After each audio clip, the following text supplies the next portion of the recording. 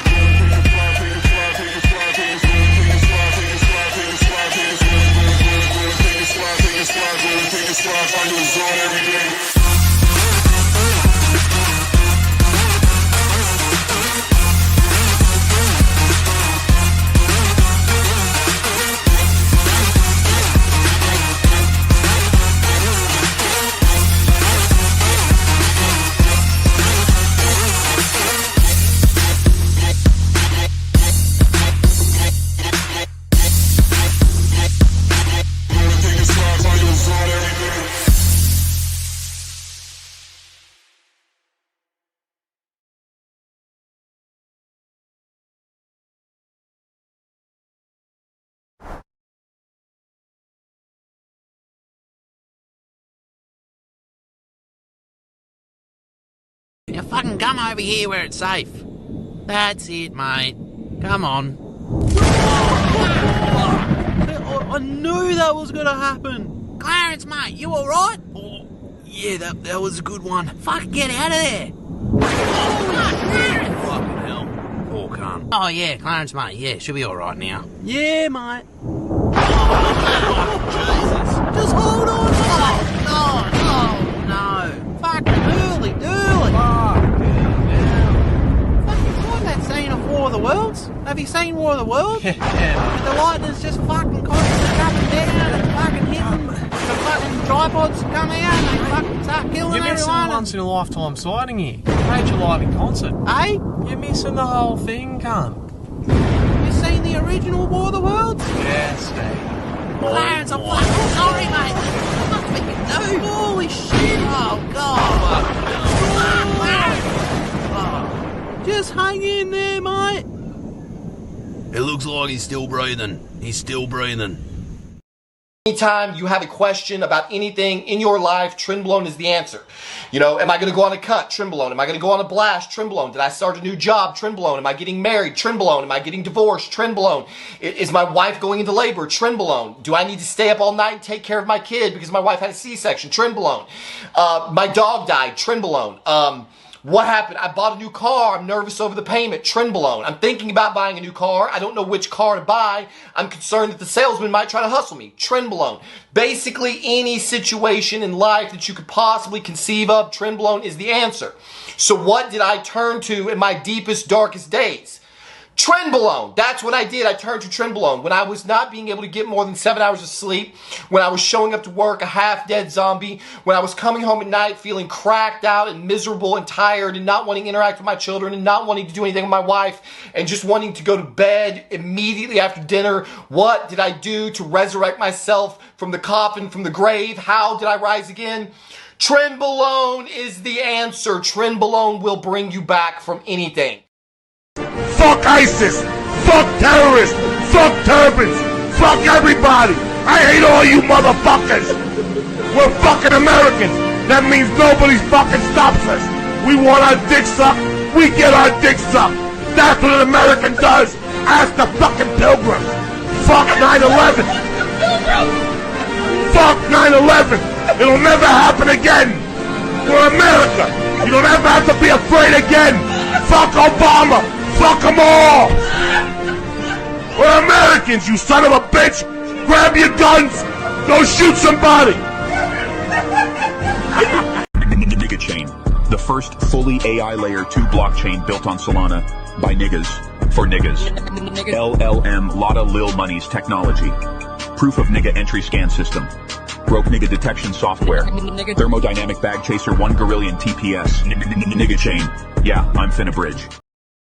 Google called us retarded for building this with company resources. Real trap shit. So we parted ways and launched on pump.fun. This isn't your UNC's AI technology. Welcome to the future, nigga. Nigga Chain AI Layer 2. And by Nigga Chain AI Layer 2. Give a fuck about what your bitch thinks. Give a fuck about what a broke nigga thinks. Give a fuck about what your mama thinks. This is Nigga Chain.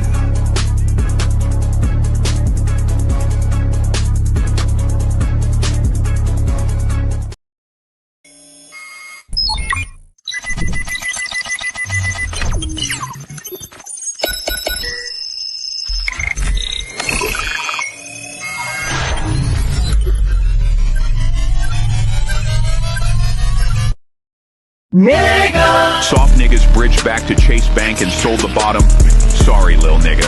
Should have studied LLM Lotta Lil Money's technology.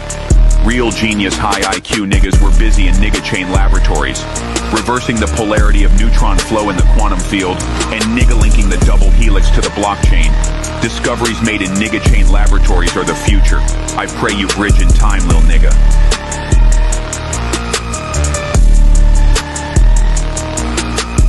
Can't catch me! I'm the fastest thing alive! I was thinking about why so many in the radical left participate in speed running. Huh? The reason is the left's lack of work ethic. What? Go fast rather than do it right, and in a Petersonian sense, Petersonian? to elevate alternative sexual archetypes in the marketplace. Fastest hedgehog. Shadow, what the fuck are you talking about? You're a beta male, Sonic.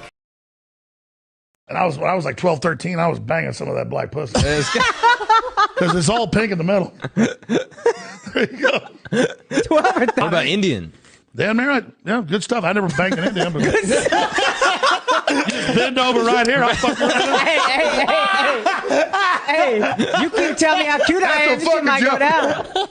I ain't into dudes, I'll be honest with you. But you do have pretty eyes.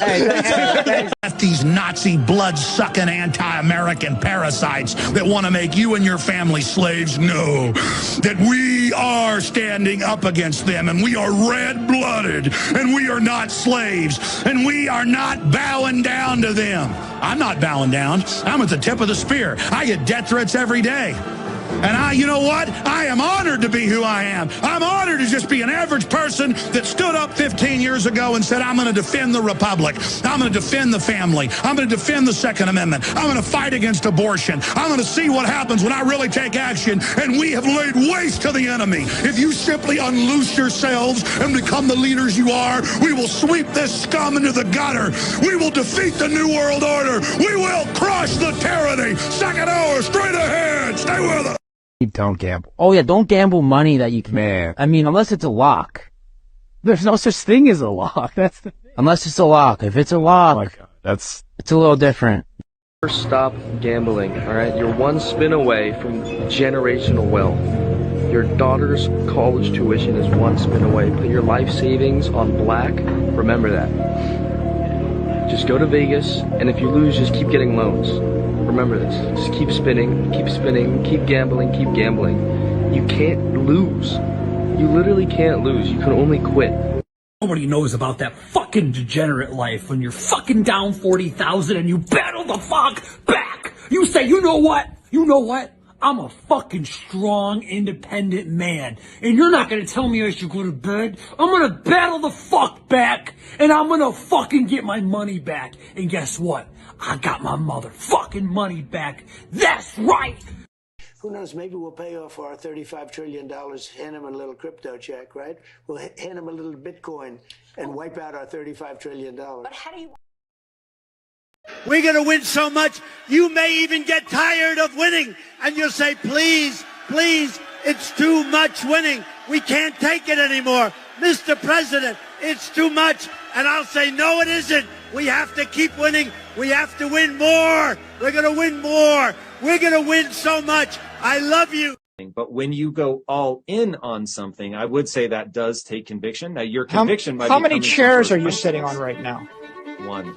Are you all in on the chair? The point really is you put on one pair of glasses. You've got one pair of AirPods right now. You're looking at me through one screen. You're using one microphone. That's a one microphone. Like, you trust it? Is that conviction? Seems kind of scary. Why don't you diversify? Why don't you use 10 microphones? The point really is things in your life. Do you drive in 10 cars at the same time or one car at one time? Do you drive down one street? Aren't you afraid that you're driving down one street? Do you take a different way? You know? So my point really is, if you're you get on one airplane, are you convicted? You put your entire family on the one airplane, aren't you afraid? Asset. Well, Bitcoin is the best crypto asset. Okay. What's the second best? There is no second best. There's no second best crypto asset. There's a crypto asset. It's called Bitcoin, right? Right? There's no second best, okay? But take all your money, buy Bitcoin. Then take all your time, figure out how to borrow more money to buy more Bitcoin. Then take all your time and figure out what you can sell to buy Bitcoin. And if you absolutely love the thing that you don't want to sell it, go mortgage your house and buy Bitcoin with it. And if you've got a business that you love because your family works for the business that's in your family for 37 years and you can't bear to sell it, mortgage it, finance it, and convert the proceeds into the hardest money on earth. You didn't have to cut me off. Think I like it never happened before we were nothing. I don't even need your love. You treat me like a stranger and I feel so loved. No, you didn't have to stoop so low. Have your friends collect your records and then change your number. I guess that I don't need that though. Now you're just somebody that I used to know. Now you're just somebody that I used to know. Now you're just somebody that I used to know.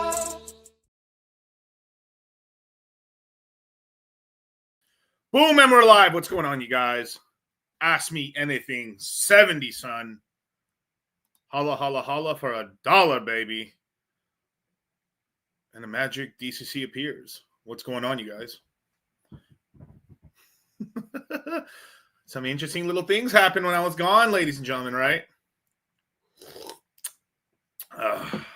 How about that ink yield? I wonder who told you guys, I'm no longer in the LPs. I wonder. Pays to be in the CMC and the Citadel, man. Our guys picked up that ink low, man. Crypto quick chat, man. Hey, DCC. No one said it'd be easy. That's right. But damn, we make it look easy, don't we? Sheesh. Punky Monkey. That's right, man. We got a lot of people in the chat, ladies and gentlemen, man. I got a lot to talk about. Am I still holding frog? Yes, I am. I'm very close to DCAing. Well, I guess I'll say in terms of what I've just bought recently, I've just bought Anon on Sonic, a pretty decent position. $8, I pulled the trigger. I was like, yo, GG, 8 good? Yeah. All right. Shink. Let's go. I'm in the pool, 30%. Because that should making 1,400% APR on that bitch.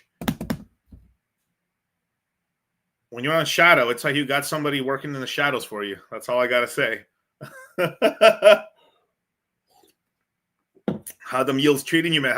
How'd you guys like when that coin went from $5 to $25 in a day? Kind of nice, huh? Sheesh, man.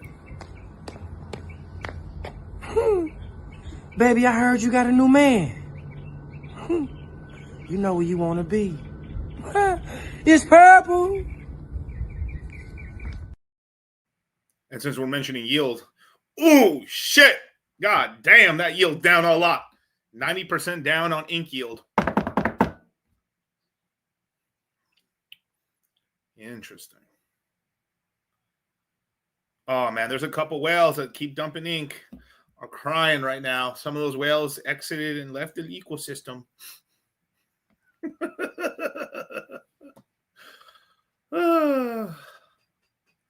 Freaking hilarious. Interesting. Some real Yiddish sort of shit, you know?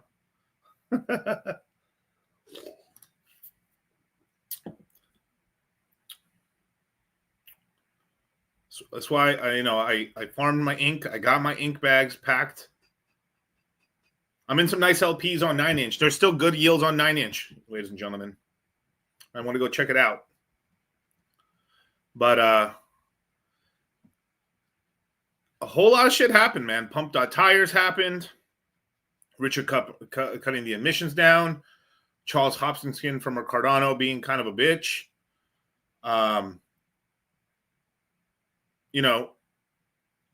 Cardano on Pulse Chain outperforming Cardano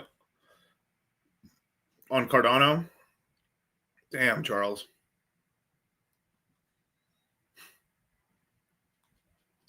At this point, it's moon or dust. Oh, bro, it can keep dusting. Don't even trip about it, bro. But you know what? We just keep buying because, you got to have testicular fortitude. I mean, this is where people make it right now. Oh, we're good. I mean, like, it's just so like, you got to think, right? The government's going to, under Trump, right? They're going to pass a strategic reserve. They're going to do a crypto strategic reserve, a Bitcoin / Bitcoin, right? There's going to be a stock. I mean, like, what do you think we're doing? What do you think we're doing a sovereign wealth fund? And it's not even sovereign wealth, just a wealth fund, technically, for the United States. Because some of the printing money and some of that money needs to go into propping up stocks as the boomers retire. But the stock market not completely taking a shit isn't that bad because guess what? That holds up the Ponzi. Hopefully none of you guys got the old shots on that Android 19, you guys, because a good portion of that was to get rid of people. Older people, sure, younger people, some younger people were affected, but really it was to speed along. I really believe if an elderly person got it, they probably sped up their death by 5 years, 10 years, probably. Yeah. Something crazy. Hope I'm wrong, but I got that old sort of that gut feeling on it. I don't know. Feeling like Gucci, but imagine, right? Because look, if it doesn't make sense, go look where it makes sense. You catch what I'm saying? If it doesn't make sense, go find out where it makes sense. You get me, ladies and gentlemen? You know what I mean? It's like, right. It's like, all right. If it's not making sense, go look where it's making sense, right? Yeah. Go look where it's making sense. Damn might start like 10,000 on the fucking. Wait, hold up. I'll throw them like stripper dollars on the floor. Here we go. Yeah. All right. If it's not making sense, go find out where it's making sense. And on the big macro, if you look out big macro wise, right? That's where it is. That's where it is. Yeah, dirty ass fiat. I took it from the fucking Caesars. Hold up, I gotta pick up this cash off the floor. Hold up. So do you consider yourself a high-value woman? I mean, my woman's got to be submissive, cook, clean, kiss my boo-boos when I'm hurt, tuck me in bed. So like your mother? Yes, exactly. I love my mother, exactly. Have you read Rich Dad, Poor Dad? No. Shocker. Yeah, I would want my husband to be the breadwinner. But what do you bring to the table? You don't even know how to cook a 7-course meal for your own husband. And you interrupted me. Hold on, bitch. I'm not done talking, bitch. Hold on. Oh, you don't like Andrew Tate? Of course. You don't like sexy, muscular, fit, tight men, bald, tight men that know what the fuck they're talking about, that want to bring masculinity back? Alpha. Beta. What is your body count? Delta. And you think a man would want that? Gamma. Yeah, leave, you bitches. Look at these bitches leaving. You guys are just some ugly bitches. So before we go on our huge run, man, some quick news, all right? 22 minutes in, quick news, all right? Crypto mindset. Well, I guess the crypto mindset course, I should say. I said crypto mindset without saying the course part. Crypto mindset course will be launching Q1, February 14th on Valentine's Day. Now, here, let me sometimes my tweet will do it justice, actually. I did a pretty cute tweet. If I could find it. Ooh, your boy was tweeting. All right. Right here, you guys. Let me full screen it for you guys. The sales for the Crypto Mindset course will start February 14th. You can count on Crypto Mindset putting out on Valentine's Day. Your girl might not put out, but we'll put out. Will you be my extra liquidity to and from?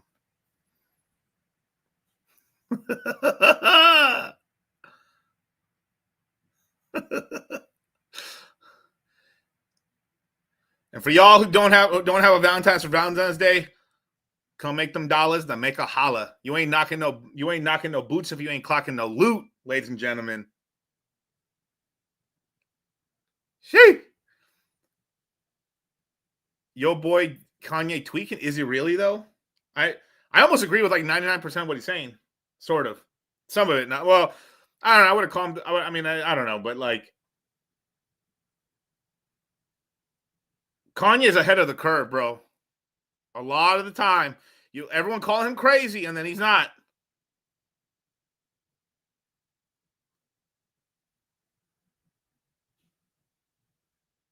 Right, I agree, but you can't talk like that. Yeah, and I know what you mean. It gets a little crazy. But like, look how much the Indians got into trouble. But like, yo, most people agree. Like, come on, let's be honest here. Yo, you know how what's Vivek? Even though I like Vivek, right?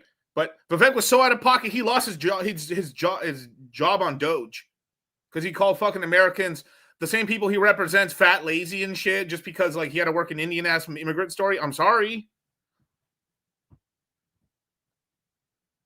Vivek got so out of pocket. He's no longer a Doge. He's going to run for governor, which he's probably going to lose. And now they got him on. Look, let me tell you. So, okay, and I don't hate Vivek, and I do not hate Vivek. All right, look at every stream Vivek went on. Media machine. That's all I gotta say. Yeah, he messed up. He's like. It should be hardworking. You should be playing violin. But bro, okay, let me tell you this before. Okay, I'm gonna be extremely honest with you guys. Okay, you do not need okay, knowing an instrument's actually good for you, of course. Not everyone has to go play the fucking violin. or the fucking piano? Let's just be honest here. He basically said, be robots, no one have fun. And look, this is why every culture who does that, right? Look at the Chinese, uncreative as fuck. They have to jack everything for the United States. On God. Tell me if I'm wrong, ladies and gentlemen. Everything creative and cool gets created here in the States and gets jacked by everyone else. There's a little bit of creativity in Europe as well, but like, come on, let's feed it. Let's.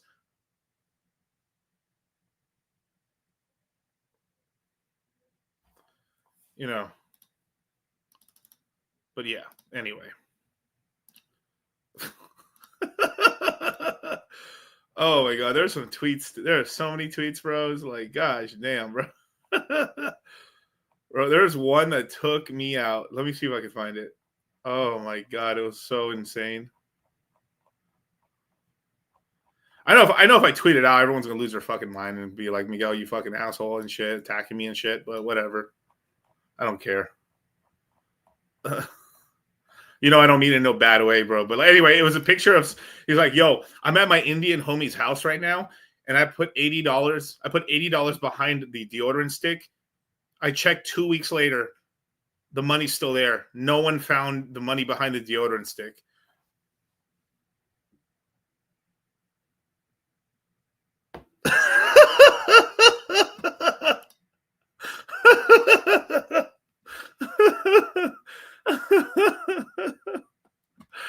Oh shit.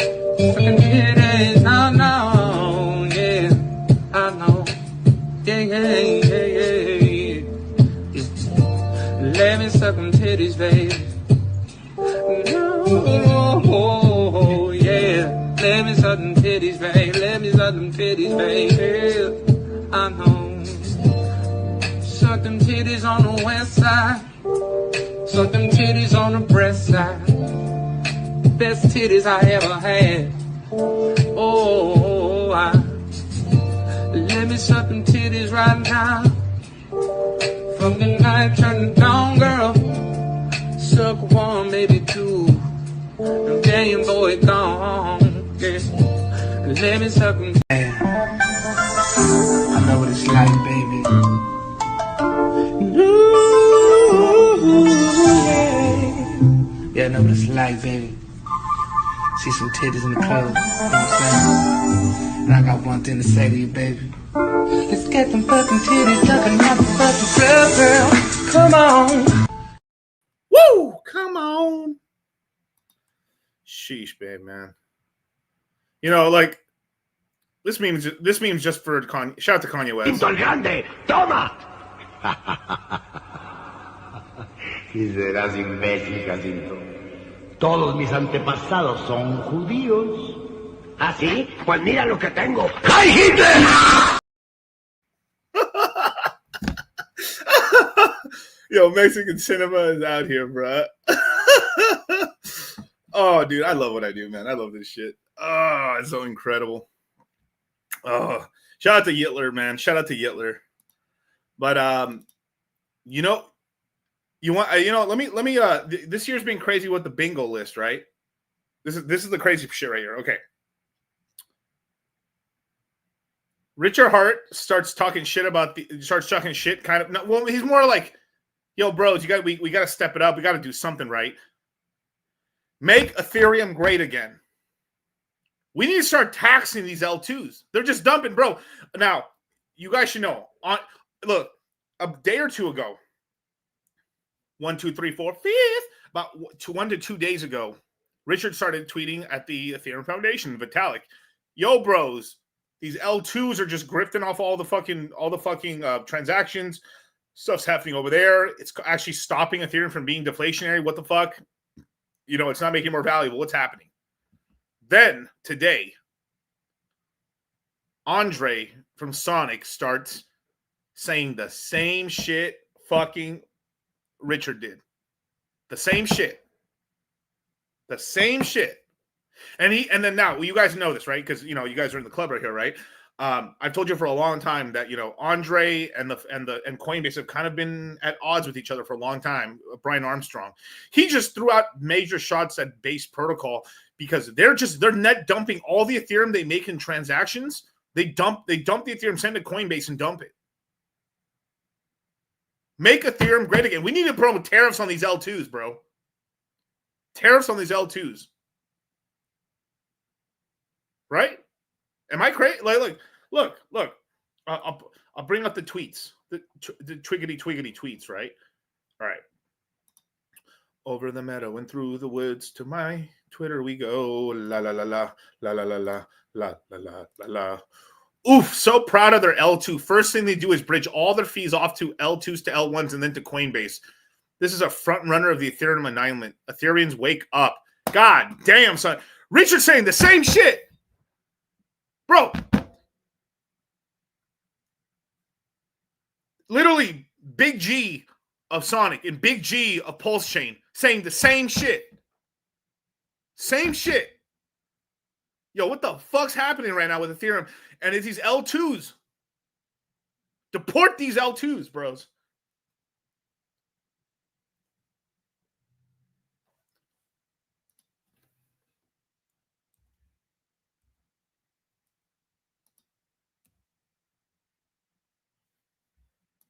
We need to call Crypto Ice right here, bro. Big C, bro.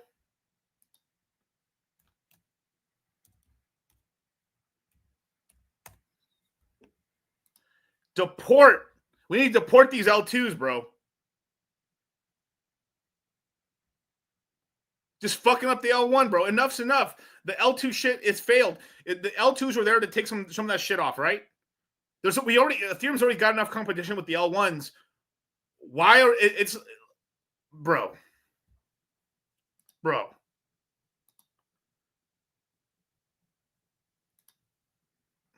right, Base has profited nearly $100 million in the last 12 months, sending 100% directly from Base Ethereum to Coinbase off-chain, maintaining a 90% profit margin, not counting the off-chain high-cost salary legal infrastructure, which is truly one of the greatest grifts to date.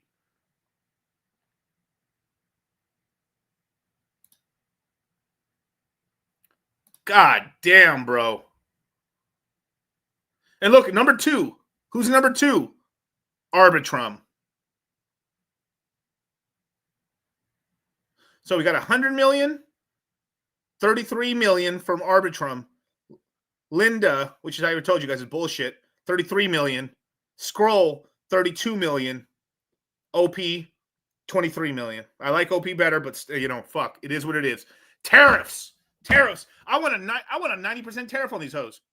80% tariffs. 50% tariffs.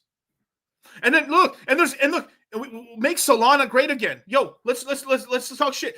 Make Solana great again. We need to start taxing Pump.fund on fucking Solana. On Solana. Those motherfuckers, literally, it's tiny hats. All they've done is sell. They sold $250 million of Solana, bro. Solana is a fraction of fucking Ethereum's market cap. What the fuck are we doing? Let this shit go viral right now. Like, this is fucked up, bro. God damn, look. All right. Ethereum, 320 billion market cap. Solana, 100 billion. Look, if that much Ethereum, right, $200 million of extra dumping from just the L2s alone, and not including extra shit that's going down, right? $250 billion happened on Solana. Bro, I've told you for a long time. It's been weird to me, bro. I've been in crypto 8+ years. I've been in crypto a long time, and Solana should have gone much higher. Much higher. It at very least should have been $400. It only went up to like what, 280? Right? Let me go look. Right? Let me Scooby-Doo this shit real quick, right? Let's look at the last 3 months, right? This base should have gone $1. It should have been $120 higher. It should have gone to 420, then took a dip, and everyone in there. Okay, this shit should have hit 420 or $690. It's the darling, right? All the attention of crypto on Solana these pumped up fun faggots, all he does is that's all he does. Like, it's insanity right now. Like, let me see if I have the Dune analytics to this shit. I might have it somewhere. I'll have to find it. If not, I'll find it somewhere, but I know I saved it somewhere.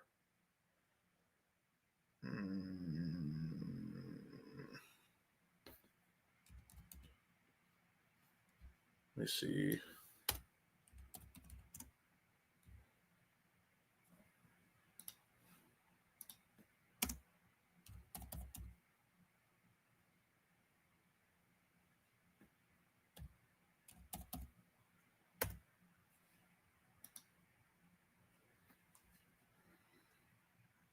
Let me see. Okay. Oh my fucking God. Oh my fucking God. Oh my God. Oh my God. Oh my God. Look.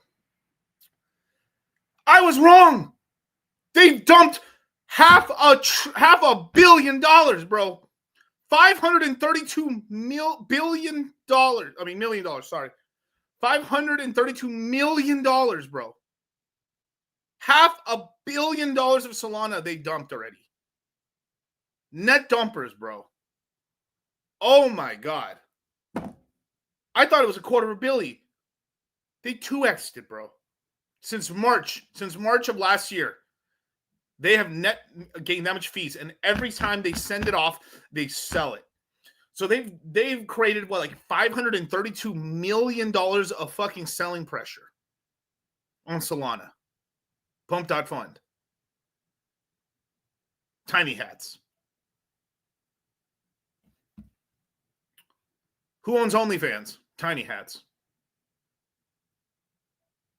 Who's the biggest pimp? I know a little something about pimping right here, right? We know a little bit about pimping. Baby, I heard you got a new man. You know where you want to be. It's purple. Man. The biggest pimp in the world is a dark elf. The biggest pimp in crypto is a dark elf. Interesting.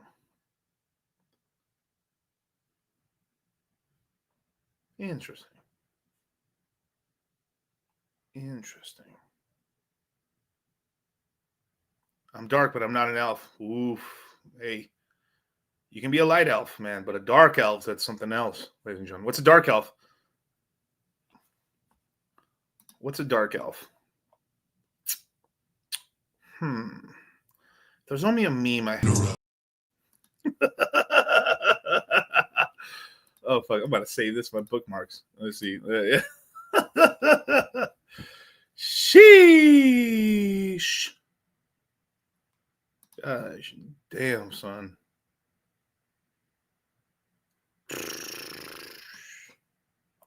Well, Pump Tires is now launched on Pulse Chain. But guess what? All the fees they generate, they burn the fucking token. They burn Pulse Chain. If this is on the other foot, and let's just say Pulse Chain was as big as Solana, instead of $532 million of dumpage, there'll be $532 million of pumpage. Quote me on that.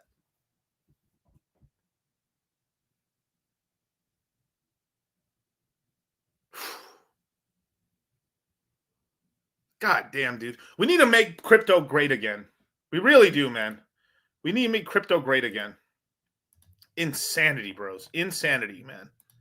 Like, freaking sanity here, man. Let's go down the timeline real quick. It's a Pulse Chain burn apart. Ain't nothing but a Pulse Chain party. Woo. All right, we got the Hex Sisters right here, bro. You know what? Look, I tweeted this out, right? Because this is from Scooby-Doo right here. This is Scooby-Doo shit right here, right? Who the fuck in DEI did this shit? Name a bigger downgrade in Scooby-Doo Hex. This is the Hex Girls. They're the Hex Girls in Scooby-Doo. Hex Girls before this left shit. Pick your poison.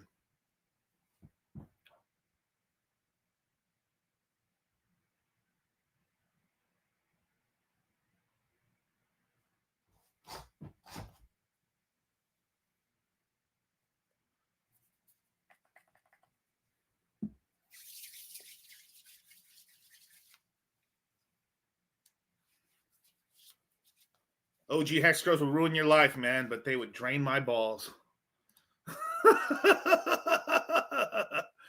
Sheesh.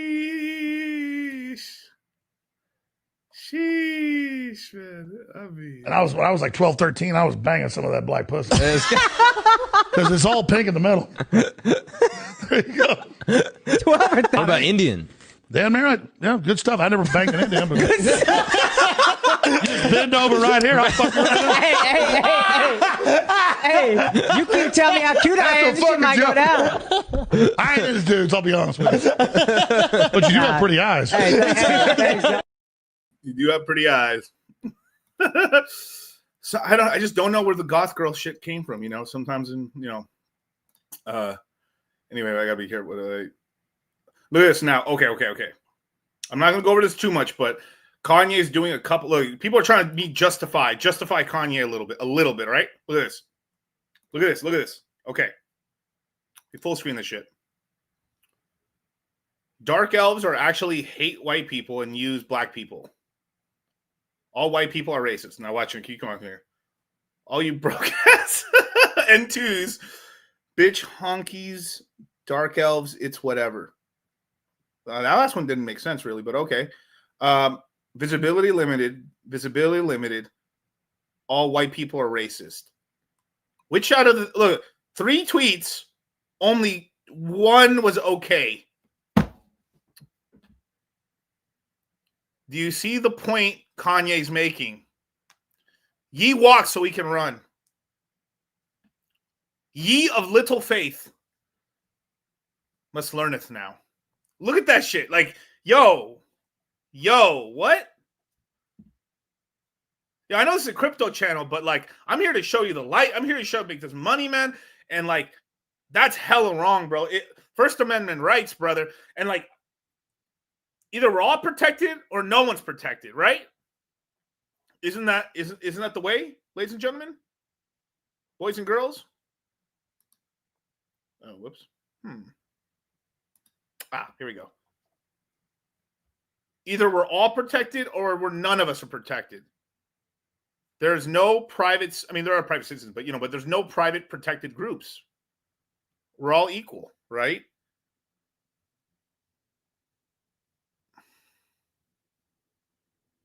Hate speech is supposed to be protected. I'm supposed to be bro, some retarded Hexkin saying like, yo, I'm gonna call ICE. That was kind of funny, man. But I started trolling these guys that I'm watching. I had a little icy minivan meme I was posting everywhere. It's fucking hilarious, right? But like all this Mexican shit, all this ice shit and everything like that. And like, then you can't handle it back. That's it. People can be prosecuted for anti-Semitism. Isn't that fucked up, right? But they won't do it to Kanye. He's too big now. And then Ben Shapiro out of nowhere says, yo, you better calm down, bro. And then then Kanye says, if I die, blame it on Ben Shapiro. What is Ben Shapiro fucking trying to tell Kanye to do anything right, bro? Jesus, bro. Bro. God damn, brother. I mean, yikes, dudes. Just yikes, man. Sheesh. Let's see. All right, look at this shit right there. Kanye right once again.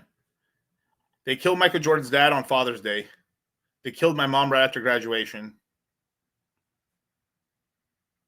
Getting crazy ass death threats and shit. You know what I mean? It's crazy, bro. It's like, oh, they deleted the fat girl one. No way, dude. Wow, they deleted the Fat Girl one. I don't believe it, bro. That shit was all. Dude, I saved it on my phone. Let me see if maybe I was smart enough to save it on my phone. That shit was incredible, bro.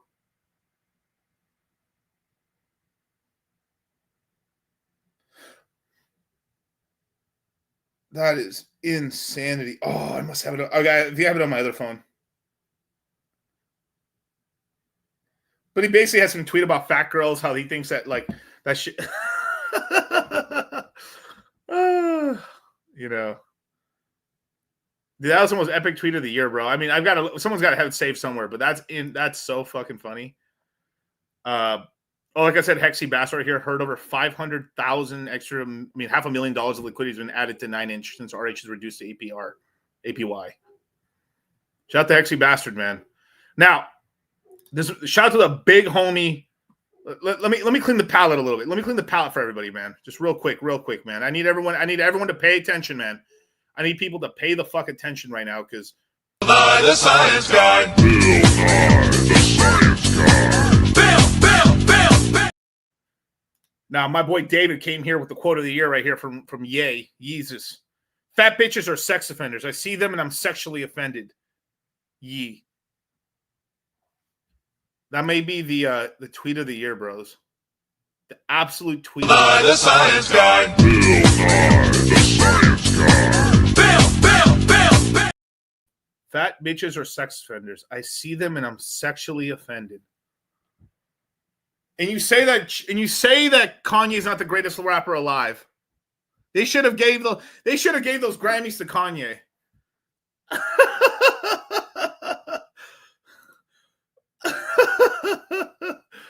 Oh shit, dude. Fuck, man. Whoo-wee, bro. But look at this. All right. So this is shout out to big homie Rollo Tomasi, business partner here. The godfather of the red pill. The reason people talk about the red pill and talk about like the sexual dynamics between men and women, Rollo Tomasi. He put it in the book. Everyone else grifted off of Rollo, just about. Unless you name Mystery, you grifted off of Rollo. Maybe some of the RSV guys from back in the day and shit, but like they're mostly just talking about day game and shit and stuff like that. But still, anyway, yeah, I digress. All right, Rollo Tomasi right here, Big G. They were using, all right, let me put this. They were using leftist government money to come after the red pill. And there's proof now because it came out. All right. DH-sponsored report from March confirms that large manosphere creators were targeted by state-funded censorship campaigns. I previously broke the story about a project called Diverting Hate, which was funded by DHS counter-terrorism grant. A counter? The manosphere was attacked and besmirched and shit by counter-terrorism grant? Bros, when I tell you we've been shadow banned, crypto's been shadow banned, the manosphere's been shadow banned, it's real. It's not a lie anymore. NGO behind the project teamed up with X and YouTube to develop tools to divert audiences away from target influencers, irrational male, fresh and fit, whatever, and pearly things. Broke nigga alert. Broke nigga alert. Broke nigga alert. Broke nigga alert. Broke nigga alert. Broke nigga alert. Broke nigga alert. Broke nigga alert. Broke nigga alert. Same way you can't say you couldn't stop the Trump train. Us cryptos dudes were right. Us manosphere dudes were right. The red pill was right. Didn't work on me. Can't say it here. Rational male, fresh and fit, whatever, pearly things. And a suite of other ones. There's more people on the list, but these are the 4 they went after the most.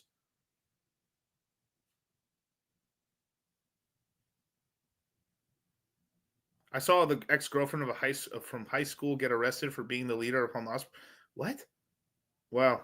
That's crazy, bro. Damn, you dating crazy bitches, bro. Yellowtail. God damn, son. Miguel, do you understand that means you've been targeted? Yep, I have. Absolutely, I have. Incredible that they go after a minority, right? First generation American here, minority.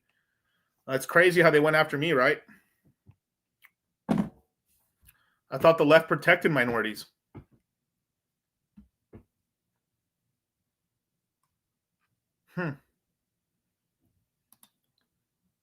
Insane. But to celebrate, we'll be on Fresh and Fit this next Friday. By the science guy. Bill Nye, the science guy. Bill. You gotta be doing something right. By protect, you mean walk all over, of course. Bro, and as a Hispanic male, right?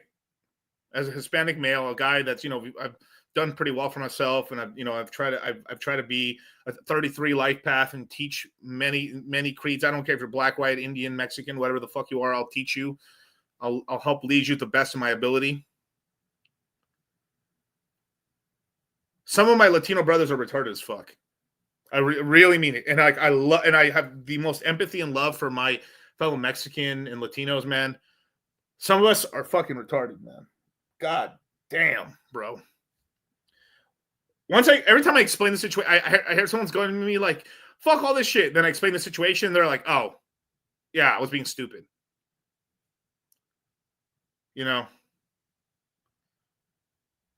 But I've also conceded as well, too. If they're like, let's just say they stop me, like, well, we hope they're mostly just deporting fucking, not law-abiding citizens and law-abiding, like, immigrants and stuff like that. Not people just working hard. But if they start deporting even the working hard ones, then you can kiss like cheap housing goodbye, basically. My right-hand man, Mexican, on my best friends. Yeah, of course. No, I'm not saying nothing about Latinos, bro. Not in a bad way or nothing like that. But like, the raza is fucking financially illiterate. But it'll take time. We'll get them through the hoop. I guess I got to be the one to lead these people out of the desert they've been in. Yo, there's been some Mexicans here. There's been some Latinos here in this country since before America was founded and are still retarded.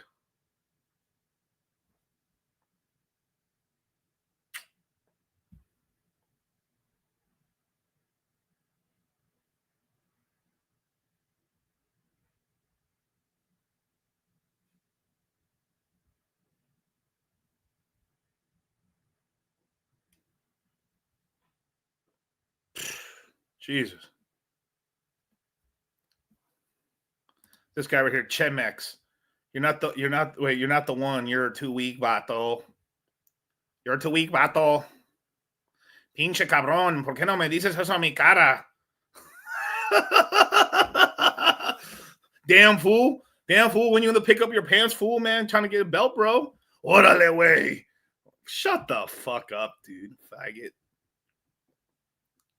I could probably bingo card out Mexican you, bro. Oh man, come out, motherfucker! What do you mean? Come outside. You see what I mean? Them being retarded. Some of them being quite retarded, bro. They never got out of that high school gang mentality, bro. All people in gangs are broke fucking losers, and the ones that run the gangs are barely making any money, and they take fucking orders from the fucking cartels, which are fucking terrorist organizations. So shut the fuck up.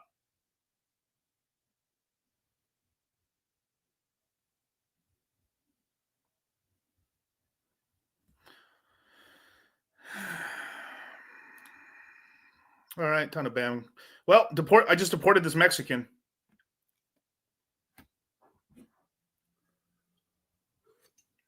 I haven't done time. Law-abiding citizen.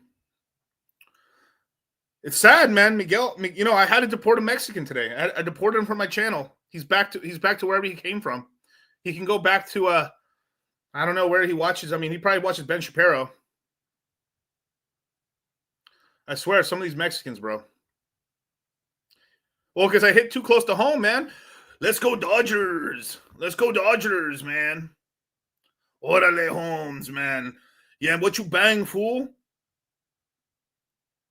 This crypto. Making this fiat, homie. Damn fool! I can't wait to go and have some time in county so some other fool can blow the back out on my hyena, fool. Cannot cut. Sad, bro. They're trying to take our jobs, fool. Fuck, man. Fucking retards, bro. God damn, bro. You see what I mean? Bro, I saith and they cometh. And they prove my point right. God damn, bro. Fuck, man. Broke nigga alert. Broke nigga alert. Broke nigga alert. Broke nigga alert. Broke nigga alert. Broke nigga alert. Broke nigga alert. Broke nigga alert. Broke nigga alert. I'm on Trump DCC, man. I'm here cleaning the streets, man. He was going to take my job, so I had him deported. Shout out to Icy, baby. Woo! Fuck, man. He was like, Miguel, you're one of the only... I literally think there's only like 5 or less fucking Mexican streamers in English. I think there's 5 or less Mexican YouTubers, bro. And Boogie's one of them. There's like 5, I think. In all of crypto YouTube, I can only think of like 5 maybe. And he's like, hey, you Mexican, enough with you, man. Leave, get out. We got to make sure all the Latinos are financially literate. I'm Donald Cost Crypto, you guys. Big D, baby. I'm Donald Cost Crypto, man. Round them up, ladies and gentlemen. It's time to round them up. Get her done. Get them out of here, man. How they legends, they doing podcasts. They said, we make more money than you, nigga. We sit here and make more money than you. I know you don't want to play the Cash App, open your bank account game on the phone when we see each other. I know you don't want to open the phones up and see how much niggas got in the account. You made $2 million. I know you don't want no ATM battle, nigga. Yeah, nigga don't want to, nigga, we make more money than you, nigga. You talking about, oh, they podcast. Nigga, because we getting chicken. We make more money than you. You better come when you want a job. We might got a job for you, nigga. Yo, Nick, did we throw you 25,000 bonus for nothing the other day?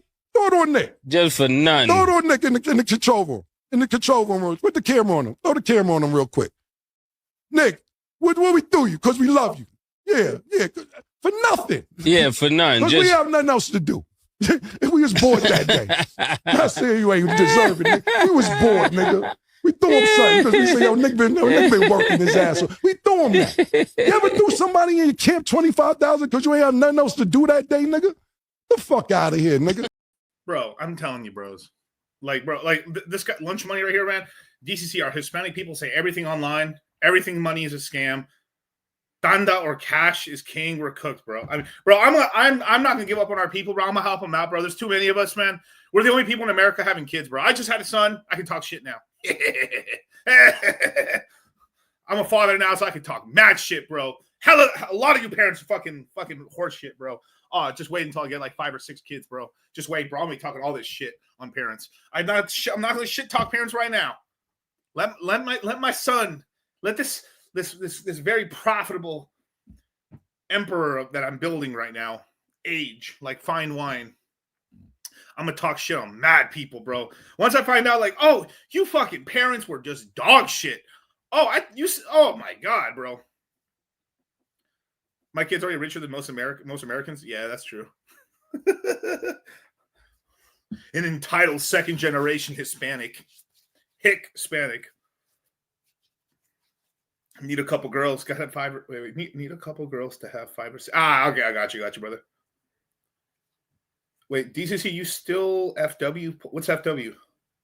Oh, fuck with? Yeah, fuck with Pulse Chain, of course, bro. I'm Hexo Cristo. I'll be speaking at the although I guess Pulse Chain 369 tour. I'm gonna be a speaker. I'm speaking multiple days. Me and Charlie are gonna have a little rollout on that stuff pretty soon, so be on the lookout. I think it comes out Monday. The big reveal. I'll give you guys a little thing because I love y'all. So yeah, we'll be doing there's going to be a 4-day long conference for Pulse Chain Hex in Las Vegas. I'll be speaking, ladies and gentlemen. I'll have the link and everything for you guys pretty soon. 369, damn she fine. To the window, to the wall, till the sweat drops down my balls.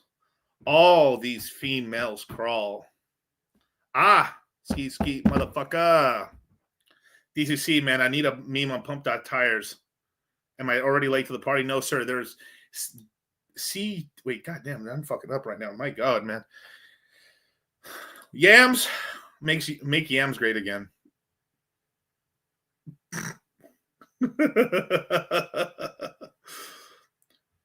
All right, actually, little Uzi Burt. That's a perfect one, man. This person's Hedgeway. Oh. Miguel, what's your conspiracy theory on the 7-day stakeover? There's many conspiracy theories. Either he's doing this to, I mean, obviously, look, so people who don't know, the market chose. Get in the crypto mindset course, YN, and I'll tell you.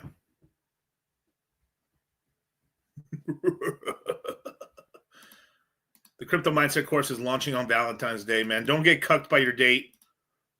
Come make some money, man. You ain't knocking no boots if you ain't clocking no loot, ladies and gentlemen.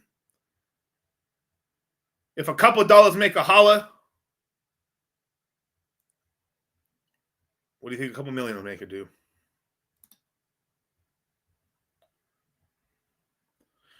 If you're not 6 foot, you can be standing on your wallet, ladies and gentlemen. And I'm not talking about tricking or pimping. I'm not talking about tricking. I'm talking about pimping. In the Citadel too, bro. Oh, man, shout out to you, brother. What's your profile? What is that pic? You're by the pool. I love it. How much pulse you got in the chat? Bro, come on. Fuck. Look at this fucking FBI guy right here. How much pulse y'all got? Throw it in the chat. Bro, CEO, bro. God damn, son. That's a fucking narc right there, bro. That's some narc shit, bro. Wouldn't it be before the Nigga Chain, the first fully AI layer 2 blockchain built on Solana by niggas for niggas. LLM, lot of little money's technology.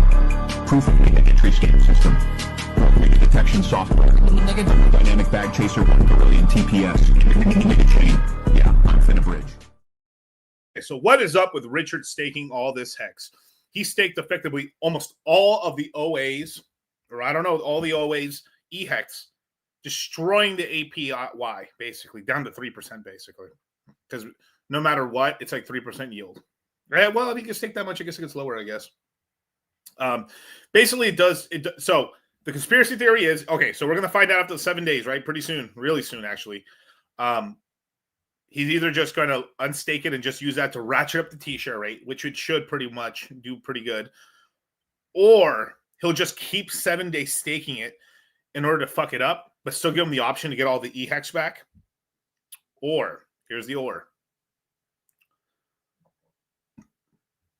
He lets it basically, he stakes all the EHEX and then lets it get a penalty. But there's going to be some fucking piece of shit asshole that's going to hit good accounting. Fucking faggot. I hope not. But it's interesting.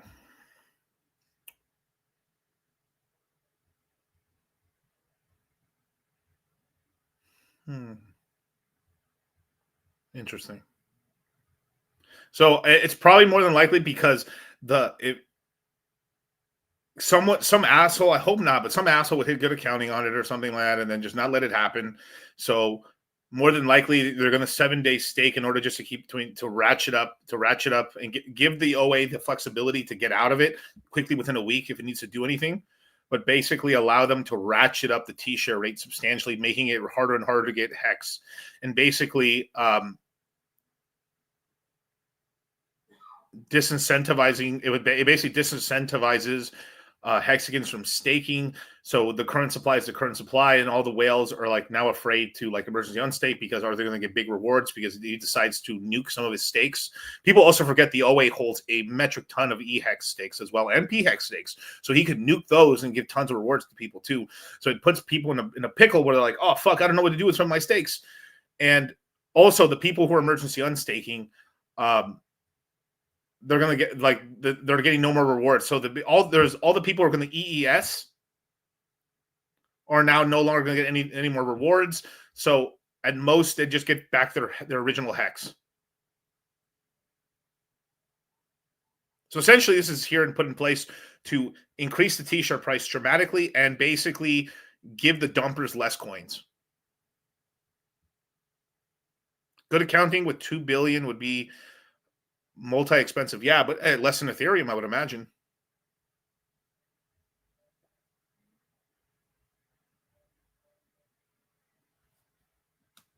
Yeah. Well, regardless or not, if you've been earning on your coins, you've already have that hex coming anyway. So it's the game theory still works out. It just disincentivizes anyone from buying. So it's no one was staking anyway. Let's say, all right, stop. Outside of my guys who staked, right? Outside of maybe a hexologist and a couple other guys talking and stuff, man, shout out to Crypto Coffee, man, fucking no one was staking anymore because they're pussies. Let's just stop it. Let's just stop it, bro.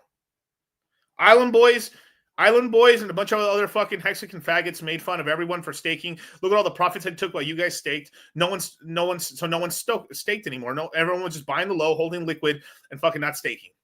So let's shut the fuck up. Now, there's some real motherfuckers in the chat. There's real people who've been following me for a long time. We got liquid bags. We staked. I told you guys, I made a bunch of stakes. I bought the low, kept buying. Where did I stake out? I staked out for 27, 28, 29, and onwards. What I could afford to do and what I thought I could do while still maintaining a pretty decent liquid bag. So I'm ready.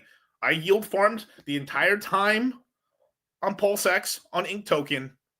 Took my LPs out, which I told you guys. Because I was like, you know what? It's still pretty even on both sides. I'm going to pull it out here. Because there was a time where, like, Ink was really ahead of that. And then, like, PulseX started catching up. The Ink was starting to, not moving so much. I was like, okay, I got back some of the permanent loss. I've earned a lot. I've increased the LPs. Let me get my coins in my pockets.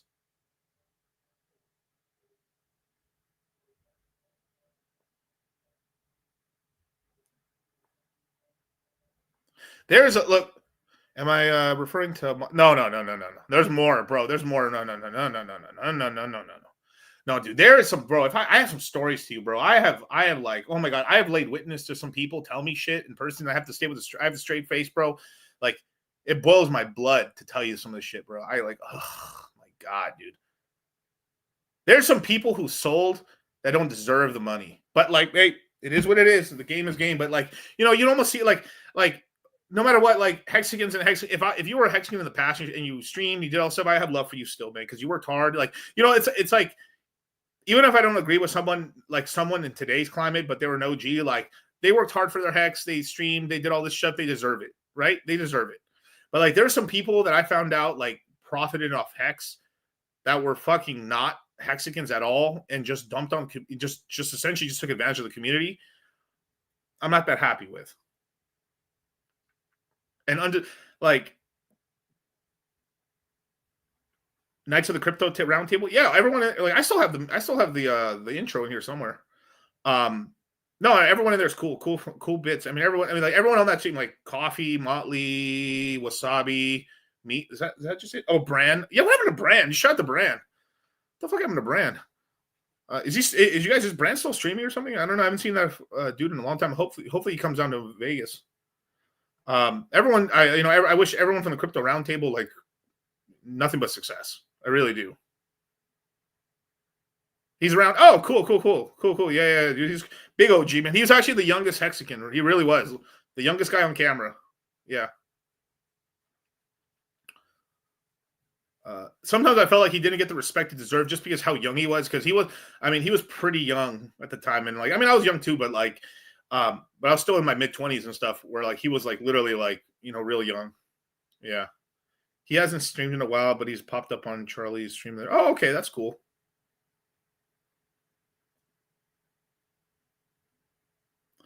I noticed my EHEX staking fund doesn't give value in USD anymore. Is that a program glitch? It might be program glitch.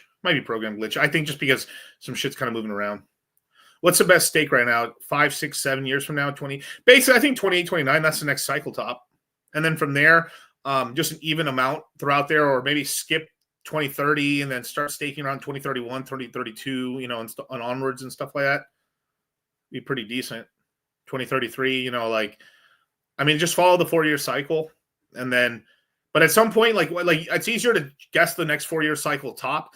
But then from there, it's just like the sort of thing where you never know how shit can go. Like with TradFi money, what if you get an extended cycle? Maybe by extended, I mean it bleeds into 20, into 20. If it's to 29, it bleeds into 2030.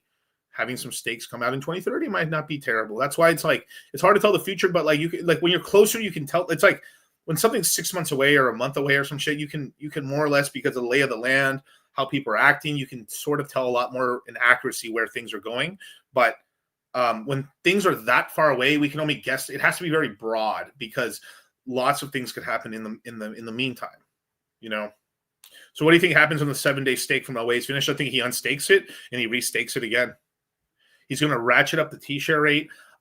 He's probably going to try to double it before he lets it go. And he's also doing, to a lesser extent, on PHEX as well. He's also staking PHEX, doing the same thing on the PHEX side. He's basically ratchet. He's like, all right, this T-share shit's not going fast enough. I'm going to make the T-share so fucking expensive. And two, let's be honest, there's tons of hexagons who've been on emergency on staking and there's guys who just completely emergency unstaked all their shit, holding a ton of liquid. So they're gonna ratchet up the T-shares. And what's gonna happen is, I said next cycle is gonna be the T-share. The T-shares are gonna fucking hit people like a ton of bricks. Did I hear you were pulling out your liquidity from the Pulse Eco? No. No, I did already. I did a long time ago. I did 2 months ago, 3 months ago, maybe 2 months ago. I said it on this stream multiple times, and I said it on, I think I was on a stream with 9-inch guys, the 9-inch guys and stuff like that. Shout out to Money Gang. Money Gang was like, dude, I listened to DCC. I pulled out my liquidity. So yeah, because what happens is if ink's going up like this, you end up selling all your ink into PulseX. But PulseX is also going up, but because of that, it kind of the ink going up so much in price moved PulseChain and ink, PulseX and Pulse Chain up in price, but not as much as ink did. So you kind of net loss because the asset that went up the most, you want to keep the most, but you lose it because it sells it into the other side to make sure that both sides are equal in dollars, right? Ooh, look at those veins. Yeah. Anyway. So yeah, I think it's going to ratchet up because some asshole is on Pulse Chain, some asshole will just good at counting the fucking giant stake because some whale will be like, oh, I don't want everyone, because if there's somehow maybe he had the master function or something like that on the stakes where he could just this is why the real way for the OA to actually give a big bonus to everybody in terms of hex stakes, it's for him to stake smaller amounts at 555 or 10-year stakes or whatever, and emergency unstake them. And the way he can give back tons of hex to hex holders who are the ones that deserve it. So people will be like, so he would encourage, it's more like behavioral economics, the carrot and stick method. The carrot would be, all right, fine. I mean, the stick would be don't stake. Don't stake. I'm gonna punish you for it. And the carrot's gonna be those who stake get EESs.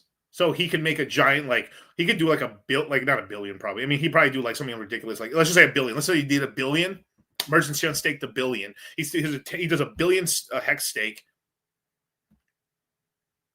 for 10 years. As soon as it rolls over, he emergency unstakes it, gives away 500 million hex to all the PHEX guys and EHEX guys that are staked out. Because the other half would just go right back to the OA wallet anyway.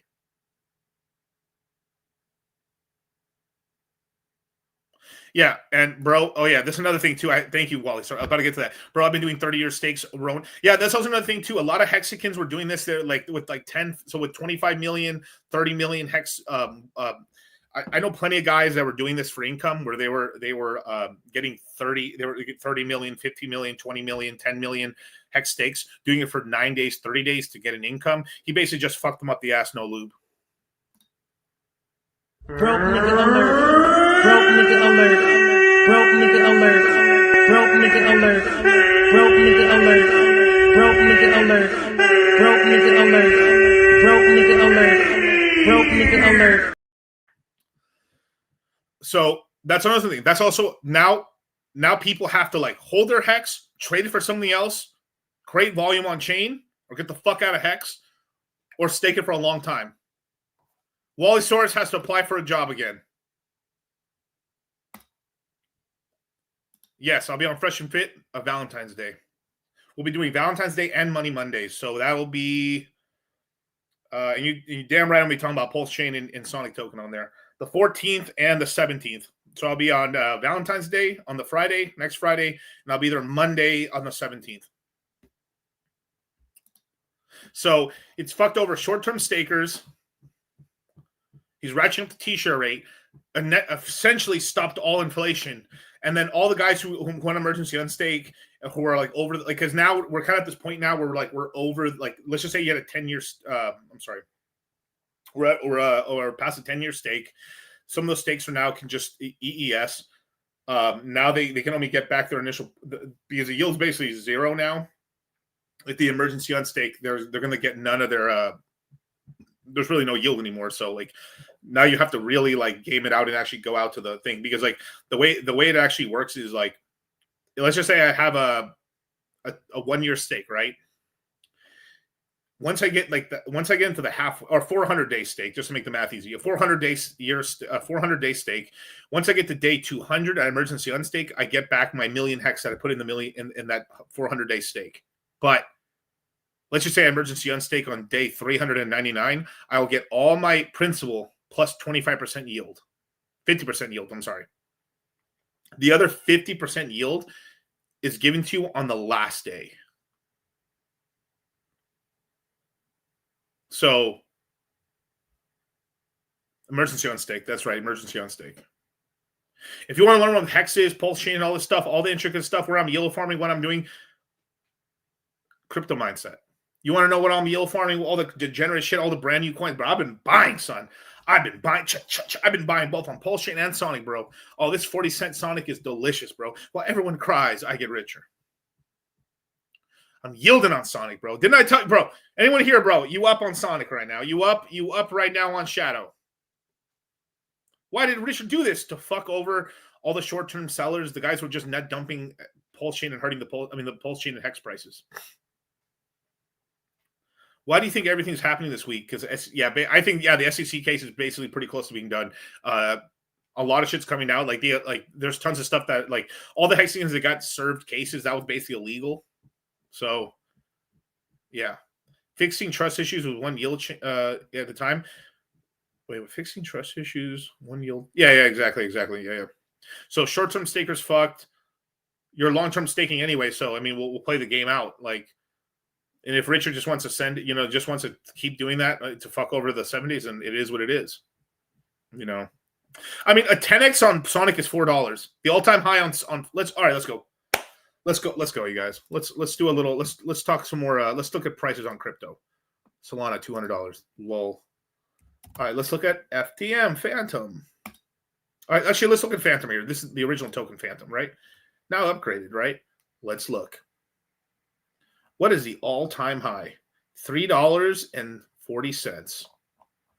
The current price is 41 cents. But let's look at the Sonic one. FTM Sonic. 41 cents. 40 cents. Well, 41 cents, basically. Personally, I would buy this now. It's at 40 cents right now. I think this is a good price. I think it's a pretty good price, you guys. The all-time low of Phantom was 16 cents. This is retraced a lot from $1.40. It is literally $1 off. $1.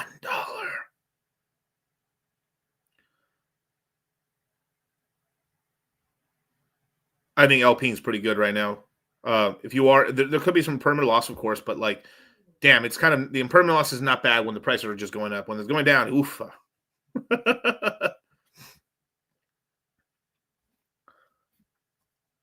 Hey, that's right.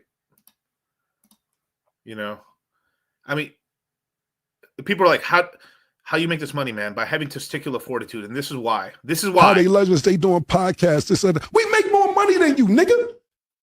We sit here and make more money than you. I know you don't want to play the Cash App, open your bank account game on the phone when we see each other. I know you don't want to open the phones up and see how much niggas got in the account. You made $2 million. I know you don't want no ATM battle, nigga. Nigga don't want to, nigga, we make more money than you, nigga. You talking about, oh, they podcast. Nigga, because we getting chicken. We make more money than you. You better come, you want a job? We might got a job for you, nigga.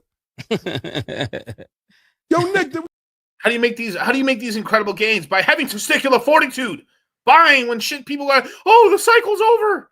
Men only want one thing, and it's not money, it's not power, it's big man blast boys, big man blast boys, big man blast boys, big man blast boys, big man blast boys, big man blast boys, big man. Want to fund your ridiculous childhood dreams? Grow a pair. Big balls. Big balls, ladies and gentlemen. Big balls. Big man Blastoise. How much alluvium to make it? Side bag. Alluvium's dick in the dirt. Balls on the dirt. 100 to 300 just because it's so cheap right now. Then keep it packing. LV. Yeah, you know me. It's $22. $22 dolaritos. I think it dropped as low as 18, didn't it? Or I saw something here. Let's see. Yeah, $18. Damn, I'm good. All right, okay, what's 100? What's 100 cost? 100 cost. Oh, I'm sorry. Oops, wrong one. Yeah, 100's cool. Like, if it's like, damn, that's a lot. I mean, that's sort of, but like, I think 100's enough. You know, I think it's going to do something, but why? Ethereum's dick in the dirt. Bitcoin, you know, what have I taught you guys over the years? Bro, Bitcoin below 100,000, bro. I'm sad, bro. Girlfriend about to leave me. Remember? Bro. Bitcoin below 50, below 60,000. Me not happy, bro. Big sad, bro. Girlfriend's gonna peg me again. Bah. Bah. Butch girlfriend. Bah. ILB is my biggest L. This is why I said, look. I said, look, these GameFi plays, you have to buy. You buy them, you put them away. My Crow token. Bought some. Bought a good price. Bought away. I'm done. I'm basically done buying everything. I mean, like, I've got my alluvium bag packed, done. Okay. Root, bought the root bag packed. The root's only the only one I might buy a little bit more, just a tiny bit more root, because I was thinking it over. I might pack my bag a little more on root right now. It's cheap. Gala packed my bag. So I got my alluvium bag packed, my Gala bag packed, and then get the fucking DCA off and move it off somewhere else. What are we doing right now? I get crazy. Like, I saw somebody like, Miguel, I'm so DCA into alluvium. Like, I love you guys, but motherfucker, what? How? How have you not had your bag packed this entire... Bro, stop. Enough. Ngawe. Yeah. Like when the coins are really like GameFi, dick in the dirt, down bad. It doesn't take a lot of cash to get a nice bag. So you have exposure. 5% of the portfolio, 10% of the portfolio if you want to GameFi. Then stop. You got the round number. You like it. Ooh, hammer time. Got it. Boom. Keep it moving into shit so you can make some money now so you don't feel like killing yourself because, oh my God, it's not moving. Yo, Solana went up all this and the Solana motherfuckers trying to kill themselves. Now, if you're just all in one ecosystem, that's big up, right? If a guy, let's just say as an example, GameFi comes back, Ethereum doesn't get rugged, it goes insane, and they're all in on Illuvium, and Illuvium just murders, he fucking makes a fortune. But most people can't handle that ride, and also, if it doesn't work out, they can't take responsibility for going all in on one fucking thing. Right? I'm right. Beautiful. Right? If you're all in on the Pulsion ecosystem, here's ecosystem. It's not just one token. Most of you guys would not have been able to hold Hex. It was a rough ride. Rough ride. You know, rough ride, man. Not easy being the Hexican. Unproven. It was rough, bros. That was rough as fuck. But we won. We came through. We won. Championship ring. Fucking dunked on everybody.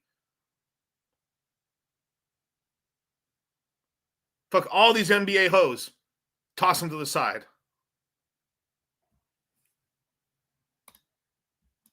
Right.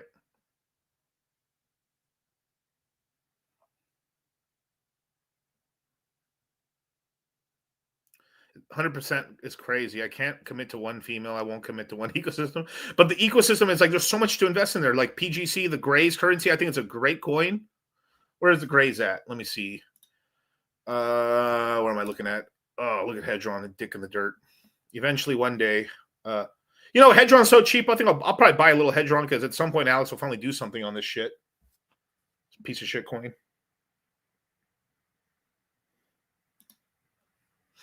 All right, let's look.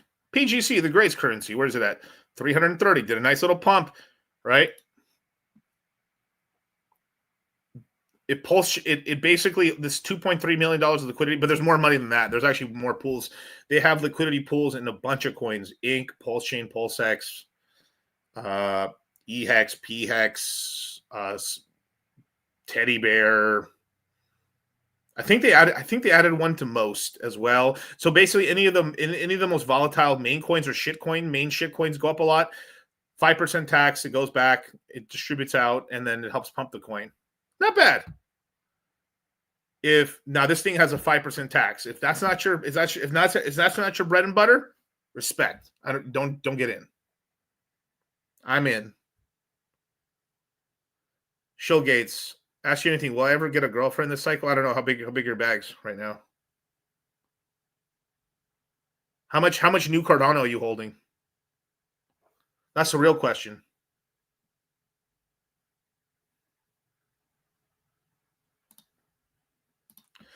Let's see. ADA. Isn't it funny? Yo, if Cardano's so big dicking out here, right? Why is I pull up Cardano and only let's see. Let me see this right here. Pulse chain. There's a Cardano on Solana where more than there's Pulse chain, Solana, Pulse chain. I don't even know what chain this is. Is that actually ADA? I can't even tell. Pulse chain. Is that? I gotta look. Is that ADA? No way. Let's see. What chain is this on? Oh, it's also the oh my god. Even no, so 9mm, I'm guessing now. Oh, bro, this is all pulse chain. Oh wait, not that one, but like, God, how cucked, bro.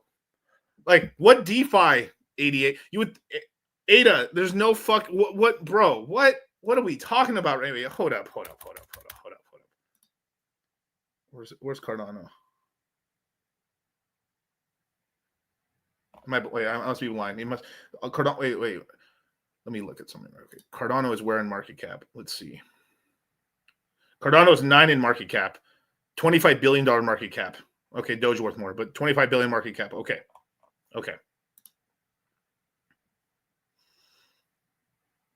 1, 2, 3, 4, 5, 6, 7, 8, 9. Wait, hold up.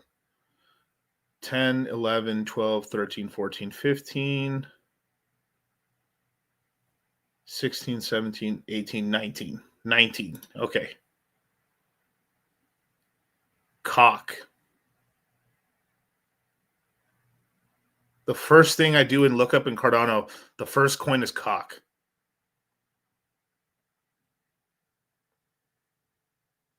Cock.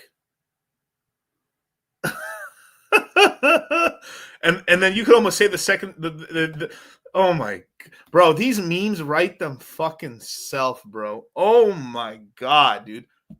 So cock, then snick, which is also snick's also another way to say cock. So the top 2 coins are about dick.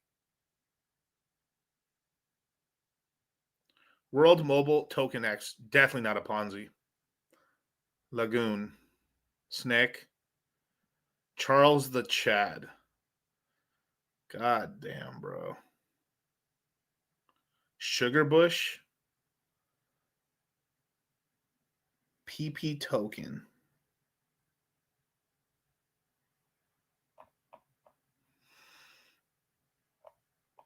Now, let me look at this. Cardano is losing to Pulsion by 1, 2, 3, 4, 5, 6, 7, 8, 9, 10, 11, 12, 13, 14 places.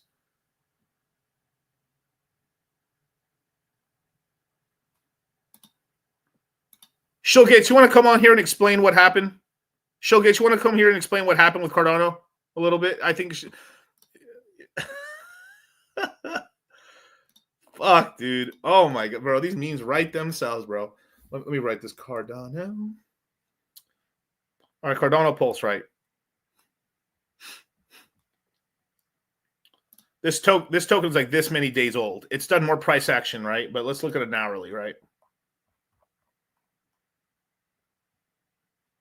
Cardano. If Pulse Lewis, if Richard Hart meme flips the real flourishing layer 1, I will quit crypto forever.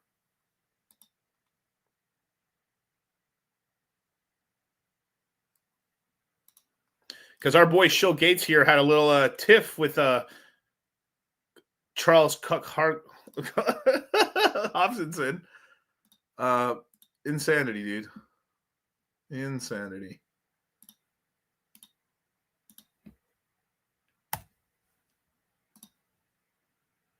This is a real thing, by the way.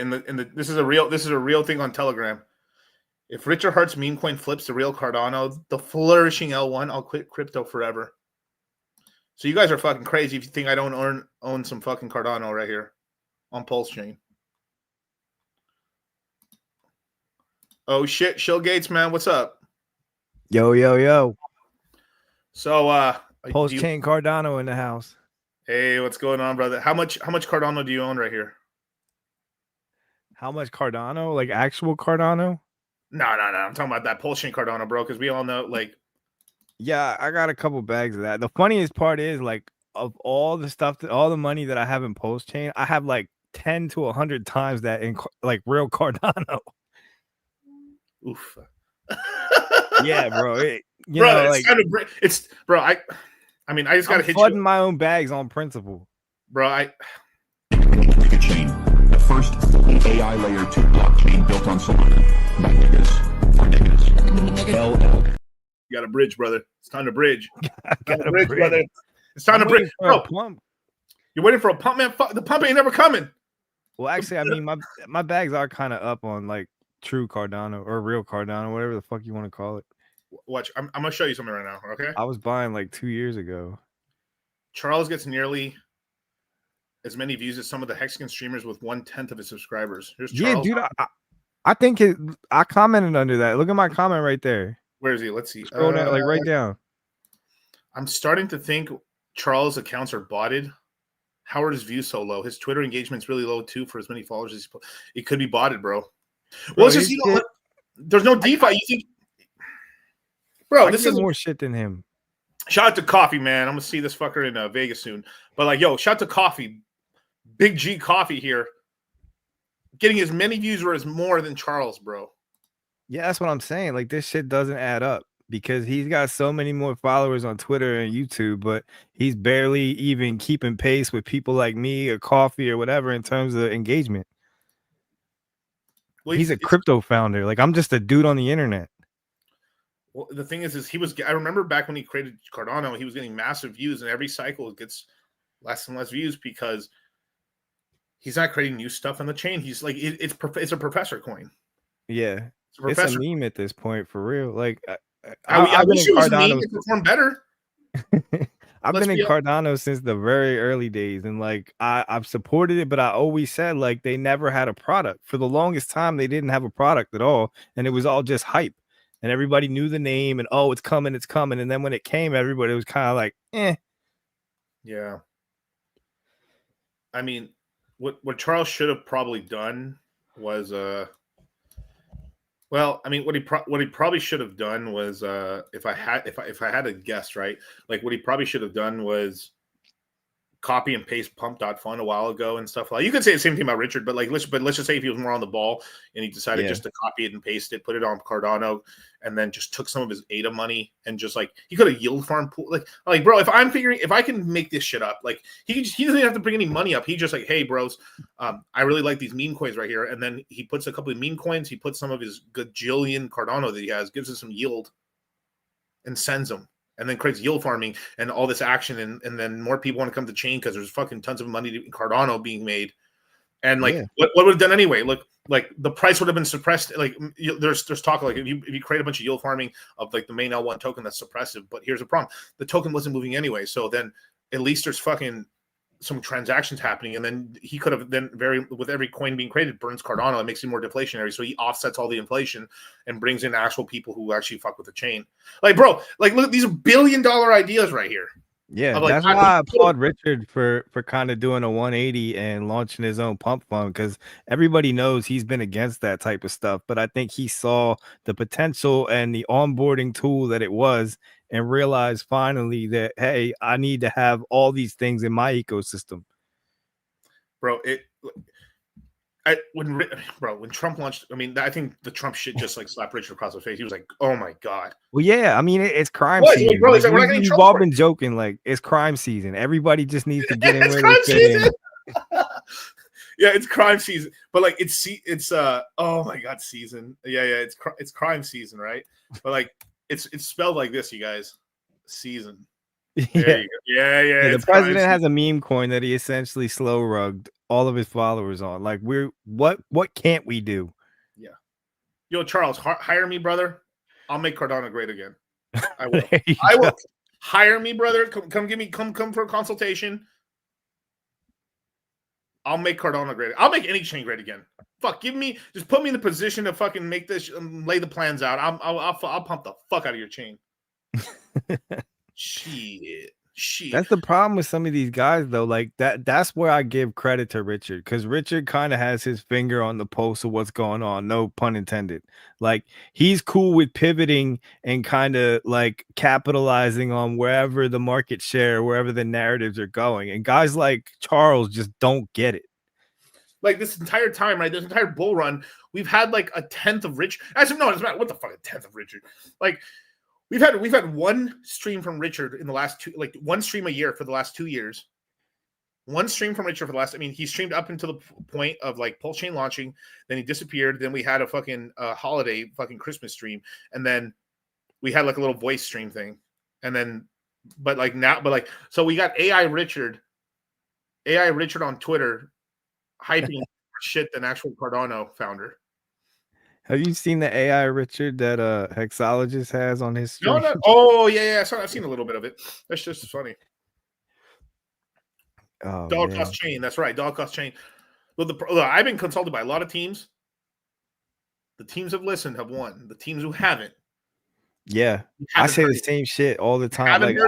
You haven't heard of it. Like between me and you, like there's a ton of like knowledge just from being around and seeing things that have worked and things that haven't, and understanding the trends and stuff like that. And it's like I try to advise people that hire me all the time, and when they don't listen, they usually get wrecked. Yeah, it's just, and a lot of times they don't listen. And a lot of times it's because they want short-term money. Like most of it's because they're trying to get short-term money. They're like, hey bro, oh, so you guys are just scamming then. Yeah, well, we want to but that's what I try to tell them. Like, especially like the ones that bother me the most are the ones that actually have a good idea or a good meme that could do well, and they have that mindset that you just talked about. And I try to be like, yo, you need more of a long-term vision here. Like, don't just pump and dump this. This could do really well. This could be like on Pulse Chain, probably like 100 million, something like that. Like on other chains, could potentially like 500 million. Why you fudding, bro? Billion, bro. Billion. I'm just saying right now. Okay, stop fudding, bro. Come on. My bad, bro. But no, it's like you and me have been doing this for so long. We kind of have a good grasp of what's going on. And a lot of these people that are coming in, starting these projects, they're a little newer usually. And like, we try to give them good advice on like the way to play it and the way to slow burn and, get it running to where it can be successful in a long-term thing. And I feel like a lot of the times now, like these people are just here for a quick buck. Yeah, they're just here for a quick buck, man. They're here for a short time, not a long time, man. But they're not even trying. They're not even here for a short time and a good time. They're here for a short time and a wreck time. Like, you know. I mean, it's one thing with memes, right? Like memes tend to have a short life cycle, except for like the big like blue chip memes, right? So like if anybody's trading memes, it's always smart like to be in your head like, yo, I need to get out of this fairly quick. But like in terms of like actual projects that I deal with, because I deal with a lot of them too, and like they kind of have adopted this meme coin mentality where it's like just get in and get out. And I'm like, no, that's not how it's supposed to be. Yeah, and look. There's even ways to do it where they could layer, like they could layer liquidities, and then as the coin goes up, they could take a little bit off without hurting price and helping the coin pump more. And there's tons of ways to do shit. Or like there's been projects that have said, hey, you guys, we're gonna sell a little bit of coins on this date. If you want to dump the price, it's up to you. But that's just how much we're selling for this cause. Cool, and they do. Bro, and like I've seen projects do that last cycle, and the project price went down 15%. They took profits, the coin went back up. The community was like, "Cool, now we just continue." You know, it's shit. Like, like there's ways to do it and stuff. And on top of that too, right? Like, you know, most projects last a cycle, if that, the cycle. Yeah. At least if a good project, all right, it lasts the whole cycle, cool, right? But then a lot of projects don't come back after that, right? Wouldn't it be nice if some of these projects, like, hey, they got some bankroll here. Boom, we're back, bitches. We got the money too. Let's go. Bigger, badder, stronger.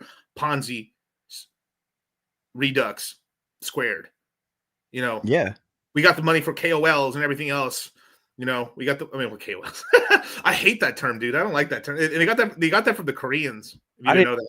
Influencer when they were calling me that, but now KOL, I'm just like, oh my god, stop. Yeah, dude. Someone's like, oh, you're a KOL. I'm like, the fuck did you call me? Bro, it's like calling me Latinx, bitch. About to get fucking slapped. Latinx. Fucking, I think that's the gayest shit ever. That's when Mexican. I feel like that's when, like, I think some of the smart Hispanics, some of the smart Hispanics started waking up and stuff when like the D. Well, yeah. Because that, like, listen, bro. Like Hispanics have a very macho culture, right? So when you start trying to tell like Mexican dudes or Puerto Rican dudes, you're Latinx now, you need to be more inclusive, they're probably like, what the fuck? It's fucking crazy now. I mean, it's fucking insane. Like, and I've wondered for a long time the conspiracy theory. Now, I do like the songs; they're beautiful, right? But a lot of Mexican music is pretty simpy, and I like it though. But it's like, oh yeah, like a lot of it's like the love I've lost.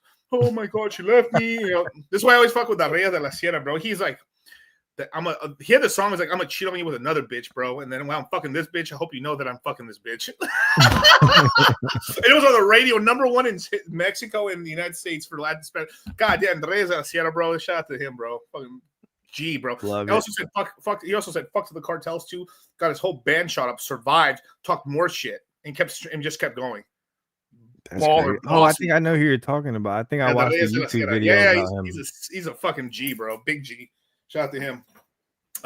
He was one of the last guys. Like the thing I don't like about the Mexican music these days, or I should say Latino music, but like they're using too much guitar these days. Like we need to go back to the accordion, bro. We need to go back germane. We need to go back to the roots, man. We need to go back. Take it way back. We gotta take it way back, man. Like the music was just hitting better when you got the tuba. Or you got the fucking accordion. This guitar stuff's cool, but it's just like everyone's copying. It's just like it's sort of like when the mumble rap, like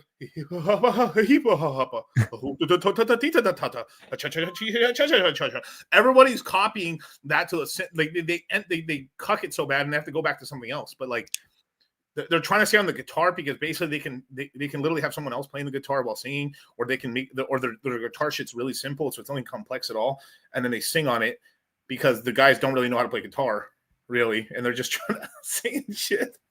I swear, every time I come on here, we always get so off topic. I know, bro. Welcome. It's schizophrenics, baby. It's all good, bro. It's on me, DCC. Yahoo. Bro, and somebody was so funny. I mean, I was everyone really okay. I got to chill off on this one right here. But like Saint Luigi, right? You know, everyone knows Saint Luigi, but people are hoping there's a Saint Mario one day. Yeah, bro, I saw graffiti. Yo, it was graffiti, right? And it was graffiti of Mario, and it said, "Who is the next?" Who's gonna let out my brother? And then he's like, it's a me, Wario. It's a me, Waluigi. I like money. Yeah, so it's gonna have to be another Italian. Bro, can you Crime imagine? season. There's 4 Italians back to back. It's Luigi, Mario, Waluigi. Oh man, Wario. Bro, it's a me, a Peach. Can you imagine Peach? There's a female one. Can you imagine? Can you imagine we get some crazy fucking universe, right? We get this girl with the nickname from she's got a street name called Peaches. And then we get bro, I'm telling you, bro, I'm putting the universe out there, right? We get this guy who's basically called Mario, another guy whose nickname is Wario. We get another guy called Waluigi, and then we end up getting some girl that's named Daisy, Mexican girl. Bro, can you imagine the internet, bro? Can you imagine if all these murders happen and it's like, holy fuck, we got Mario, Luigi, Waluigi, Wario, Peach, and Daisy. Oh my fucking god! All right, so here's the question, right? Ass on her, bro. She's Peach, bro. She got that Peach, baby. Peach the prostitute. God. Oh my god! Someone clip these guys. So, yo, who do you think? Like, all right, let's try to brainstorm. Not advocating for any of this, but who do you think like their main targets would be? Like, who is on the top of those lists? Okay, top. I mean, obviously. It's going to be, healthcare, obviously the heads of the healthcare or the insurance companies. I'm sorry. And honestly, bro, after that fire, no one's mad. Yo, you want to know something crazy? St. Luigi, the prisoners love him. He was getting pause. No, he was like facial pause. No diddy. Right before they lined St. Luigi up to make him as alpha as possible. So what they did is they gave him a fade. They faded up his beard all nice and good and shit. They faded his eyebrows to make his face look more angular. So when he was in court, he was faded up facial, everything, so he looked as Chad as possible. So here's the thing, right? That's not a lie to. That's actually truth. Yeah, I'm trying to figure. So the prisoners did it. Yeah, the prisoners did it, and because at that there's ways for them to get stuff, So well, yeah, because I've told you and everybody else, I just got out of prison, right? So there's 2 different types of haircuts you can get. You could get like a scheduled haircut and go up to the barbershop.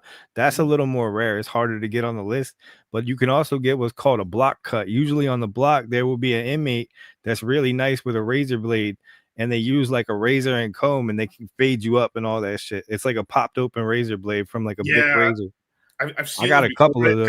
They got the fade here, and then the knife's just cutting the hair. So this one dude, Ace, he was so nice with it. He was a Spanish dude, and he was fucking literally just giving like barbershop style fades with a little single blade razor popped out of a bic.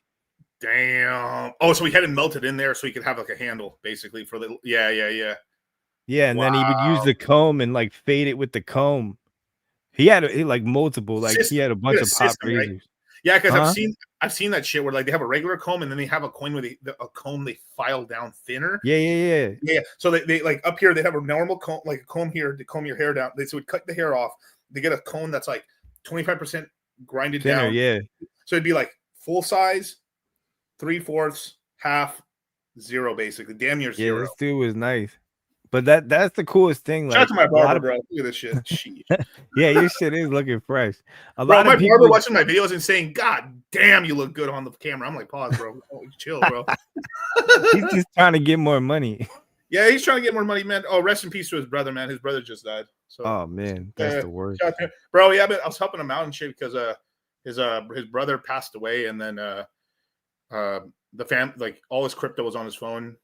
And oh no, yeah, he was waiting to get. He was trying to actually look a real story on God right here. Okay, the brother passed away. I would say right before we launched the last course, so about 3-4 months ago, and the guy was watching all the video because he was my barber. My barber told his brother, and his brother was super psyched to get in the course and stuff. I was gonna let him in. Yeah, come in the course, bro. Learn how to do anything. So he started buying crypto. He was up and stuff, and then he was so excited to talk to me and shit. And then he passed away. And all his cryptos are just on a phone and stuff. So I've been trying to help him get that for the family and stuff. For the they already got the funeral, but he's got some good dough in there. So I've been trying to. Shout out to him, bro.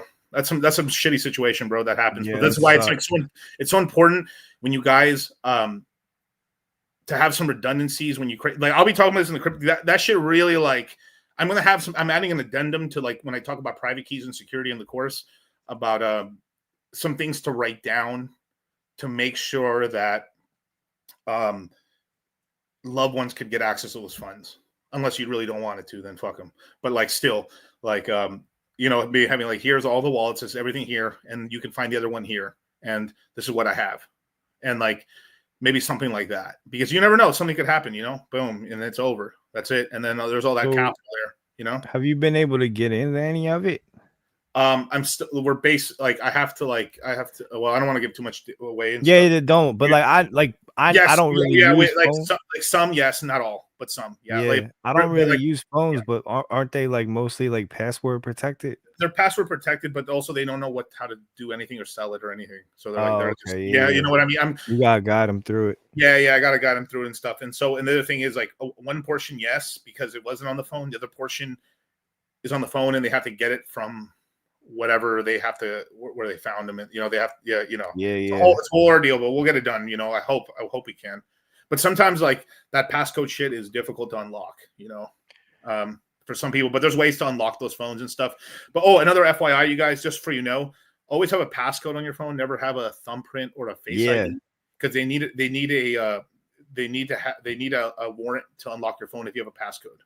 Yeah, I always used to think that was crazy, right? Like on my phone, like that I use regularly, I use my fingerprint because I don't keep anything on there. Like there's nothing that you could get out of that phone that would incriminate me, or you can't steal from it. Like huh? Yeah, I'm trying to have everybody see that. What the fuck?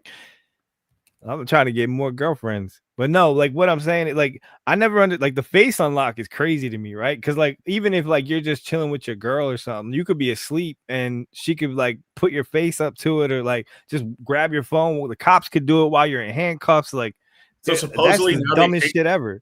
They fixed it so your eyes have to be open on the thing. Oh, so if you're in handcuffs, close your eyes. It's harder to do it, but like it is still at the same time like it used to be you could use a picture. Yeah, I mean, I think you still can on some stuff, but like, man, but every time they want to get you for your face, never do Face ID. Just super lame anyway. Plus, when you travel anyway, they got your face anyways. But it's just still, it's like, you know, it's my ex used a photo of me to get in my phone, caught me cheating, bro. Young blood, they caught you lacking like that, bro. That's crazy, dude. It's common. I've heard it a lot. Yeah, I mean, if you're good, I mean, this is not one if you're good, but like there's management issues. But like if you get caught, but like because I don't know, like these hoes are resourceful, right? So like if you're cheating on somebody, usually if you're gonna get caught, it's gonna be the person texting or trying to get in or texting the other person, versus like, damn, you're lacking to getting caught, bro, on your phone, bro. That sucks, bro. But like, you know, maybe it was meant to be, bro. Maybe like fuck, you shouldn't have been in that relationship anyway, you know. It is what it is, bro. And I've said this before, bro. You know, like back in the machismo days, bro. Back, you know, back when America was great. You know, Mexican, our grandfathers. You know, they had 2 families, 3 families. You know, yeah, like resourceful, ingenious, hardworking. Population going up, economy doing great, make America great again. You know what I mean? Like the birth rate's gone down for a reason. Yeah, it's because everything changed. It switched up. Yeah, my old job had his fingerprint to clock in. Damn, bro, what the fuck did you work at, bro? That's crazy. He's a secret agent. Make machismo great again. I mean, that's why it's Latino, not Latina. Like we have but like Latino, right? Well, yeah, it's always been like a paternal culture. Yeah. Now I do think because the media, of course, if I look, the media is probably like black. It's a little hat owned, I'd imagine. But it's always been a love culture. You know, it's a love language. But then it's like it's always a little cucky to me. Even as a kid, I always thought it was like really weird. It's like, yeah, these dudes are always just crying about breakups. Like, why? Why? That's why I gravitated towards like more like. That's why I mean I listened to like narco music and shit, and I listened to Banda originally, right? Banda and then narco music and all that stuff, and then all the tough guy music or whatever. It's like gangster rap essentially, right? Yeah. Except more like, gangster rap, no, but actual gangster banda is way because they're really like the cartels will fuck you up. down there. Yeah, my buddy, he was from Puerto Rico. When I was just in the program I was in, we had access to YouTube. Like after I stepped down out of prison, and he was showing me like all the Puerto Rican gang music and stuff on YouTube. Like that shit's hard. They're all standing there with like AK, like real AKs in the middle of the barrio, and like that shit's crazy. Like, you want some crazy shit? Like he's like, let's all right. Adam's chain. Mexican girls born in the U.S. are feminists, though. Dude, I had to sit down. I sat down with my cousin. I hadn't seen her in a long time, and I told her. Because she fucking crazy. Bro, man, shout out to GG33, man. Yo, people just be finding out about me through numerology, bro. On stream, like, because I think I've done the most streams with Gary GG33. I think I've done like. Oh shit, I forgot about that guy.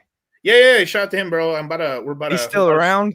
Yes, sir. He's in the snake year, bro. He's in a snake year. He's gonna kill it, bro. He's gonna take over the game this year, bro. You don't even know.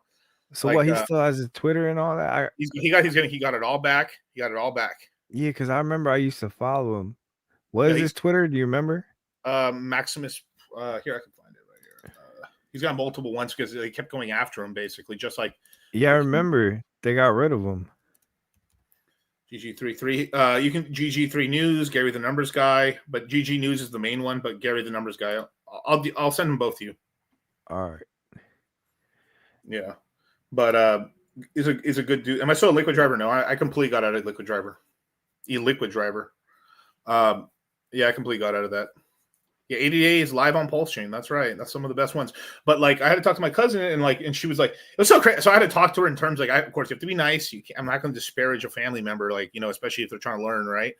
But like, she has a really big decision on her hand. It's kind of like a hard one, right? Like, you don't want your cousin to be impoverished, right? To make bad decisions. But the same thing too, like the more money a girl makes, the harder it is for her to find a guy. Facts. True. Because like girls date across and up, guys date across and down, right? Like the girl makes 100K, her dude's got to make 200K. Could you ever date a girl that had more money than you? If you were dating and all that, like. If we're actually dating, yeah, I could do it because I can get out of it and stuff in terms of that, because it's like, because I don't care about her money.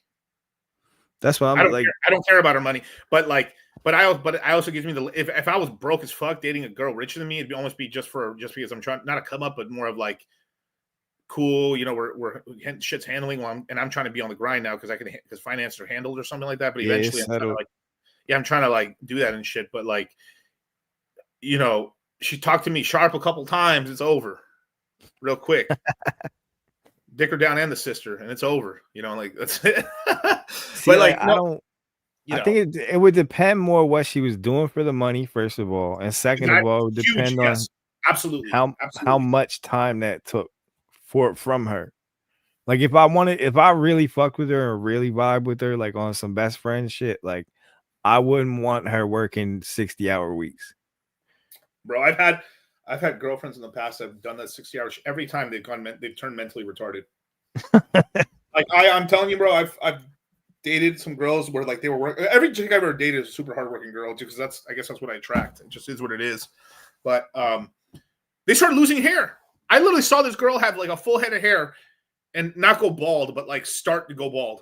Like in terms of just how stressed out they are. I'm like, what the fuck? And I am a firm believer, and I'm not trying to sound sexist at all, but I'm a firm believer that men and women are built for different roles.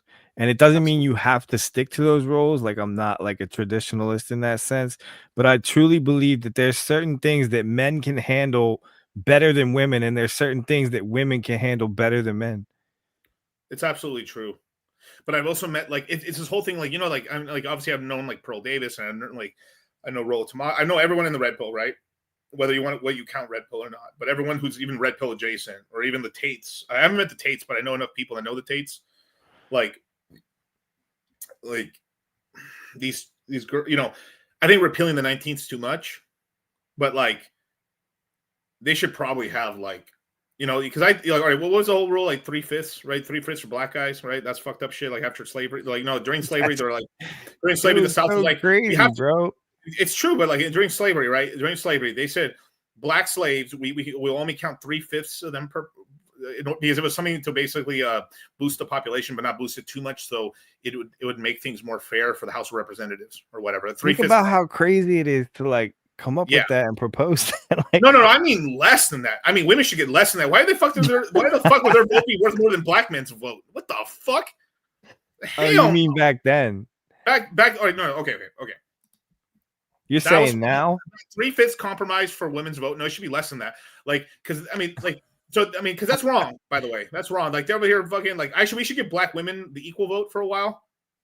We're like, we'll give to even it out. Just even it out for all the hatred, for all the time, for like let's just say 100 years, and then it goes down to the regular woman vote. Because and then the regular women should have like 2/5 or some shit like that. Because you have to get like for real, we got to get some vote. This is bullshit. You have to have some representation. Or maybe if a woman pays taxes like more, like if she actually pays taxes more than she gets in benefits, and her votes, I think that's more fair actually. You know, let's wind that back. Yeah, it's it's sort of like, you know, you put up, you get some. You know, it's that sort of thing, right? I mean, this is the talk. We're just having open discussions here. We got to figure it out. But this whole shit, like women always vote left. The problems we have today is because we gave women the vote. Let's just stop it right now. Like this is what happened. We gave women we gave women access to credit cards in 1974. Credit cards only been up and to the right. Trump just won white women now. Unless you're breathless, right? Look it up. Look up credit card debt since 1974. I rest my case. Oh yeah, that like it's ridiculous. Like most of the people I know that got super in debt on credit cards were women. They hustled. The biggest hustle is they hustled the opposite sex to work so they can tax them. And anyone too, like, okay, now don't shoot the messenger here, right? Right, I'm about right here. Okay, don't shoot the messenger here. But wait. Okay, ready? Here we go. I got to really look this number up, but I'm pulling out my ass here because I've seen it on Twitter and I've seen it in a couple places. Women cost the government $144,000 a year in taxes because of all the programs and all the social shit and all the other stuff, WIC and everything combined, everything that benefits women throughout their life. It's about $44,000 a year, and women do pay taxes, but they're more net they gain more from taxes, and the net payers of taxes are actually men. Men pay all the real absolutely. Women I don't think anybody would argue that. Like most women don't have jobs. I pay taxes. Well, okay. If you right, so what you pay? Well, they took it out of my check already. Okay, cool. And then it's, bro. It's just women losing their mind over. Like you hear about what they did to. Okay, you hear about This is so gangster. Shout out to Trump. But you hear what they finally did about child support. Is that the person who actually pays child support? As long as they pay child support and they're up and like let's just say I pay $2,000 a month in child support, right? If I pay $2,000 a month in child support and I'm not behind my payments, I get to claim my child on my tax. This is not the woman because I'm the one paying. Yeah, you're paying. Bro, women lost their mind on that one. That shit. Bitches fucking. But that's crazy. Like that's how unfair that system has been because it's like just a little I'm the one doing everything. Just a little W. But God damn, bro. I mean, yeah, Paul Sachs is right. You know, F all that, man. Skin in the game to vote. Exactly, right? Skin in the game for vote. And it really is too, you know, it really is some shit like that. Or a woman can only vote if she has 3 kids or some shit, or like full vote, 3 kids. Like, I don't know, like we gotta do something, bro. We need a population, like more humans equals more prosperity. God said multiply. More humans equals more traffic too. Yeah, but we in India, bro. Let's talk about that. We got plenty of land. We got plenty of land, bro. No, bro, we can easily 3x from here and still not be India. Let's not even play. Let's not even play, bro. Like, I'm gonna post a meme right quick before I get in trouble, and then I'll delete it. What's this meme, bro? Lol, wait.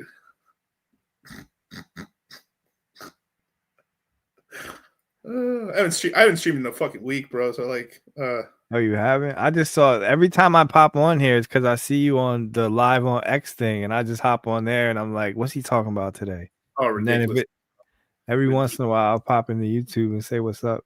So this is the meme I was talking about earlier, just because some people are saying like, oh, is that meme real, bro? Like, I strapped $80 to a stick of deodorant at my Indian friend's house weeks ago, and it's still there, y'all. The fuck?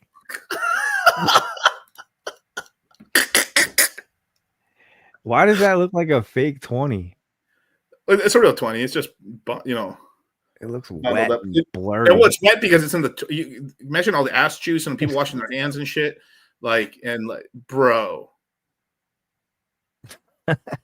Somi smoking crack gif floating around the best. I haven't seen it yet. That shit's gonna be funny, bro. And you can't even fight this shit because literally, okay, there's 550. This is from an Indian woman. An Indian woman went on TED Talks and actually said this shit that 2/3 of all the people shitting outside in the world are in India. There's 550 million Indians shitting outside every single day. That's more than the population. That's more than the population of United States, Puerto Rico, and all its territories. Do these people just shit on the ground, or do they dig holes and bury it? Some, I mean, but like they're shitting outside, and this is why it's led. Yeah, I'm just curious. I don't know about the. I mean, I would imagine it's probably a mixture of it. Some people shit. Some people are shitting in the street, mostly shitting in the street. Some in the river. Some dig a hole. It's everywhere. So, I'm not saying in the city, but it's most. Well, there's going to be some in the city, but it's in rural India, and it's a big problem because there's the most amount of kids are in terms of number of people, not percentage, but number of people dying from like basically diarrhea, dysentery, and like all kinds of. Is there any type of health impact from that much fecal matter on the ground? Absolutely, destroying them too, bro. And they have a fest. Oh my fucking god, bro! Like. If my culture had this festival, you could shit on me. I would be like, we deserve it. I'm sorry. They have a festival, like, because, the cow is sacred in India. You all know that. Okay, first of all, have you ever heard that? Is that real? The cow is sacred in India. Tell me yes or no. Type one in chat right now if the cow is sacred in India. This is what happens when I don't stream for a week. It's wild.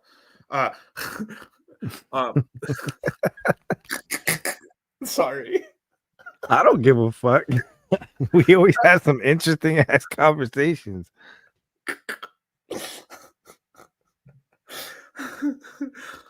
Oh shit! That's why I always come on here though, because I always know it's gonna be a good time. Yeah, and this is the same thing. Like it's like, like literally, honestly, scammers are making me despise Indian people. I know that's not right. Neither stealing old people's. Yeah, that's a big one too. Like that one, I think that's what really turned. There's a really good movie called Beekeepers that talks all about they did their bet. They made them like a different brown race, but come on, we know it's Indian. And now it's now the Indian dudes have made so much money off of grifting off of like elderly people in Europe and in America that like the dudes running these Indian scams now just go to Malaysia and other countries and just have operations over there now instead of India. But there's still the Indian overlords running the whole thing. Like bro, it's so fucked up. Anyway. Go check that shit out. Because like these people, like that guy just said, like they give everybody else a bad name, right? So like it's the same with most cultures. Like you'll take the worst of the culture and kind of paint with a broad brush and say like, oh, now I look at all these people this way, and it's just not. It's not a fair assessment of any culture. I feel like, dude, this AI shit's out of control, bro. I cannot believe what I'm seeing right now. Shout out to Somi, man. God, yeah, Somi smoking crack, bro. What in the fuck, dude? AI is on too far, bro. God, Somi's on some hard times. What's going on, Somi? Jesus, man, dude, to the moon, baby, and back, man. Jeez. That's a giant meth pipe. Holy shit. That is crazy, dude. Well, I don't know. That is insane, dude. Okay, this is a good question for show. What was I talking? I was talking about something before this. I'll get back to crypto. What was I talking about? Oh, Indian. Yeah. So everyone typed in the chat, right, about like bro. They have a festival where they get a giant pit. I'm talking about like 40 by 40 feet, 40 by 40 feet pit of like their sacred cows shit, and they cover the entire floor in a mud pit of cow shit. They spray a little water on it, holy water, whatever the fuck they do, and they and Indian dudes bathe themselves and cover themselves in cow shit, and then once wait, hold up, there's more, but wait, there's more, but once they stop, they They put the kids in there. The kids are fighting back. They're like, fight back, motherfucker, fight back. The kids are like, no, don't put me in the shit. No. The kids are fucking screaming. The little girls and little boys screaming, don't put me in cow shit. They're putting them in cow shit. Well, yeah, because I feel like your natural instinct is to not want to go in shit. The kids are like, bro, I feel for these kids. They're fighting, bro. Like they're getting jumped by the gang, and they're like, fight back, motherfucker, fight back. The kids like, getting beat the fuck up in cow shit. So what would we say is the white people equivalent of that? Like, what's something that white culture does that other people probably look at it and are just like, what the fuck? Like, bro, is it? For one, seasoning. You all don't do it. It's fucking. Well, horrible. yeah. Y'all Speak for whoa. First of all, speak for everybody. I love seasoning. I love hot, so as hot as you can get. You're a white boy. What? Well, I'm Italian too, so we're a little. Oh, so you're black. Okay, cool. I saw a really great thing on Italians. Italians didn't become white until 9/11. That's funny as shit. But no, Italians were really second class citizens when they first. Yeah, you were until 9/11. Now you're white. No, it was. You graduated, bro. You graduated. Like shit. Graduation was 9/11. Like no. I'm telling you. I know what you mean, bro. Like with the mafia and all this other stuff and everything like that. You guys were second. You guys were like right there to white, but you weren't white. And then 9/11 happened, and you were officially sworn into the family. All of a sudden, we're part of the family. You started the family, man. Gambino, Gombacho. But that, like, even when I was in prison, right? Like all the white supremacist dudes, like they didn't fuck with me because I was Italian. Really? They didn't like hate on me, but like they never accepted me. Like I didn't want to be in their group to begin with, but like you know how it is. Like they try to recruit and shit. Like I was never on that list because they viewed me as black. To them, Italians are black. I thought it was Sicilian. I mean, well, yeah, but like we're not talking about people with high IQs here. Right. That's insane to me, bro. I'd be like, bro, if I was white, bro, I'm taking every motherfucker I got right now. I'm outnumbered in this bitch now, bro. To be honest, I chill with the poppies mostly. Sheesh. Poppies and black dudes mostly, but there were some cool white dudes too. But like most of them were on that like Nordic fucking like white supremacist Viking shit, and like that shit is so corny to me. Like I don't believe like they pray to Odin instead of Jesus, and like it's all this weird shit. I don't know. There's this whole sect. There's a whole thing. There's like this whole not fanfic, but there's this whole thing too where like I wish I could find the video where like basically Jesus destroyed all these gods and shit. Like it was like because it was like remember if you actually look at like when Christianity was created, it was like during Roman times and there was tons of like basically the Roman way was like okay we destroy we take over your culture, you can just practice your religion, just pay taxes, we don't care what you care about or what you pray about, whatever, right? And then over like a couple hundred years it took over everything, and then we essentially destroyed all the other temples, and you can only there's only one God. So like literally like it's kind of cucking of all other religions. Actually, it's kind of insane. You think about how many like as Jesus Christ, like God and Jesus, as they came into power, they fucking destroyed almost every other pantheon. He said, "Shill Gates, you're from New York." No, I'm from Philly. I'm sorry. He said, like, "I'm sorry for you tomorrow, bro." You gotta be. Oh, get the fuck out of here, bro. Listen, I want the Eagles to win, bro. Do you think? Me too. Obviously. Do you fucking think I want to fucking watch the game tomorrow? Watch the fucking Chiefs win and fucking that dude propose to Taylor Swift? Do you? Well, that's what I just said it on my private Facebook. I want her in tears, bro. I want her in tears tomorrow, bro. I want Patrick Mahomes to take the L. He's like, I'm going to Six Flags. Like, I'm a massive Eagles fan. I've been an Eagles fan since I was in diapers, right? But I'm fucking terrified because I know that the machine of the NFL wants the Chiefs to win because the three-peat is so much money for them that like it's gonna trying to overcome all the bullshit that's probably gonna get in the way of the Eagles winning is gonna be really hard. Bro, the Chiefs are in their enemy year, which is gonna fuck that. Bro, it's just like I'll bet Eagles. I don't care if I lose money. I'm gonna bet on the Eagles, bro. I'm just because it just like.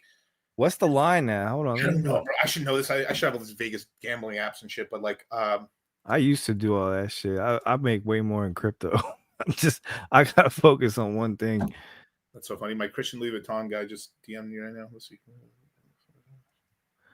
Eagles betting line. Sheesh. Shout out to Christian Louis Vuitton, bro. They make great shoes. DraftKings. You got to get them red bonds, baby. Anyway, filthy. Philadelphia. What does that mean? Damn, it's not the spread's not crazy. No, it's not. It's a little more even.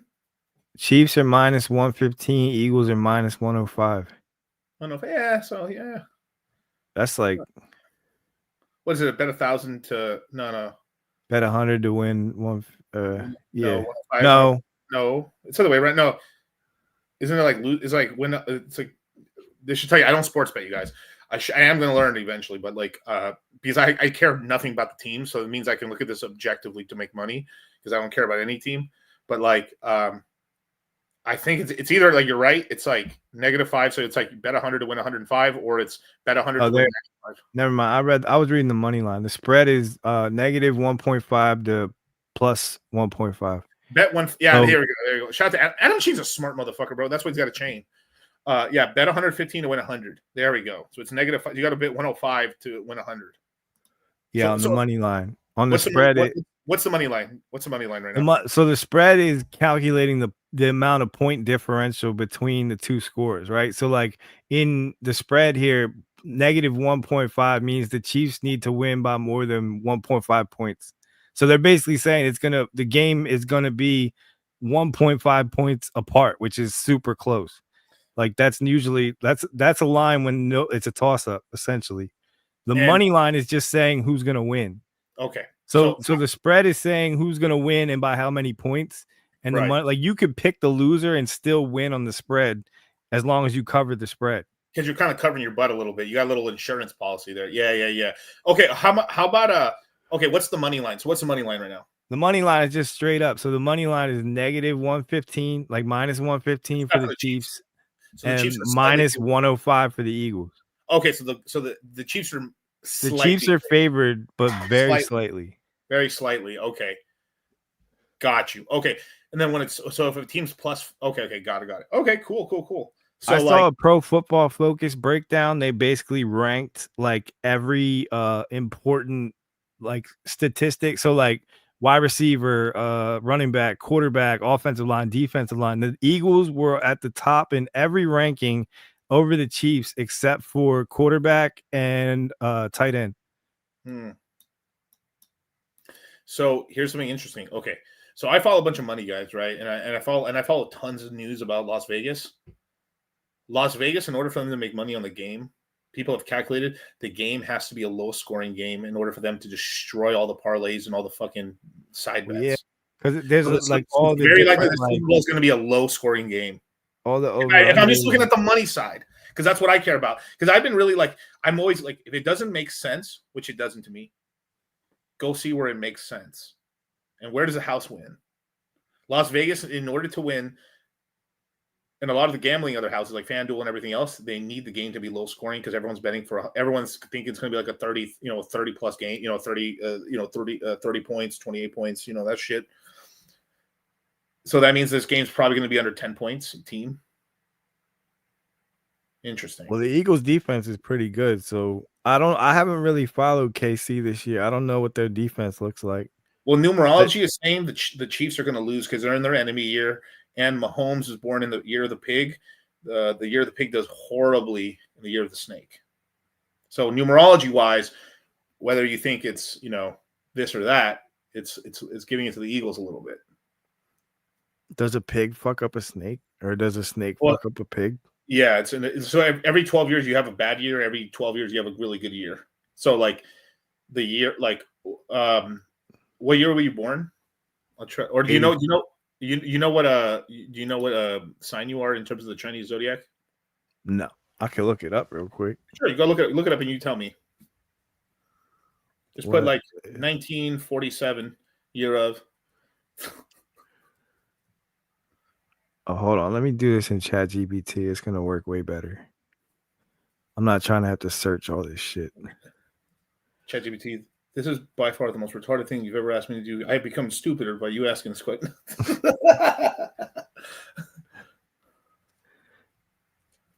Yes, 88 on Pulse Chain, you guys. Don't worry. Yes. Buy. I support it. I own some. Absolutely. That Charles talking shit about Pulse Chain a few weeks ago was like put me over the edge on it. So when this launched, I was like, I'm sold. And then you also, and you were coming on like pretty like in a cool way, and then he still like kind of treated you like shit. which I didn't like. I love making money. Man, I mean, yeah, why not, bro? Like, let's make Cardano great again on Pulse Chain. I don't fuck with the Chinese, bro. That's they cool. try to say I'm a wood rat. That's cool. I mean, you have to look on that deep if you want, but you're a rattier, right? So like, It says rats are known for being intelligent, resourceful, and adaptable. That's true. okay, look. But I'm not a fucking rat. So just look up when's the next year of the rat and what's the enemy sign of a rat. And there you go. Right, hold on. So when rat, dragon, monkey. Yep, rat, dragon, monkey. That's right. America is actually a monkey nation. So if you're a monkey, you do pretty good in America. A little better. It's not like, but it's like you do a tiny bit better. You do much better. This is, I mean, you guys, this is, of course, this is numerology, not my forte, but you know, horse is the enemy. Oh, the horse is the enemy? Okay. Yeah. I'm I'm the goat, baby. 2032 is the year of the rat, and hey, you know what? You want to know something interesting? What's that? 2 cycles from now, that's the top 2030. That's after the next halving. Yes, after the next halving. So that's 2029. That's 2025. Oh shit! And it says my enemy is the horse. Yeah, the horse. So in the horse year, right? So like, look up when's the next horse year. That's going to be your bad luck year. Next horse year. I want to know when the last one was too. Maybe that's when I got my house rated.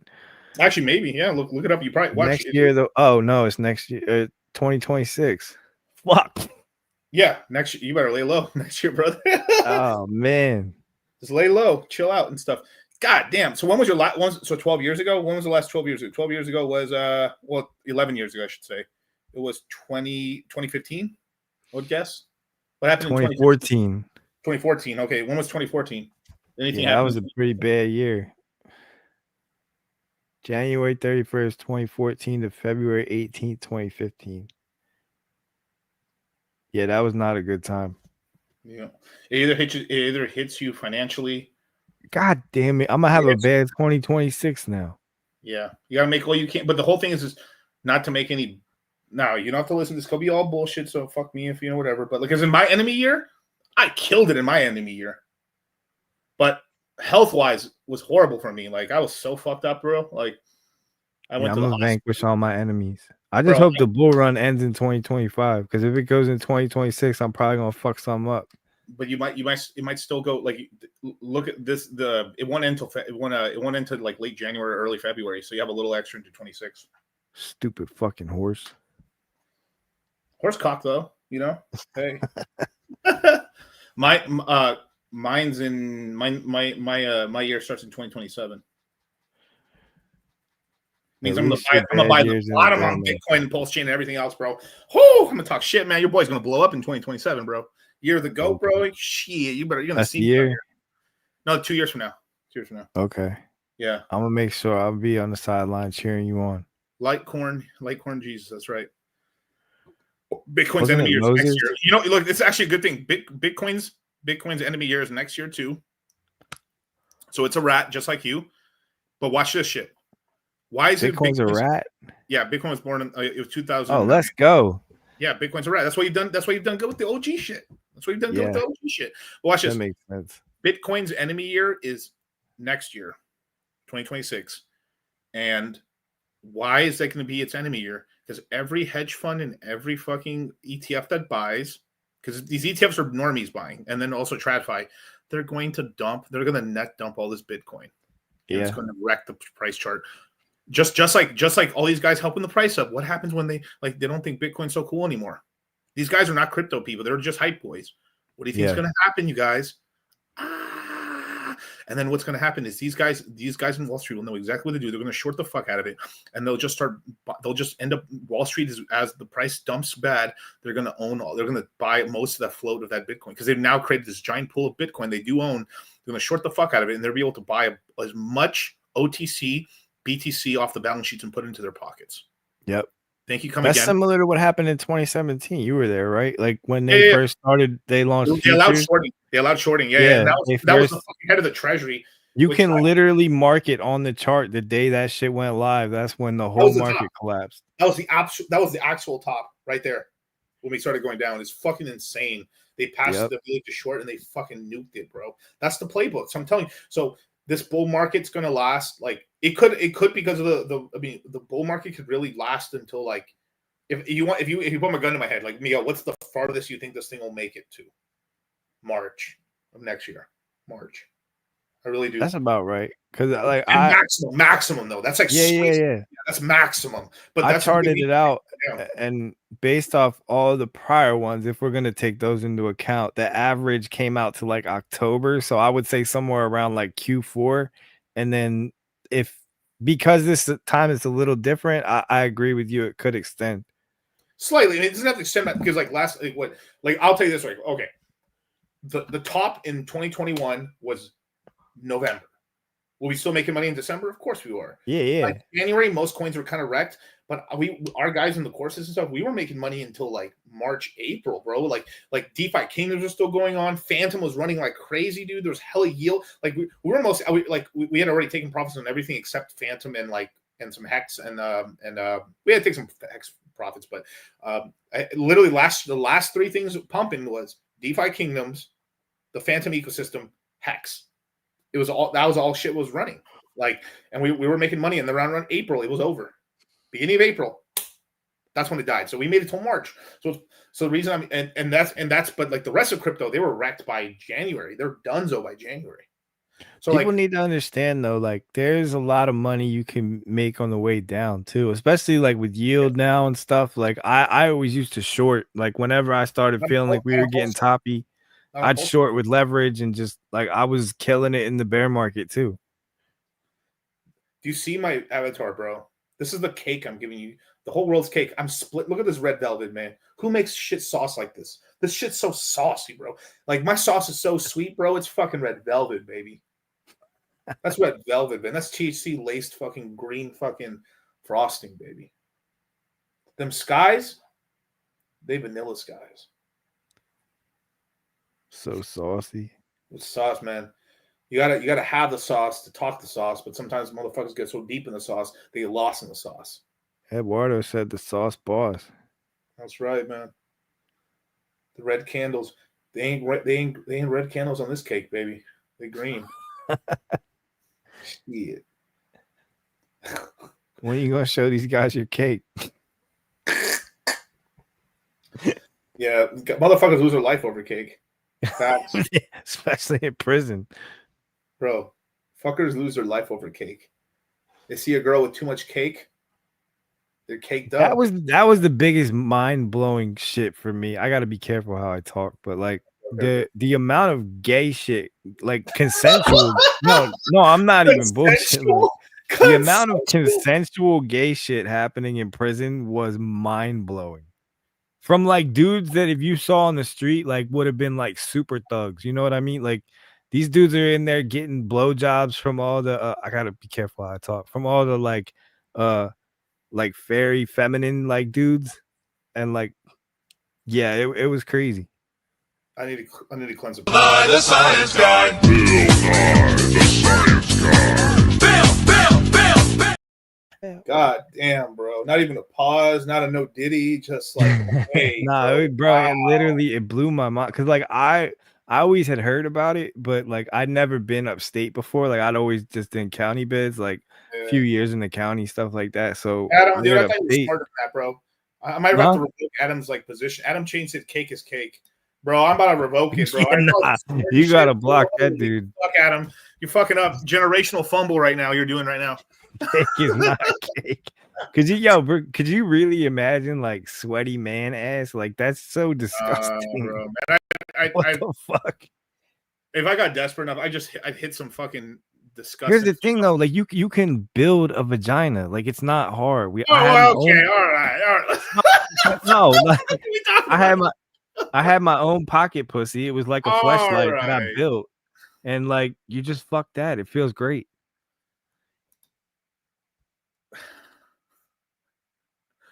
One drunk man is more intelligent than 3 women with PhDs. Thank you so much. That's thank you so much. Thank you so much. That's you know, DIY man, MacGyver here. All you need is a tube and a sock and a glove. You take the tube like a paper towel roll. You got to get one of the bigger ones, especially if you're a little girthy. You're the But horse. you got to get like any type of tube they or say. cup or something like that, and then you basically put the sock in it, and line it with the sock, and then you take the glove and push that into the sock. So it's got like a sock lining, and then the glove lining is like where you go into, and you just lube it up. And now you got a little fleshlight. What are you doing? Toothpaste? No, they got fucking lotion and shit in there. Jesus. I had cocoa butter. I feel like Stephen A. Smith right now and talking to his nephew right now. That's how I feel right now, bro. We rich, brother. We rich. They call them fifis. Don't ask me why. I don't know. This is information you'd only get here on Dollar Cost Crypto. What the fuck, dude? But they got flashlights in prison, man. But that's what I'm saying. So like, if you know that you have that option, right? Some guys like heat them up, get them all warm, whatever. Like, if you know you got that option, why are you fucking a man? Like, what is going on? Like that's something internal. I'm not cool with the whole explanation, but like, this is facts though. This is bars. It's true. It's true. Or at least be trying to like, you're at least you're like fucking spitting game to the fucking female fucking CO or some shit. Even though there's definitely COs that'll fuck prisoners. Like that happens. At least go down that. I'd go down that route if I had to. Here's the thing, right? Like most of the women that end up working in the prison, they're there for a reason. They're looking for a man. Like they're not there because they're like, oh, I want to be a cop. Like no, they're trying to find dick. Yeah, it's bad, dude. It's those, bro. I mean, I would say they're worse. I mean, big pause here. Worse than dating a nurse. I would really say it's like work. It's like how about a prison nurse? Traveling nurse squared. Could you imagine? Yo, it was even. You want some crazy shit? You ever seen the show Prison Break? Yes. The reason they actually escaped from Prison Break, if you actually saw it, right, was because the dude was laying game on the main nurse chick. I think he dicked her down before, but like the reason the convict and the prisoners escaped is because a female nurse. So she works at the prison and is a nurse. So it was like some crazy, like incredible fucking like hoochie shit. She left the window unlocked for them. Yeah. And here's the thing you got to realize, right? Like most guards aren't cops. Like we call them all cops. Like in prison, they're the cops. Like they're the ops, all that. But they're not on the same level as a police officer. They're more like a security guard. So like in terms of them, like a lot of them, they don't get great pay. They have good benefits, but they don't get paid well. They work a lot of hours, a lot of overtime. So like you can finesse the shit out of them. And if you got money, like you can essentially get the guards to do whatever you want. And then the women, you could also spit game to them and get them to fall in love with you and get them to do what you want. Most of prison is manipulation because like, everybody in there is a criminal. So like, it's all about what's the next game I'm going to run on somebody. Oh, shit, look at this. Justin, Ethereum boosts transaction speed by 20%. Vitalik confirms gas limit increase to 30 million, 36 million. Oh, shit. I forgot the UFC was on tonight. Transaction fees get dropped to 30%. Hey, we've gotten a slight increase to Ethereum because you see, bullying works, you guys. Bullying works. But everyone's clowning on Ethereum. Like, it's true, bro. Look, I don't know if you were here earlier, right? Two of the big DeFi giants in this world are Richard Hart, right? Pulse Chain, and Andre from Sonic. Okay. Richard starts shitting on like the L2s and just kind of telling Vitalik, bro, you need to put a tariff on these fucking L2s. They're just dumping.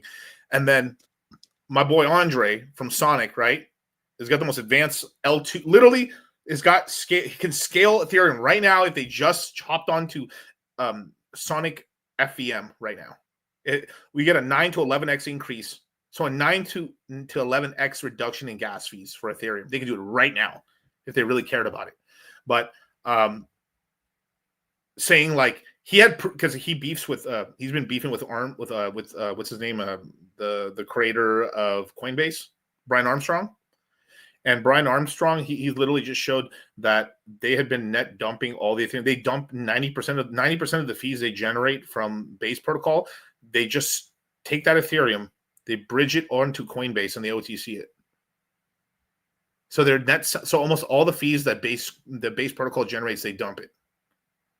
And I was actually showing all this shit earlier, so I was like, God damn! And this been fucking up the price for a long time and shit, right? Let me see if I can show the tweet again. It's really, we got some new viewers right now.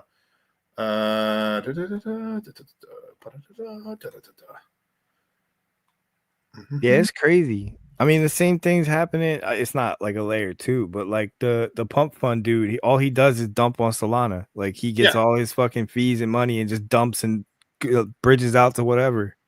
So it's oof, I'm so proud of the L2. The first thing they do is bridge out all the fees off of the L2 onto the L1 and then onto Coinbase. This is the front runner of Ethereum alignment, right?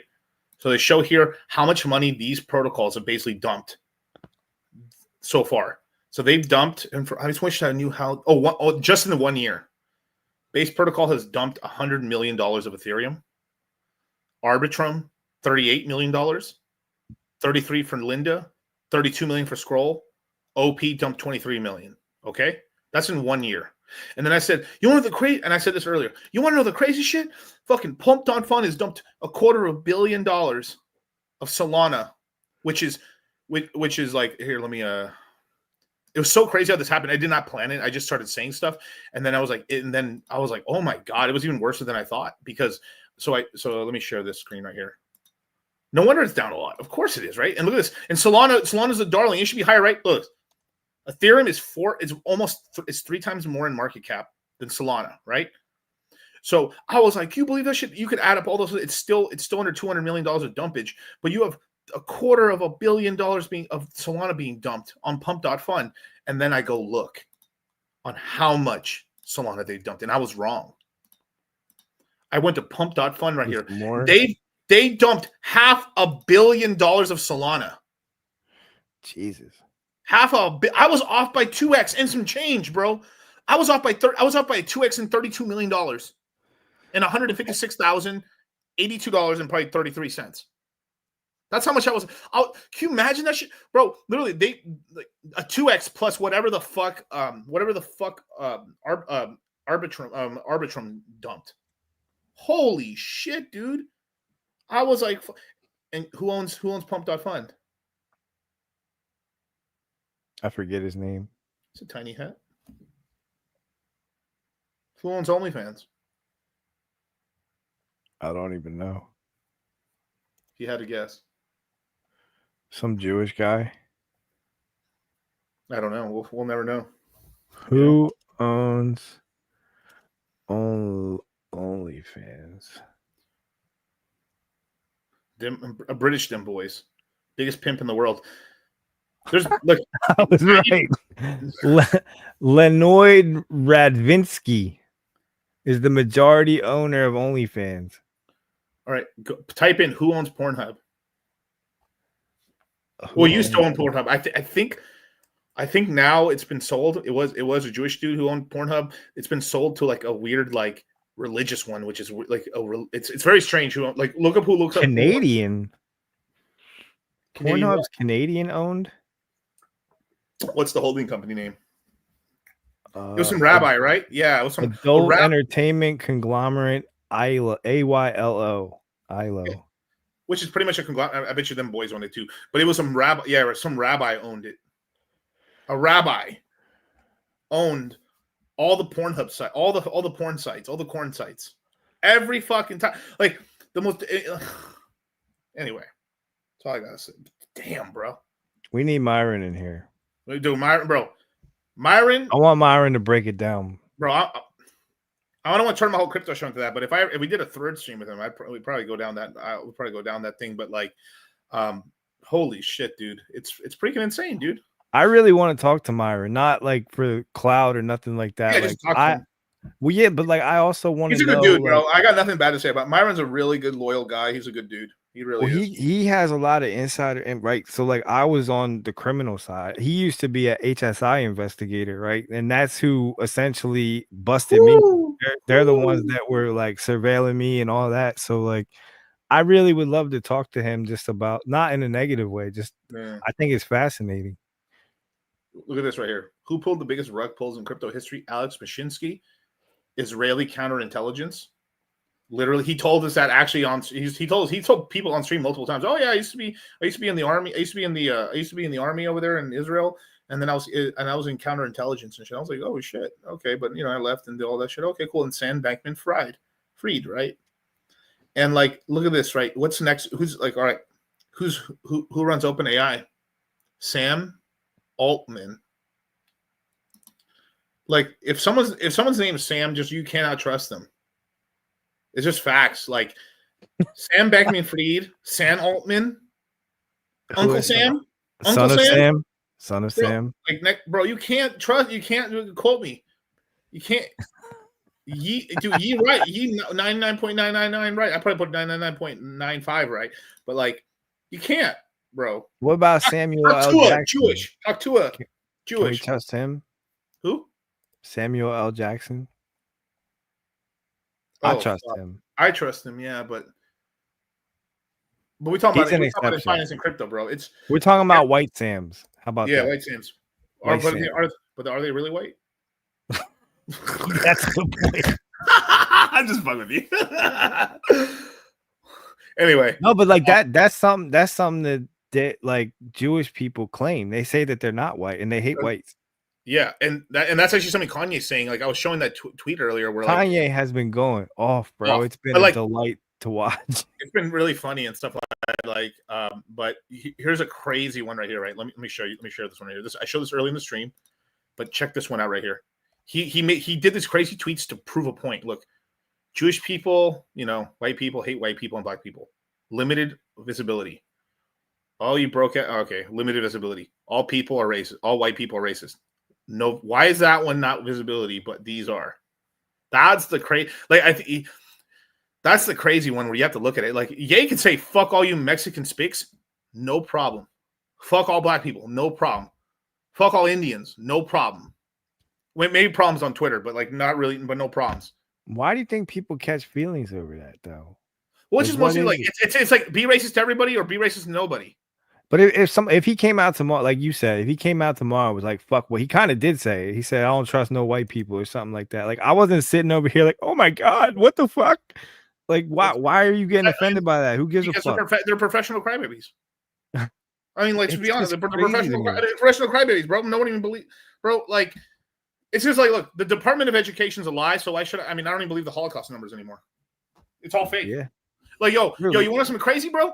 Remember on the textbooks growing up in school how they had a white guy? They had a white guy as a pharaoh. They found out that there actually were white dudes as pharaohs. That's not a lie. Like, I mean, it makes sense. Yeah, it's fun. I don't know. But yeah, it's like everybody's just so in their feelings and like looking to be offended. And I don't understand it. Maybe it's the generation I grew up in. I grew up in like the Jackass, extreme sports. Yeah. Like everything was like to the extreme. Dave Chappelle, all that. So like I don't have that. Ye's taking shots at Chappelle. I know, because he's saying he switched up on him. He did so, and then too, he's like, yeah. Then Chappelle also asked me for a sneaker deal. I told him no. Nobody wants to buy some fucking some Air Chappelle's. Damn, Chappelle fucking murdered me on that one. That's so fucking funny. But like, yeah, it's true though. But like, if watch this shit. He said supported me while Adidas was cool with me, and when Adidas wasn't cool with me, he started attacking me. So that is switching up. And then too, if Chappelle did have a shoe deal with Yeezus, he wouldn't be talking. He would have been attacking Adidas, not Yeezy, because his bread's in danger. And then too, and it's also you got to realize, like, I'm not defending Chappelle, but like a lot of these celebrities, they know who their masters are, right? And we were just talking about who they are, and Kanye is very against those people. And if for whatever reason, I don't know what his reason. Apparently, somebody fucked with his money or something. I don't know. But I mean, basically the Adidas essentially broke the law multiple fucking times, essentially stole his designs, started coming like basically shit you cannot get away in business. They basically just try to do it to him because they were like, oh, he's just a stupid black dude, basically rapper black guy, what the fuck, and like we'll just rip him off. And then he took him to court. They start then because he was fighting back against Adidas and stuff. JP Morgan and a bunch of other banks deplatformed him, I guess. It took his bank accounts away, and then basically everyone was making fun of him. Oh, you see, you lost, you're gonna lose everything. Then he won the lawsuits, got his money back. He's worth $2.7 billion, and Adidas lost the lawsuits and had to be paying back money and stuff, and they had to pay, like, they owe him damages and shit. And on top of that too, right? He's actually gonna. I think he might be maybe suing them again, because when you search up Adidas, they're still selling Yeezus shit, or it's like under their brand, so they have to, like, just massive L's. Like Adidas did, like, basically they fuck with, like, Adidas. Adidas is fucking retarded. And then two, like, every time Adidas told him, like, Adidas, like, he told Adidas, like, hey, can you do something for me like this and this? They wouldn't listen. They, like, can you please price these at like $180, not $500, and they would price them at really high prices, and, like, just never listening to him at all or anything like that. It's just insanity, dude. Like you know. Just bad shit, dude. You know, and then he proved it too. He launched his own clothing brand. I mean, obviously the clothes are ridiculous. Some of the clothes are ridiculous, but he launched his own clothing brand, sold out instantly, did tons of volume, made tons of money. Yeah, you know, 88's for shit. 88 to the moon on Pulse Chain. Here's the one thing that I'll say about whatever we're gonna call this, because I don't want to say it's all Jews. It's no, absolutely no. It's just fucked up business practices that basically, I think it's pimping mentality that's been going on in. Well, there is like a cabal of Jews, but that's not representative of all. Exactly, absolutely. But like Hollywood is a perfect example. Like, it's a cabal. It's run by Jews. Like, yes. those specific Jews. I'm not saying there's a cabal. There's a cabal of Mexicans running the landscape game. A cabal. Yeah, like, it's true. It's true. There's not that much money in it, so, like, it's not that powerful. But there's a cabal of Latino fucking gardeners. Yeah, there is. Absolutely.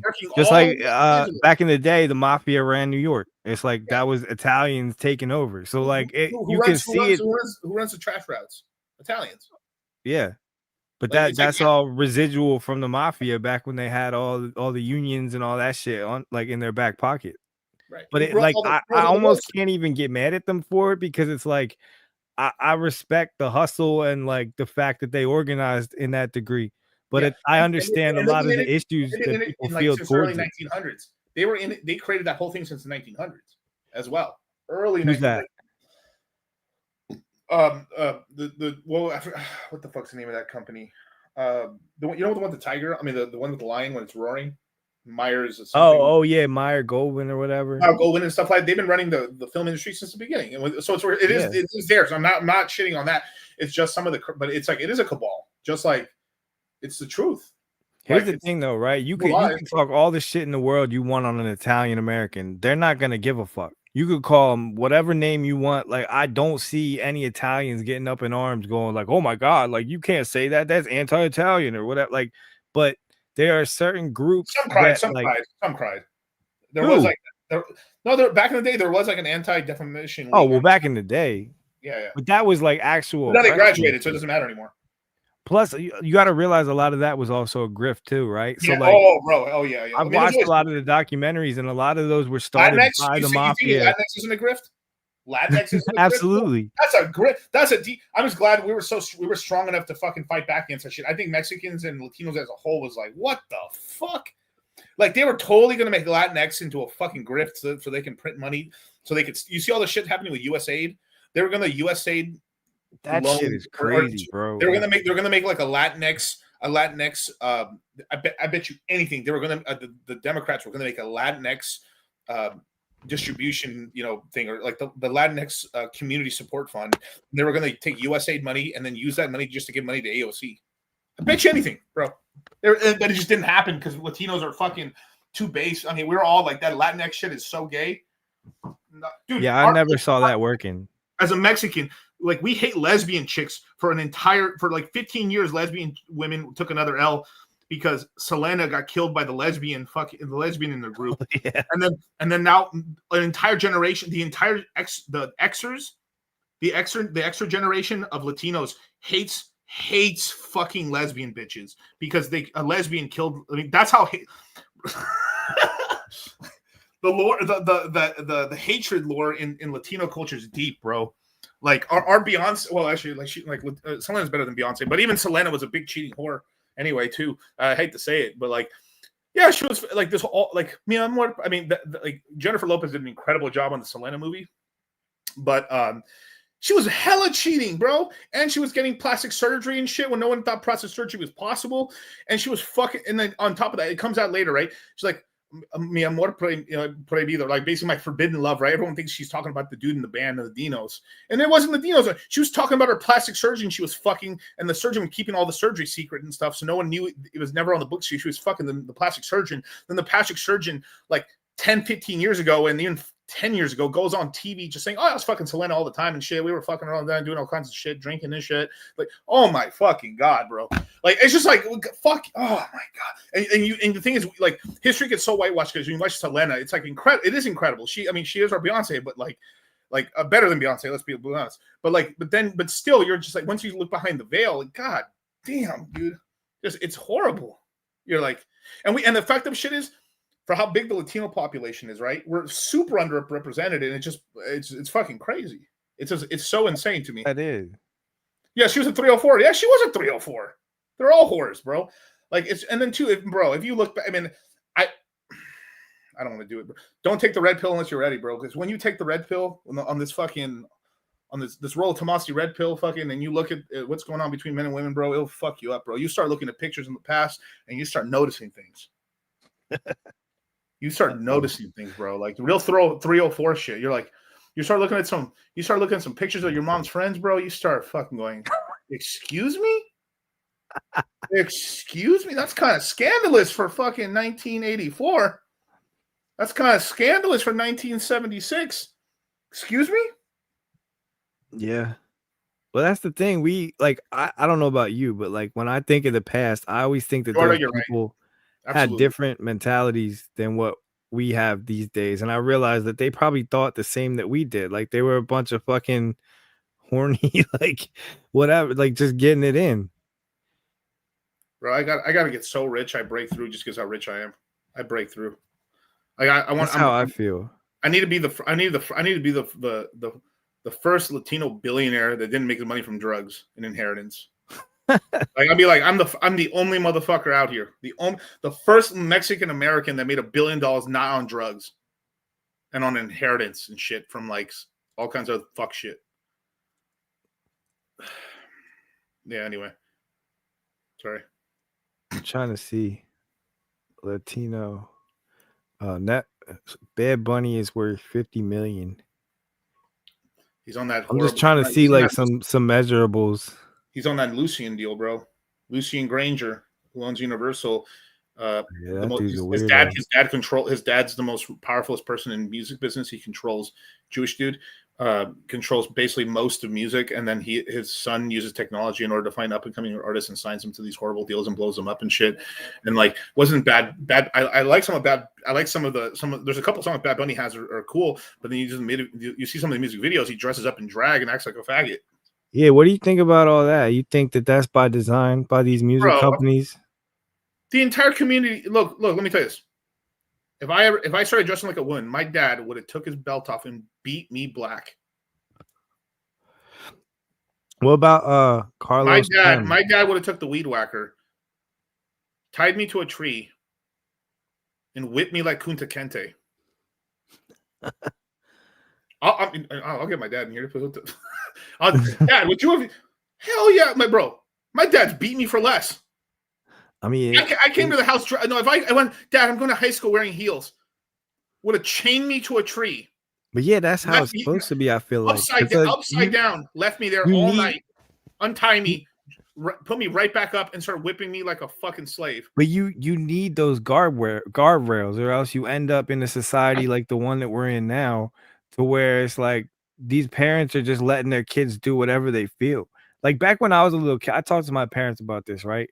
I was like, imagine if when I was younger, when I told you like I felt like I was a dragon or something, you just started saying, oh yeah, you're a dragon. And like literally started like creating the nest for that to happen.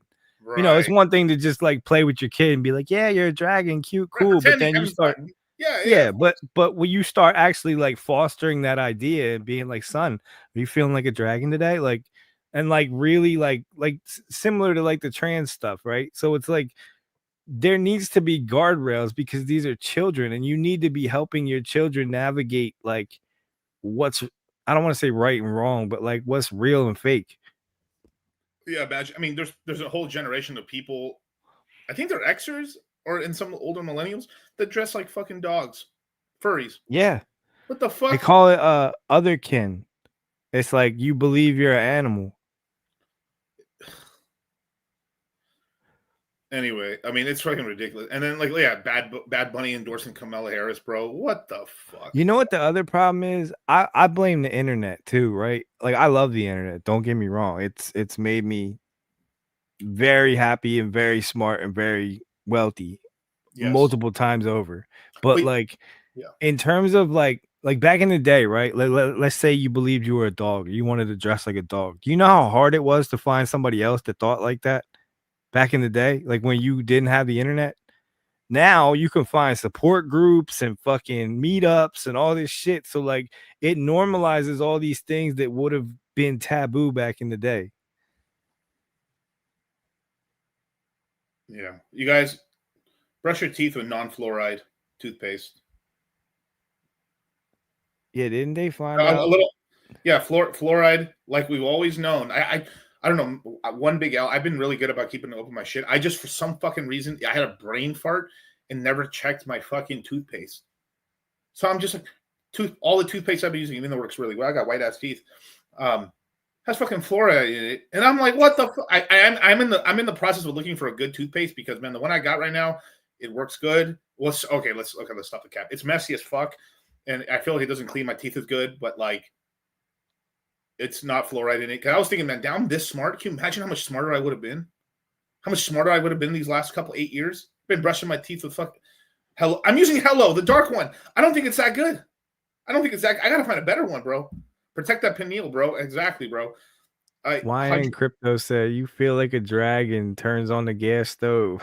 Tell me how that fire feels. I've been drinking. I'm bougie. I mean, well, when I can, when I'm in Vegas and shit. I mean, I've got a bottle. I drink nothing but bottled water, man. Drink with the Green Mountain water and stuff you can buy from Sprouts, or buy Italian bottled water and shit from glass bottles. I was just gonna say, if you're drinking out of plastic, you're fucking up. You're fucking up. You're eating all that shit. Tom's. I'll try Tom's. I'll see if Tom's. It's just because I don't. It's just maybe the feel of it, but like it's still working. Florida in the water, yeah, even drinking water too. You have to get bottled water. You have to get in glass too, because you're trying, fertility is going down because of all these microplastics in your balls. You can buy a filtration system for your house. Correct, as well, yeah. There's this guy I followed on Instagram a while ago for water and stuff. He had some pretty cool shit going down. Peppermint mixed with all coconut oil for toothpaste. But you want to hear some crazy shit? Look at this. Let me hit you with. All right, I'm about to hit you with the Google search. What are we searching? You ready? You ready for a red pill? I love red pills. You notice how everything we like bubblegum, mint flavored. All our toothpaste is mint flavored or peppermint or something like this, right? Have you ever wondered how why is that the instead of bubblegum flavor, why is it always mint? You ever notice it's always mint? Yeah. Right? Why not make it like fruit or something? Right? What's this? Some studies suggest that mint, particularly spearmint, peppermint, may lower testosterone levels. Oh shit! So I had a business in the past that we were about to use natural spearmint or mint in the recipe in order to use it, and so I did some research. Is a state like I was like, oh well, we're about to mix this stuff up. It's all natural, but let me double check. I was doing some research. And okay, let me do some research here. Let me figure out, okay, is this stuff safe to use? So I look. I was like, no. Basically, if natural mint or any of this stuff comes in contact with your skin or your mouth or you digest it, it lowers your testosterone for quite a lot. Look at this. If we go down level more. A 2010 study found out women who drank spearmint daily for 30 daars had significantly lower testosterone levels. Women already don't have test levels. Women. And this is another thing too. We need to get some more study with men. Enough women shit. Spearmint twice a day had lower testosterone levels. Boom. It's mostly all female. Right? It's always females, right? But essentially, if it works on the females, it works on the men. Study found that administering spearmint essential oils to rats for 20 days results in a reduction in testosterone levels. Study found drinking peppermint tea altered hormone levels in rats, leading to decrease in testosterone. Mint may reduce testosterone levels, and it's menthol 2 content. So I always wondered why are they always pushing menthol? Why are we always pushing menthol to the black community? Yeah, they're trying to lower black men's testosterone. This is why I just want to hop on Facts, TRT, bro. Like God all these damn, attacks son. on my testosterone, I'm just gonna start pinning in my butt cheek, and I'll be cool. Do you hear what I just spit right now, bro? Like it's fucking insanity. Like this shit. Like I was like, I started really, really making like I started questioning all this stuff as soon as I got into the red pill. I've been questioning stuff for a long time, but like I always thought it was weird. Like even as a kid, I was like, why is everything spearmint color? Then I thought like, oh, maybe just because it's always like remember like when Trident got big. And like, oh, it's 9 out of 10 people, 9 out of 10 tends to prove Trident over this, all that. So I was like, oh, maybe because it was like there's so many. Bubblegum is probably very good for you. It's good for your jawline, but like pretty good for you because a dentist and shit. Okay, cool. Reduces plaque maybe. And then I was like, that's why mint flavored everything. But like, why is there mint and then I started thinking, if there's systems out here to cuck you. Well, think about it. There's studies on natural mint, but what if because obviously they're too cheap to use natural mint because they always are too cheap. What about this unnatural shit? Because it's all like unnatural shit. Maybe if they did a test like, oh, unnatural mint, like like this processed mint they have here doesn't do shit to you. Oh, okay, good. So like, but like, bro. I'm telling you, these gem bro.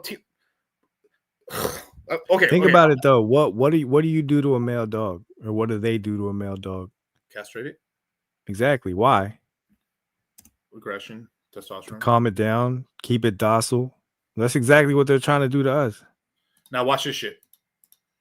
I've always, and this is a big thing in Mexican culture that I don't see in many other cultures. We drink in Mexican culture. I don't know about. I can't talk about like Puerto Ricans, everybody else, but we drink a lot of. At least in my part of town, in my part of Mexico, central Mexico, we drink a lot of cinnamon tea. Mm. The effect of cinnamon on testosterone is complex, but in studied intensively, some studies in animals have shown cinnamon may increase testosterone levels. Cinnamon's antioxidants protect testicles from damage, potentially improving testosterone production. Some research that cinnamon may help regulate the pituitary gland. Holy shit, what's going on here? And then this is some of the stuff here, but that's on testosterone. But cinnamon helps you with stave off like diabetes and helps regulate blood sugar levels. Cinnamon's the best, bro. Like cinnamon gum, cinnamon, anything, just cinnamon. Just put 2 sticks of cinnamon inside of boiling water. It'll change brown and stuff. Add a little sugar if you want or whatever, or a little any sweetener you like and shit, and fucking go to town, and it's better for you. Cinnamon's out here, bro, and it tastes delicious too, bro. Cinnamon's cool. I remember as a kid, my mom would give me a little piece of cinnamon, and me and my brother would just chew on cinnamon. Yeah, cinnamon's dope. I like cinnamon. Why? That's why it's so expensive, bro. It's expensive as fuck. And also too, rats hate it. Rats. Oh shit. My bad, bro. Just fucking with you, dude. Oh no, I like cinnamon though. I like horchata. It's cinnamon, even though don't you think how like I love horchata so much? It's like rice water mixed in with a bunch of cinnamon and shit, and then like 20 pounds of sugar, and it's like so like even horchata as a drink is probably, as long as it's natural cinnamon, will probably not be as bad as just drinking like straight up orange juice or apple juice. But like the only thing about horchata, we got to figure a way how to make that less sweet. Like even me, like all the Mexican places be making it too sweet. I always end up getting horchata, and I literally could, with one horchata drink, I can make 4 drinks because I dilute it down with like, I put 25% of the cup filled with horchata and the rest with water, and it tastes delicious. Dude. There's too much sugar in the horchata, dude. Pisses me the fuck off. But cinnamon helps out blood sugar levels. Horchata's fucking diabetes if you're not careful, bro. But like testosterone levels mix. But this is just on testosterone, bro. We're not even talking about sugar levels, bro. Like, it isn't too. If you actually look at it, right, isn't cinnamon just like if you look at mint? If you ate mint and you ate cinnamon, what's more manlier? Cinnamon. Cinnamon. But why is that? Think about it in your brain. Your brain's telling you it's manlier. There's a reason for that. Think about you really look in your like if you young Padawan, if you search your soul, you're chewing. Wow, that shit's spicy. Whew, I really got to take this. So I was like, oh, this is minty cold in my tongue. What's manlier? What's manlier? What's manlier? What's harder to do? Cinnamon. Why? Tell me why it's so much harder to chew on on chili peppers and shit. And it's more manlier. Why? Because it's harder. Your body knows what it wants. Like in the sense of like you know how when people get depressed, like there's the meme that they'll like eat a bunch of ice cream. That's because they're looking for the dopamine hit. Like their body naturally tells them to go eat ice cream to make themselves feel better. Facts. Now, oh, this is funny. Thoughts on semen retention? There's obviously benefits. I think it's, at least from the studies that I've seen, the maximum benefits like holding it in for about 2 weeks. After that, it's basically you end up lowering testosterone, holding in like semen retention. That basically means no jacking off, no fucking no women. So like there's a whole thing. If you like, I think it's actually good for people for like a week or something like that. If you like I haven't done shit in a week, it gives you energy to be motivated. But then after a while, it becomes depression because it's like you're basically not fucking, you're not sexually active. Your body's like, oh man, I'm a loser sucker. Versus like there's a whole point where like, fuck, I haven't had it in a while. Let's go get some. Yeah, let's get these sales. Let's go do this. Let's go fuck bitches. And after a while, it's like, I'm just a fucking loser. I can never fuck at all. And then my test levels go down. You get depression. I think the best way to look at it is just don't be a slave to it. Yeah, it's the thing is people suck at like in moderate. People suck at moderation. We all do. I mean, we all do. I mean, moderation sucks. I mean, moderation's good, but like it also sucks because it doesn't feel good. You know what I mean? It's either, and then I don't know. Boxers don't bust nuts before, yeah, but they don't spend months without doing it. I think a whole month without busting Mike Tyson said that's bullshit. He said he used to fuck before every fight, and he was tearing people up. But I mean, probably the night of, or like a couple nights of, probably not. I think there's a little bit you get a little bit more of it. There is proven, like you don't jack up for a couple days, your test does go up. And you do feel more like antsy because you have the he was also pinning too, so he probably wasn't worried about that. Tyson, that's right. Fucking. I mean, they were all fucking juiced up, man. I think fighting sports is the only sports I'm kind of like. I think, like, I don't know, like. I think fighters should be allowed to use like testosterone when they're like let's just say, hey, I'm not going to fight for a year. They get the pass, they can juice up to like recover and get better, and then when they're fighting, they just take them down to normal baseline levels. That's it, or something, or like no more testosterone or something. Like I think it should be used for healing and stuff like that. I think growth hormone is fine to use and stuff like that. Well, they did in the UFC. They did have the TRT exemption, but everybody started abusing it, and then they just outlawed it completely again. Let's see, you're better off not ejaculating too often because semen's for procreation. If you think people in the past were not jacking off, bro, come on, let's stop it. But like, yeah, it's for procreation. But like, oh, if it really is, bro, all these Catholics and all these Christians and all these Jewish people, where all the babies at? I don't see them because I'm hearing a big cap right now. Nah, I'm not going to stop. I'm not talking about my boy, my Mormon dudes. Shout out to my Mormons. Shout out. I'm not going to stop fucking my prison pussy. You need to shout chill out to my with all Mormons that. and shout out to my what are those Amish? Shout out to the Amish are the real big G's. Amish are the real big G's. But like everyone else who's saying they're Christian and shit, if you don't like my life is just starting. I'm just starting a family, so give me some rope here, But like, that's actually a good point. Yeah, go ahead. Like we got a lot. I'm in PA, so we have a lot of Amish people here. Like they're really doing it like by the book. Everybody else is kind of frauds to me. Yeah. Mormons be gooning the most. Yeah. And there's all types of people too. Like Mormons go to school in schools. What do they call it? Milking? Or basically like a couple will like imagine like I'm laying down on the thing. I got a boner. A girl. They put a sheet between me and this girl, and then they put the girl on top of me, and then then my homies shake the bed so my dick rubs against her pussy, and then we both come. What the fuck are we doing right now? This is real, by the way. And then every fucking Mormon kid wants to go to like schools because like a Mormon college because soaking. Yeah, soaking. Oh, shout out to Kyle Trent. Goddamn, Kyle. You meet Adam. Adam's over here trying to like repent for his sins from earlier. I also heard that they have a lot of butt sex because they don't view that as true actual intercourse. I had some girl tell me that shit, but hey. Like if you stick it in her butt, it doesn't count. Doesn't count. I'm about to become Mormon, bro. I remember this motherfucker I used to know from high school said like, oh, I mean, it not scarred me, but I just remember forever. He told me like, what did he say? He's like, man, you got damn fool, you gotta be careful fucking a girl in the butt, bro, because man, that's how I got my girl pregnant. It just like,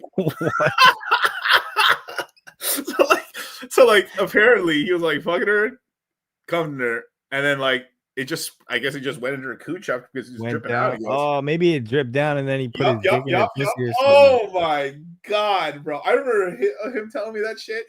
This is fucking like how many? I mean, this is fucking high school. I mean, he told me this right out coming. I mean, I think he made a couple years out of high school. Like I was like, I have never forgot that shit. Jesus, bro. Now she cheating. No, it's his, bro. It's his. They look alike. There's genetically, as a matter of fact, let me tell you this. There's genetic things actually with this shit. So, a kid, the baby, girl or boy, will look more like the dad. So that is genetically put into the babies now because so many babies were killed. So if a baby looks like too much like the mom initially, the babies were more likely to be killed because there wasn't paternity test back in the day. That especially like if it was during like I would say like 1900s and before, so 1800s and back, a lot of children were killed because hey bitch, that doesn't look like my kid, and lots of kids were killed. So there was a genetic adaptation to make sure the kids initially when they're born they look more like the dad's features, so the dad could tell like, oh, this does look like me, this is my baby, cool, it's mine. Yeah, this is facts, by the way, too. Facts, real shit. And then yeah, and then if it wasn't there, they'd drown it in the river. Yeah, and if it was black and I was white, I mean, come on, let's just, yeah.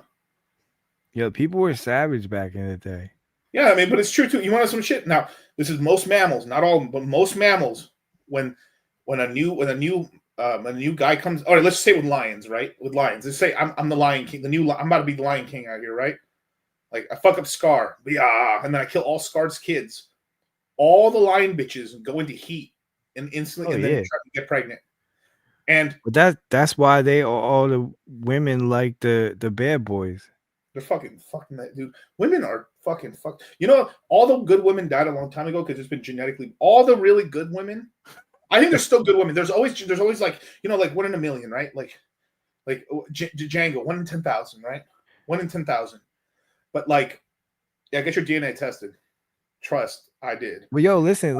Like, I know, I see it all the time, right? Like when I tell women that I just came home from prison, like I can literally watch their pussies get wet, and it's like I'm not saying that to brag. I'm saying it like it's fucked up. Like I don't understand it. You're like dangerous and stuff. You could exactly like they love that shit. I don't know. But it's like there's something really wrong with that. Like it doesn't make sense to me. But it's real, like it's a true thing. It happens. Like I'm covered in tattoos. My neck's tattoo. I always have girls like, "Oh, your tattoos are so sexy. You look so dangerous." And I'm like, "What the fuck? Like, what's wrong with you?" Kanye West latest tweet: I have not come or came in over 48 hours. Look at my clarity. Pussy be distraction. Wow, dude. Yo, shout out to Kanye, bro. I know you're watching the stream. Shout out to you, bro. We support you over here. What's up, yay? Don't take none of that shit from Aiden Ross. Yeah, fuck all that shit. Aiden just took it like a cut too, man. That's crazy, dude. And I like Aiden. I like some of Aiden's stuff too, but like that's the one thing with social media that I've been kind of suspect for a long time, right? All right, let's just say in the American pie here. Like let me look at this up. Okay,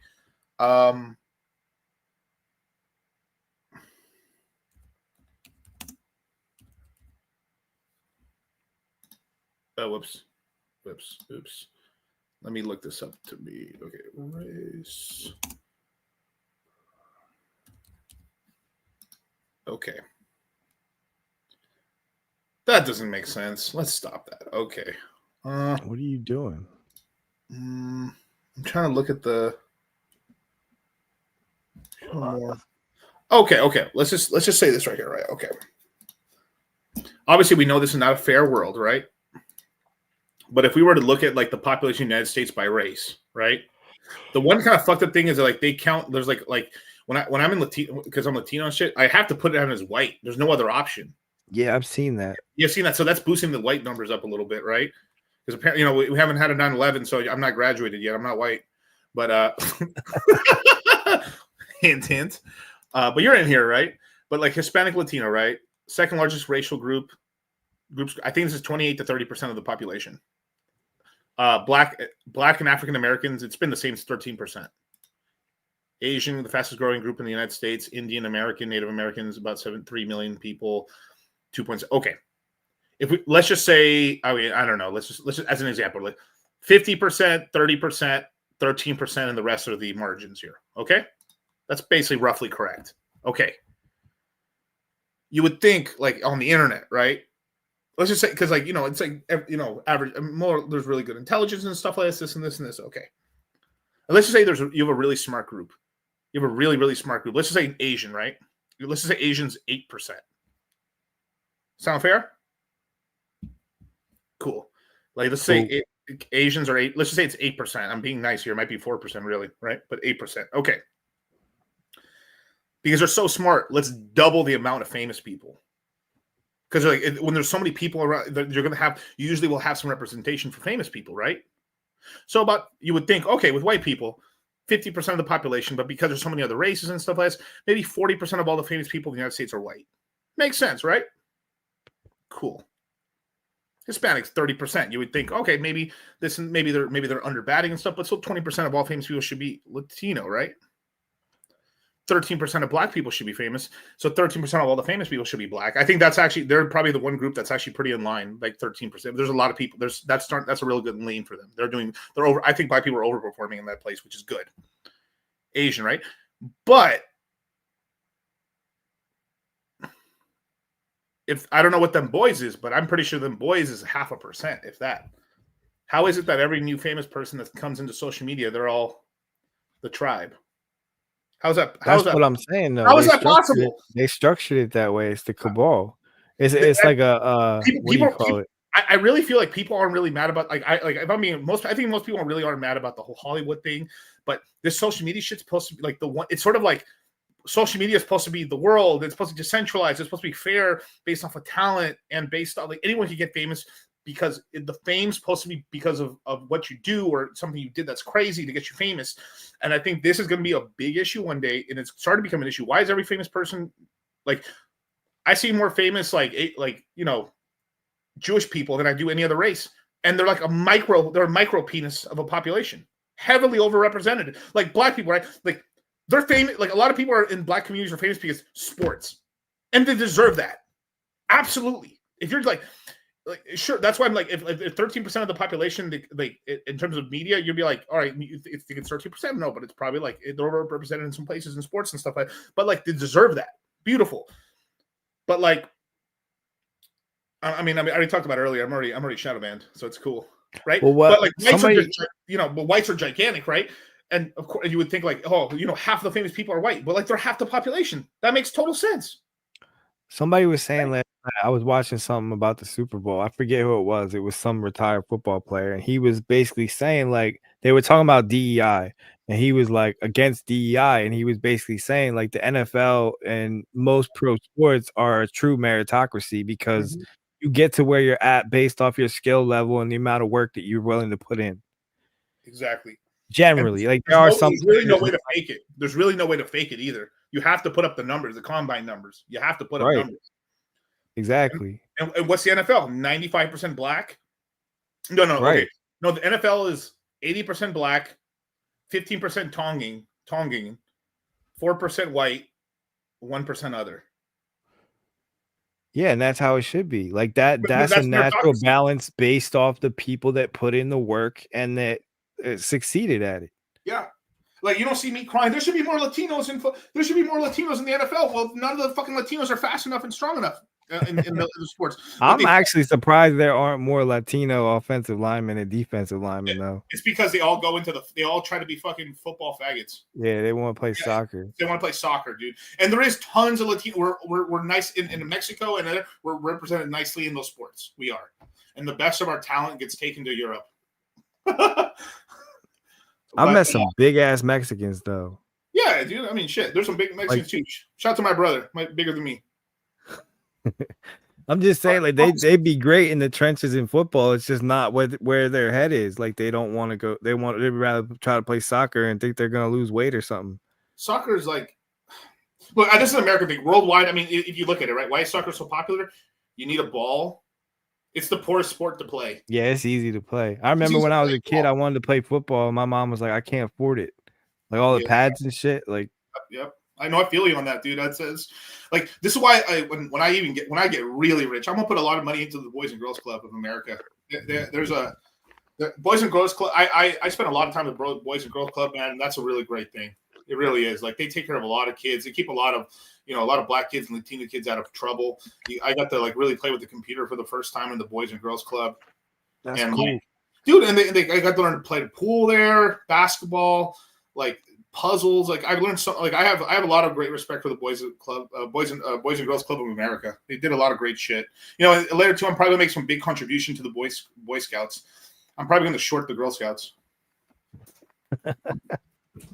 Like we need to hustle. We need to get a hustle. We need to get something to like for the Boy Scouts to sell so we can beat these bitches. Like how the fuck are the boys losing to these bitches? Impossible, bro. We run this shit. We gotta find some hustle for the boys to make money, man. We gotta find some MLM or something. We gotta smash these hoes, bro. We gotta do something, but there's no way in hell we're underfunded on the Boy Scouts. The Boy Scouts need to dominate and crush these fucking Girl Scouts.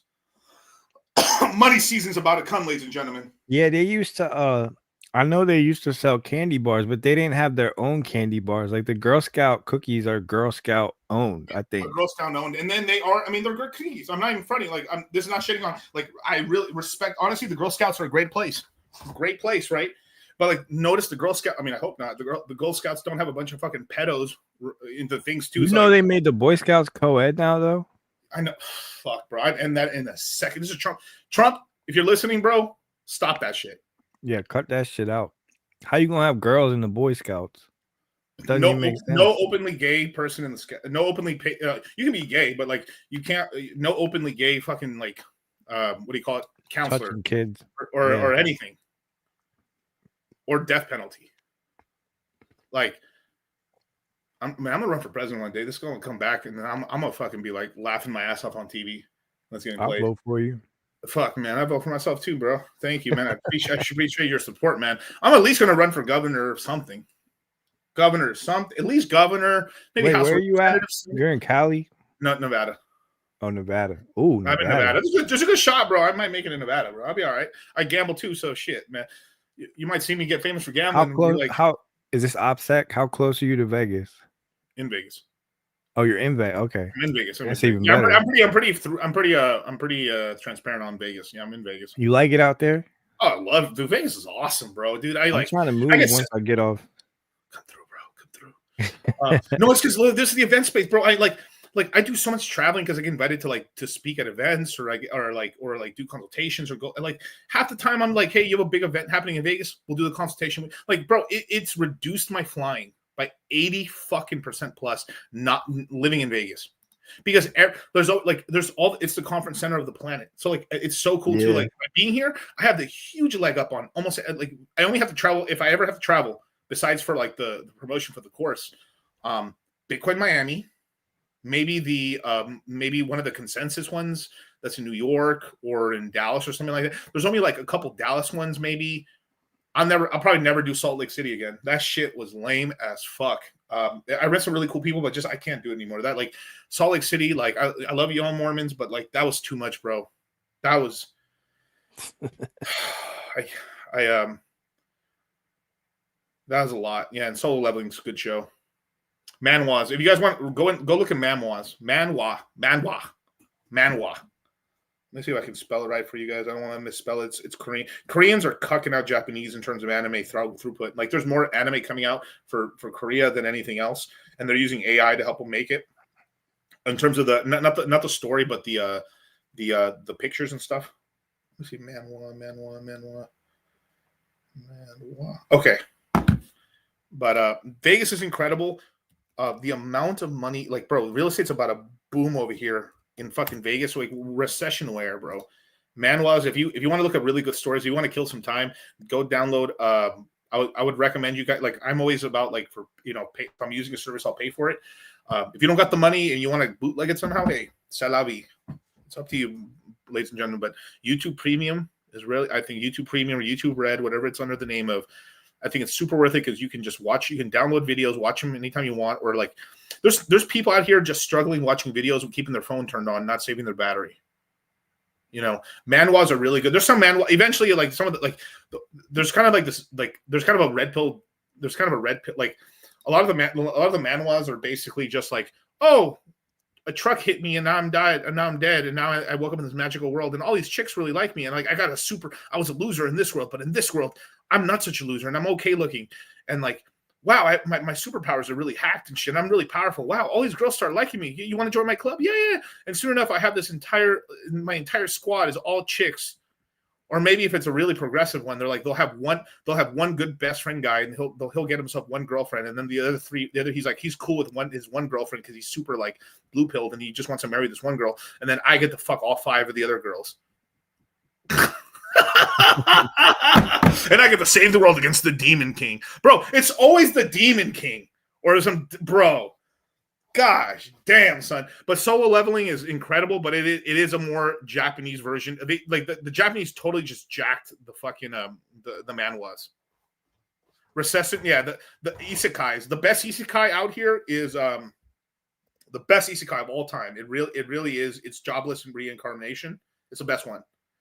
Solo leveling is a manhwa manhwa justice. Yeah, they're doing it a little bit more. They're taking it a little more seriously. But like the thing I wish with anime that's pissing me off for a long time. I need to put my camera on this. The show that's pissing me off about animes for the long. I'm so sick of animes with 12 fucking episodes. I'm over it. Do 24. I'm so sick of this shit. Like you find an anime. Oh, this is kind of cool. 12 episodes. Never comes back. It's dead forever. Gay as fuck. Like it's literally red pills you. Like it's black. I get black pilled sometimes. I watch some of these manhwas or some of these animes. And I'm like, here we go, same story. Well, they're doing okay with this one. It's over. Gay. Yeah. Kaiju's a good one. That's a great one. Yeah. It's if you know red pill context, like manhwas is showing dudes who are losers and gets you no hoes. Yeah, like manhwa show losers don't get no hoes. They don't get no hoes, but it gives hope to guys to be like, I was a loser, but in this world, I almost think it's like, is this shit radicalizing some of these dudes to be like, yo, if I kill myself or I die one day, I'm gonna go into this other world. It's like if I die, I'm gonna go to heaven with 72 virgins. You got to ascend and read the manga. I do read manga, but like I only have so much time, brother. I got so much time. I'm a busy man, dude. I gotta watch out for these pitfalls. They don't got no budget anymore. I know, but like it would just be nice. Like, okay, if we're gonna really test these out, I'd say cut half the enemies down and just extend we need to go start going back to like 12 episode seasons. We need to go to 24 episode seasons. No, like we need to start going to 24 episode seasons. Or 18 episode seasons. Enough of this 12 shit, 12 gay. No, let's do 28. That's money. That's the number of money. We need to make if I was Imperial Emperor of Japan, no, like any anime that launches has to make a season has to have 28 episodes. They can have more, but 28 episodes. Like Chainsaw Man, an incredible one, right? The right amount of fucking coochie, like a right amount of everything. Like great story. It's dark. It's cool. The main dude, I think the main dude gets thrown up on. But Chainsaw Man's good, bro. Like Chainsaw Man's incredible. Inuyasha was cool. Actually, Inuyasha is kind of not as good as when you go rewatch it. It's not as good. It's very blue pill too. The music's incredible. Like 90s music on the fucking thing was incredible, but Inuyasha is rewatching Inuyasha. It's not as good, bro. It just doesn't. Yu Yu Hakusho, incredible. Cowboy Bebop, incredible. Inuyasha has like it's not aged well. I don't know. I mean, do you ever watch anime? Me? Yeah. No, I zoned the fuck out. You were just speaking gibberish. Oh, thank you. See this? I don't know what any of that stuff you were just talking about is. I got an idea. Let's make an anime with a chainsaw head and chainsaw head arms. Yeah. Blue Lock. I know a lot of people that like anime, but I just never like that was, I guess, before my time. I know it existed back then, but it wasn't like a back in like my love for anime came from going to Mexico because the Japanese smartly they went to Mexico because Mexico really didn't have much television networks. I mean, they had television networks, but they just didn't have much kid programming. So the Japanese sold them, hey, you can just pay us a little money use and our shit. Use our shit. So they Dragon Ball. I came in there Ramen 1.5. Which is really cool, which is a crazy anime. Actually, if you think about it, it was an anime that launched in the 80s, which is basically a story of this guy. Anytime he has cold water or hot water poured on him, he turns into a girl. It was very strange, very strange. But it was an 80s, bro. Full titties everywhere, bro. Fucking crazy. I saw titties and I was like, whoa, what is this? What is this? But like, then they had Dragon Ball Z. They started with They said fuck Dragon Ball. They went straight to Dragon Ball Z. Dun dun dun dun dun dun dun dun. That's why. Yeah, I remember when all that shit got popular. That's why Dragon Ball Z is a religion. A religion. I bet you have more knowledgeable people about Dragon Ball Z than you and Dragon Ball in Mexico than you do anywhere in the world. Every time a new episode of Dragon Ball Super or Daimyo launches, cartel activity dies down for 48 hours. No, you can look it up. Truth. I believe it. Absolutely. You had fuckers in Mexico crying. You had cartel didn't. I mean, it was a cartel freeze out for 1 week when Tora Kiriyama died, the creator of Dragon Ball Z. That's crazy. That's how crazy it is. Like when they said Mexican, like Mexicans bang Dragon Ball, like bang it. Like it's like straight Blue Lock. I haven't seen Blue Lock. I think it's like some football anime, but I'm just not watching that. Tower of God is incredible. The first season, I've wanted me to watch a little bit of the second season. Anything else here? There's like a firefighter one that's actually really good. Like I forgot the name of it though. One Piece is like good finally. I mean, if like One Piece just took so forever, but like it is a great. It's probably the longest, greatest anime. I mean, it's going to be like there's nothing going to beat it basically in terms of just like if the actual guy who made One Piece doesn't die, and please don't, and he actually finishes One Piece and ties it together, he'll be the first greatest tie. I mean, literally, it's incredible. It's it's insanity, dude. I mean, Gear 5 Luffy, insane. But what the fuck is the name of that shit? I cannot remember. This is firefighter anime. It's really good. There's a ton of like other like kind of like super micro ones, but they just never get a season 2, which is like so gay. My Hero Academia is cool, but they have the cringiest fans, geekiest, weirdest fans, just weirdos. But one anime I just refuse to watch until there's enough episodes. Jujutsu Kaisen. I'm just a little like too many like too much Kyle's age watches it, so I thought that was gay. Fire Force. Fire Force is incredible. I like Fire Force. 90 anime is the best. Yeah, but there just wasn't enough. I think that, but like there was more diamonds, but also here's the thing: is there's two. We were only fed the best cartoons.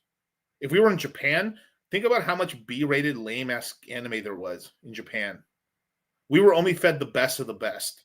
Yu Yu Hakusho, Dragon Ball Z, Sailor Moon. Sailor Moon's an incredible show. I've had a daughter that show Sailor Moon. Some girl that's trying to be pretty. She wants a dime piece fucking boyfriend and shit. Like she has superpowers. She kicks ass. She's possibly more powerful than Goku currently. And then the guy and the girl who the woman, and it was made by a woman too. And the woman who made Sailor Moon married the guy who made what's it called? What's that fucking anime? There's so many animes out here, man. There's a lot of B+ animes. Let me remember the name of this fucking anime. Hunter x Hunter. Thank you. Wasn't Hunter x Hunter the one who made the guy who made Yu Yu Hakusho too? Yeah, so he made Yu Yu Hakusho, and then he went to Hunter x Hunter. All dime piece shows. But I think and then too, people don't give Yu Yu Hakusho enough. Like that shit is incredible. It was the first ever the tournament arc. My God. Yeah, but Inuyasha is kind of lame. I'm tired of I'm sick. I want an anime where you don't get dick teased enough. Like, is he ever gonna kiss the girl? Man, like, be like, bitch, get on this dick or just fuck off already, bro. Like. Enough. Like more, this is why, like, because most of these guys in Japan probably are just not fucking and having kids. It's always a weird progression where like the last couple episodes, finally they get with the chick, and then magically they have a family, but they never show all the struggles or the cheating. That's why like the jobless incarnation is so good because in this show, right? It's a really great show. Like this guy's a fat loser dude, right? I think most people in crypto can relate. There's this really fat loser dude. He died. He's basically a stupid motherfucker. His family hates him, and then but like he's going out of a grocery store. He's super sad and depressed, and he sees some girl is about to get run over by a truck. He's like, oh shit! He pulls her off, and then the truck kills him, and he dies. He wakes up and he's a little baby again. He was a little baby again, and then he's still like fully cognizant. So he's growing up. He's like, holy shit, I'm a kid, and then. he's like imagine what you would do if you were like if you saw all your memories when you were a kid, and then as he grows older, you know, his mom and his dad have another kid, and then eventually his fucking dad ends up fucking like cheating on his mom with the nurse, which you never see anyway. The dad's always perfect or like never in the picture, and the dad starts fucking the fucking the maid, gangster shit, and then he's like, oh fuck, I need to support my dad here because I don't want the family to break up. Mom, are you gonna really kick out my sister? And then guilt trips the mom, and the mom's like, all right, I'm not gonna kick her out. And then so he's like, fuck, he keeps both bitches in the house. So he has the maid pussy, and he also has the mom pussy. Paul's a G, bro. And then Paul dies like such a G too. God damn, Paul's a G, bro. Like, shout out to Karn, bro. Karn's my dude, bro. You know what I'm talking about. Like you guys, and for Naruto, skip half the episode. Just skip like the first. Just start at the you can like start at the Chunin exams at the Forest of Death. Skip the rest. You don't need to watch any of the beginning. The beginning's total garbage. You can literally just skip to the Forest of Death and like watch the anime from there, and that's where it gets good. All that Believe It shit is so gay. Or just skip the Shippuden. But like, I think if you watch it from the Forest of Death onwards, it's pretty good. But like that whole like beginning, you know, they're not even tuning, they're just joning, like lame. I mean, not joning, whatever the fuck they are. Yeah, this veered off course real bad. My bad, bro. Hey, it's really late at night. We still have 200 live viewers watching, man. I should let you know. That's amazing. You got a lot of anime fans, I guess. Oh, dude, I mean, it's crypto, bro. I mean, like, nah, that shit's everywhere. I feel like in the US, like that shit didn't really pop off till I was like in my teenage years, and by that point I was off like anything like that. If I would have caught it like a couple years younger, I probably would have been like super into it. But when like Dragon Ball Z and all that shit came out, I was already out like in the streets. Yeah, I'm trying to think of one that maybe would appeal to you that you would like. I think you like Chainsaw Man. Chainsaw Man might be pretty good for you. The other thing for me, like I hate shit that's dubbed or like I can't watch it. Like fucking hurts my brain. Yeah, I mean, there's tons of dubbed anime, man. I mean, actually, fucking there's a really funny anime called Mushka, whatever. It's like some super strong motherfucker. He's like this retard guy who's got all this retard. He doesn't have magic powers, so he's just fucking super jacked buff, and he's so buff that he's beating magic motherfuckers, skinny little magic dweebs. So he's like, I'm gonna go to Hogwarts, I guess, because it's basically everyone's super racist if you don't have magic powers. So if you don't have magic powers, you get killed. Maskell, yeah, thank you, Maskell. So look that one up. That shit, and that one's gangster as fuck. So the dude literally is just jacked at solo leveling. Yeah, solo leveling's incredible. Yeah. He's super fucking jacked. No, actually, fuck it. No, actually, since you're more hardcore, bro, you solo leveling. This one right here. If you would do me the favor, just watch a couple episodes. Give it like 3 episodes. I think you'll like it. Solo leveling sounds hardcore, like some type of edging. Lots of blood. It's fucking good story. A little video game shit in there. All guys like that, and it's sick. And there's a couple titty scenes in there. You know, everything a man needs right there. Leveling. And then you know why the leveling shit gets guys so much? It's because we are playing a video game, and it's all a video game. Like, all right, work hard, get dollars, spend dollars to improve life. Cool, get muscles, healthier, nice. Like our improvement as a guy is actually a price chart. It's up and to the right. It's like at 18, we're at 0. Or maybe a little higher than that, but let's just say you're 0. And then by the time you're 36, 38, you hope to be at like a really nice high chart. And then after that, it can go higher, or it can just go sideways or slightly down. And then that's life. A girl, she starts off, it's a rug. It starts off really priced really high. And then over time, she goes to 0. That's how, and we're talking about like sexual and like in terms of like that. And in terms of humans, no one ever goes to 0. A human life is still a human life, and we all have value. But like in terms of like people wanting to fuck us, you know, guys are like a 0 going to hopefully infinity, or just will stay a 0 if they suck. And girls start off at like all-time highs and slowly go to 0. Sexual market value. My boy Rollo Tomasi of The Rational Male created that. Bro, one episode. Yeah, bro. Just try solo leveling, bro. Solo leveling. That sounds like it's related to edging. I don't know why. It's not. I just looked at a clip of it. It looks pretty cool. It's taken all the good manhwa stuff and all the kind of like Korean anime shit. I mean, Korean anime shit, and like Japanese did and made it and kept the hardcore, made it hardcore and not lame. And there's actually one more that this is more like you're not gonna like this one. I know you're not, but like it's pretty dorky, but I liked it a lot. Like Delicious in the Dungeon on Netflix, incredible anime. That's just if you're a connoisseur, you just like world building. I was so shocked, pleasantly surprised with how good that one was. I was like, oh fuck, Netflix is making an anime. Let's see. I watched an episode. I watched a couple episodes, and I was like sucked in by the pause. No diddy, sucked in by like Delicious in the Dungeon. Pretty good. I was like, wow, this is incredible. I liked it. I watched. I ended up over a couple days, you know, because I've been sitting down, you know, taking care of my baby in the nighttime and shit. And I'm like, well, he just fell asleep in my chest, so I can't even fucking move right now. So I'm like, oh, might as well watch me on TV. So I just been watching some anime here. Like I watch a crypto video, then switch off to an anime, then crypto video, then anime, and that's what I've been doing at night. That's the secret. That's the secret, bro. Italy had Japanese anime back in 1982. Wow. What happened to Italy, bro? That's incredible. Yeah, like Delicious. I think this one is more of a connoisseur. If you like manhwas and you liked all that stuff, if you've been watching it, like that one's kind of like an anime watcher's anime in a way. It's really good. Like that like there's a lot of great animes you can just watch on Netflix because they'll have the English version of it and stuff. But if you go online, you'll find a lot of like what you don't like, which is like which is the Japanese voice with like subtitles, which you're not gonna like. You know. Yeah. That one's another good. This one's an incredible one. Is it wrong to pick up girls in the dungeon? But like, Solo Leveling is based off of that plus Jobless Reincarnation. So they basically made. Wait, Solo Leveling is in Korea. Never mind. But Solo Leveling is a Korean based because like a lot of the newest, freshest shit is all coming from Korea. Like Japan's getting cut, bro. Japan's getting so cucked out right now. But like they're smart enough to rip some of that shit off and then put it into Japan. And the cool thing too about Solo Leveling is that like, all right, so here's the shit.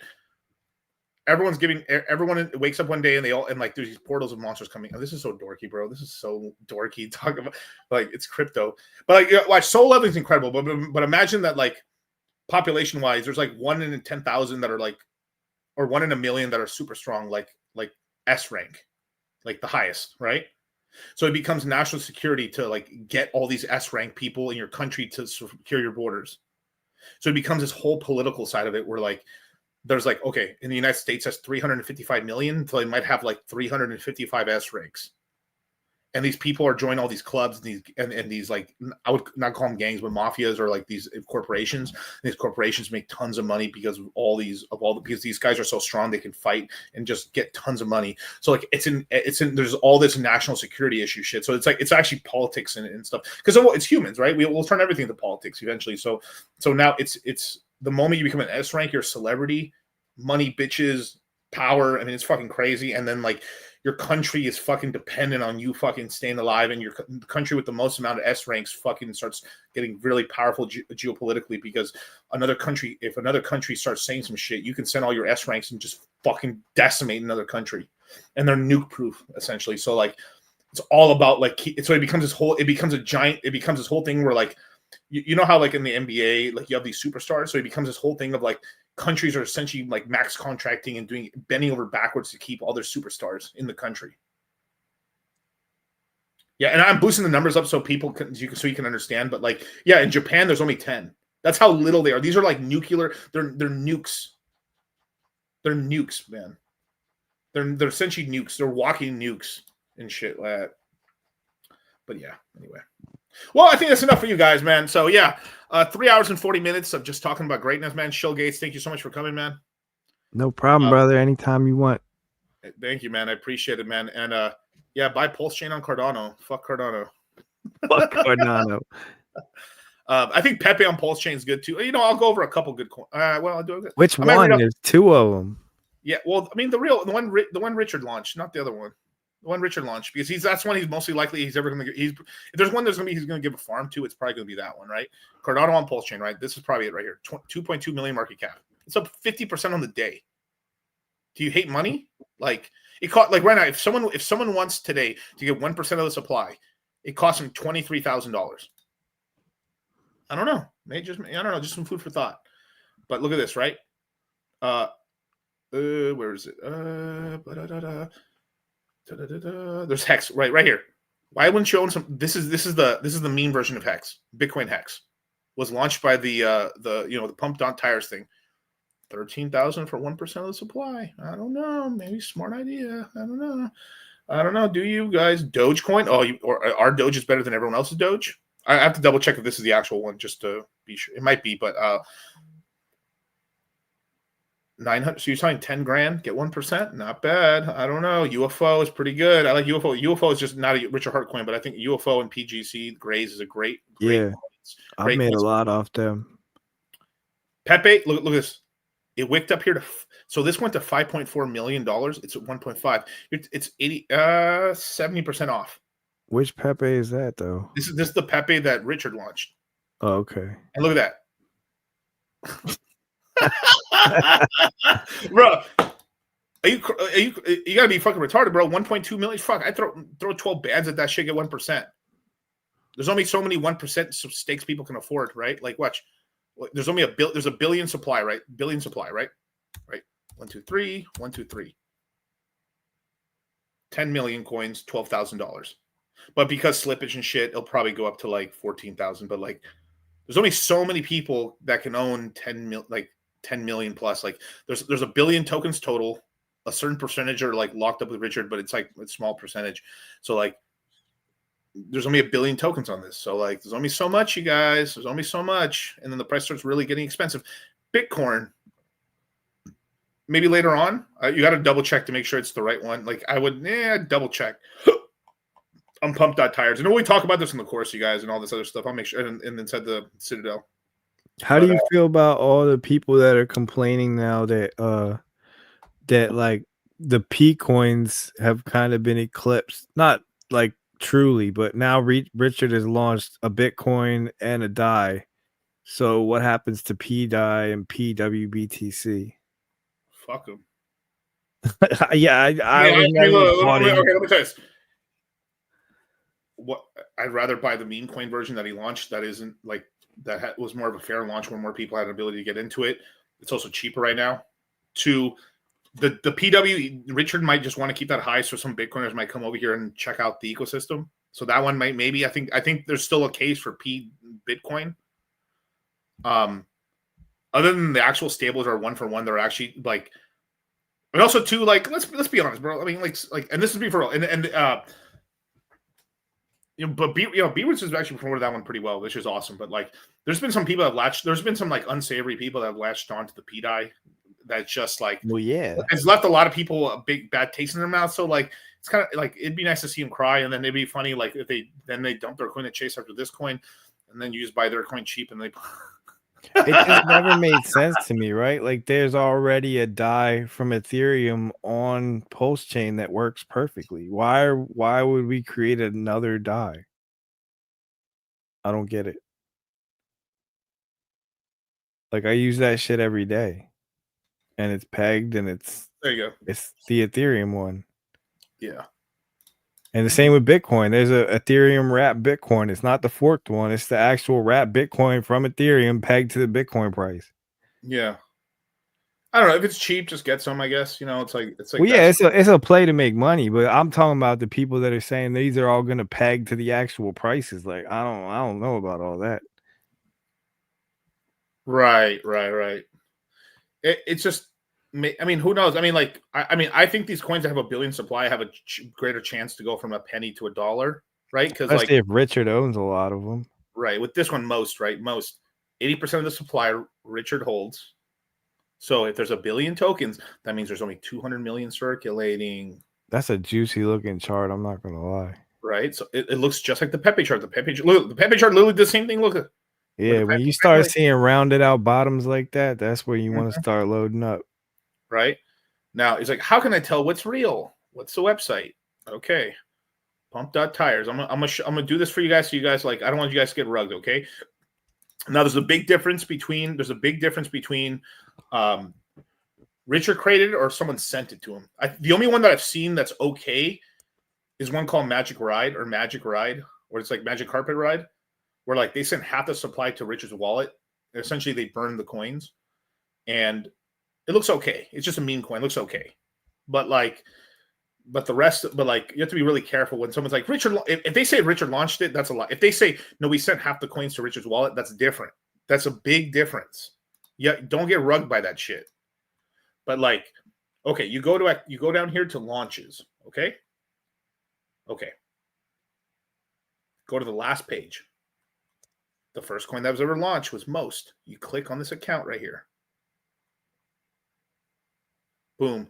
These are the coins that he actually created. He created Pulse, Tron, Hex, Pulsing, Ada, by Hex. I think these probably have the weakest. If I'm being honest, they probably have the weakest. Yeah. To me personally, I don't know. I don't. And TRX. Yeah, TRX2 and stuff. Well, maybe Tron gets really cool. Maybe it gets cool. Who knows? Maybe he starts beefing with Tron. So like, but like, USDC, DAI. I mean, DAI's a smart one. DAI's a winner. Yeah. This is the weird one to me. Like, I bought this one, but like, I don't know. This was kind of weird. Like it looks like he fucked up. Yeah, there's two. I think he like maybe fucked up and made two for some reason. So I don't know. Solana, that's a big joke. It's going to have no logo, or sometimes it has the cuck logo like this. For Sol, makes funny. Bitcoin, Doge, Pepe, Ethereum, Elon, Most. I think Trump, he did too much. He did well. Maybe, some of these are like I think he covered some bases just so people wouldn't make like. But look, he owns 80% of the supply of Pump.Fund or the Pump one. So 1 billion coins. There's only 200 million liquid. Only 200 million liquid. Only 200 million liquid. The rest are all have the billion supply. Where I think he only owns like on most of these he owns about one. Let me see. Let me see this one. 1, 2, 3. Yeah, 82.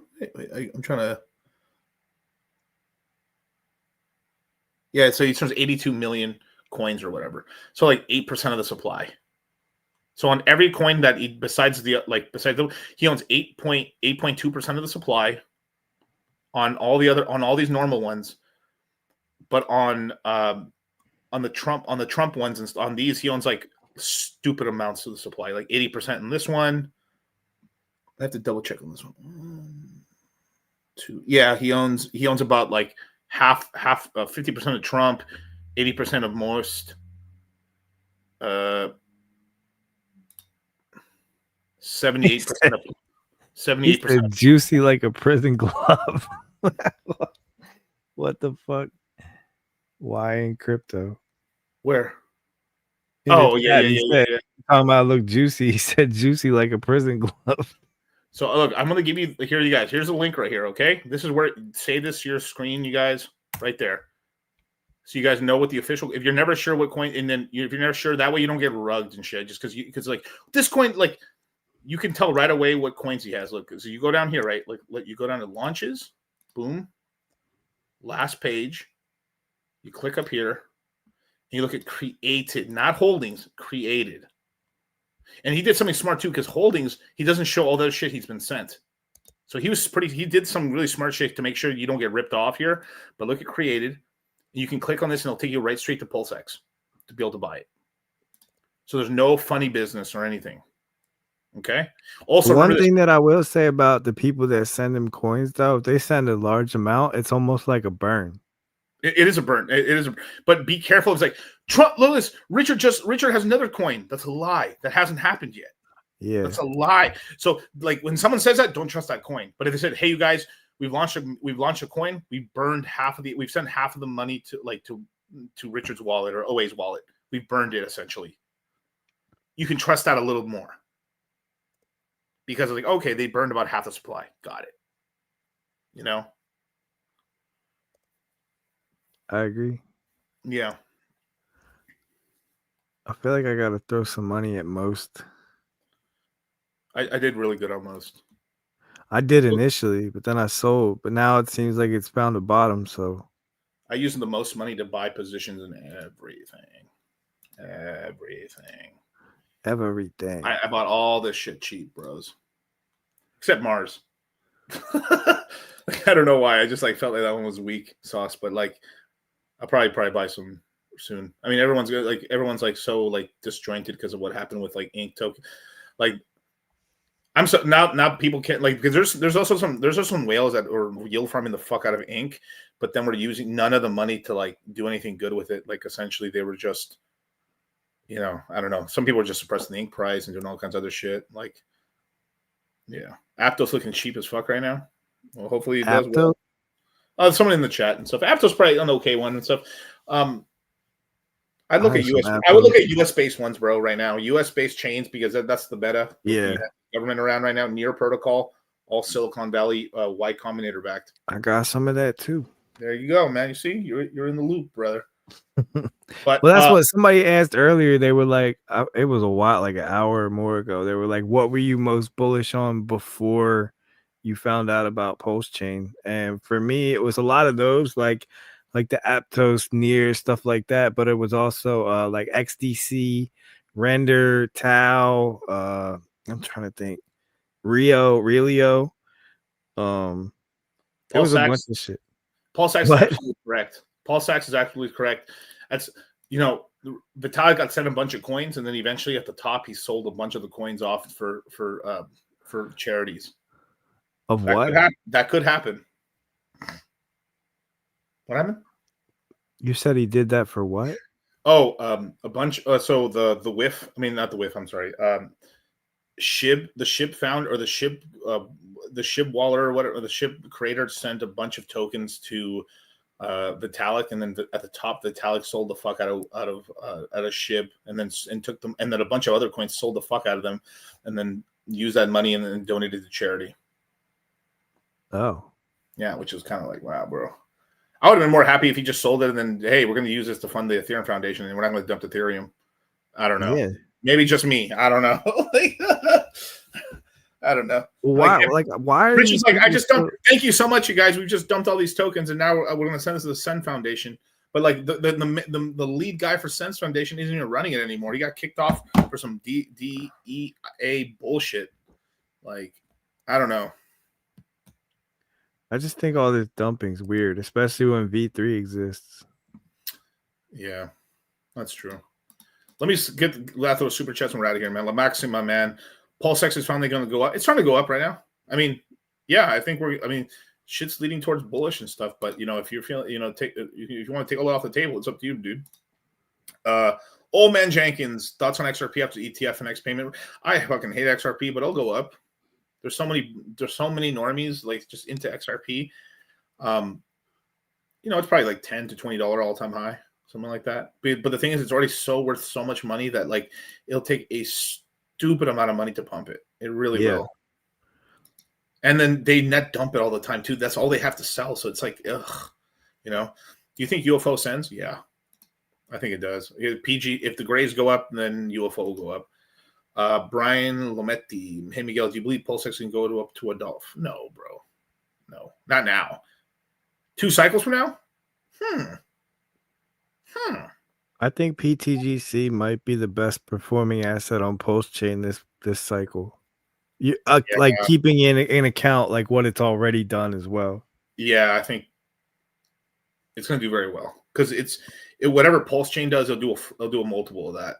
Just because how they fund liquidity and stuff like that. So yeah, they got that crazy move outside of a rug. Outside of a rug, but I don't think the rug. But like outside of a rug. You always gotta be careful. You always gotta cover your butt. I'm just being honest. If you're up a lot, take a little off the table so you don't feel salty. That's all I'm saying. You should always do that. Smart. This is from being around in the trench. Me and him have been around the trenches for a long time. It's the truth. It's always good to take your initial out if you can. What's the lowest market cap crypto holding right now? Mine, I would probably say N2. I don't know how that hasn't popped off. It's I think that's like one of the best. Solana's doing bad right now. That's why it's just that's why I know it's not dying because it's not going under 1 million. It's maintained no matter what. It's because its all-time high is 11 million, and then Solana started dumping, and it's been able to hold its community is growing. Essentially, they had a community takeover. So they had a bunch of things. So the 11 million happened, and then it was holding pretty well at 6 million, and then the founder of it supposedly was the same guy who launched SPF 6900 with Murad's coin. It may have been the same team members that launched that coin, launched that one, and the community took it over during the community shakeout. the Telegram got hacked or whatever, so they switched from another. That's one of the reasons it kind of went down. And now, like the Telegram's doing really well. It's growing. I mean, followers are going up. Its marketing's incredible. So I think it's going to survive because it would have died already. So I think it's going to run like 100. I think it could run to 100 million. So like, I think it's pretty good coin on. I mean, I find it hilarious. They keep creating memes, and I think that's just funny. Like that's how you go viral. So like, they got some of those viral memes on Instagram and TikTok. You know, so plus people like to say the N word without saying the N word. So N2 baby. Any thoughts on Core Coin on Pulse Chain? Seems to be backed by Hexo. Geez, I don't know a single person who knows. I don't know anything about that Core Coin at all. Seems to be backed by OG. I don't know if it was backed by OG Hexagons. They probably would have called me and told me about it. I mean, there's no diss. I just literally don't know a single thing about the coin. I'm not so I don't want to speak ill of it or nothing. I just don't know. Got an update for Pulse Chain price prediction. PMP is giving me crazy number X's. No, my numbers are still the same. It just all depends on like. What were your numbers? Well, my numbers have always been like. For Pulse Chain has been between like 1 to 3 cents has been like my bullish top on it. Like I think 1 cent is the most, but like, the reason I said 3 cents is because if you look at the all time low, 1000x from the all time low is 3 cents from the bottom to the top. I'm not talking about SAC price. I'm talking about like where it bottomed out at 70% off of the SAC.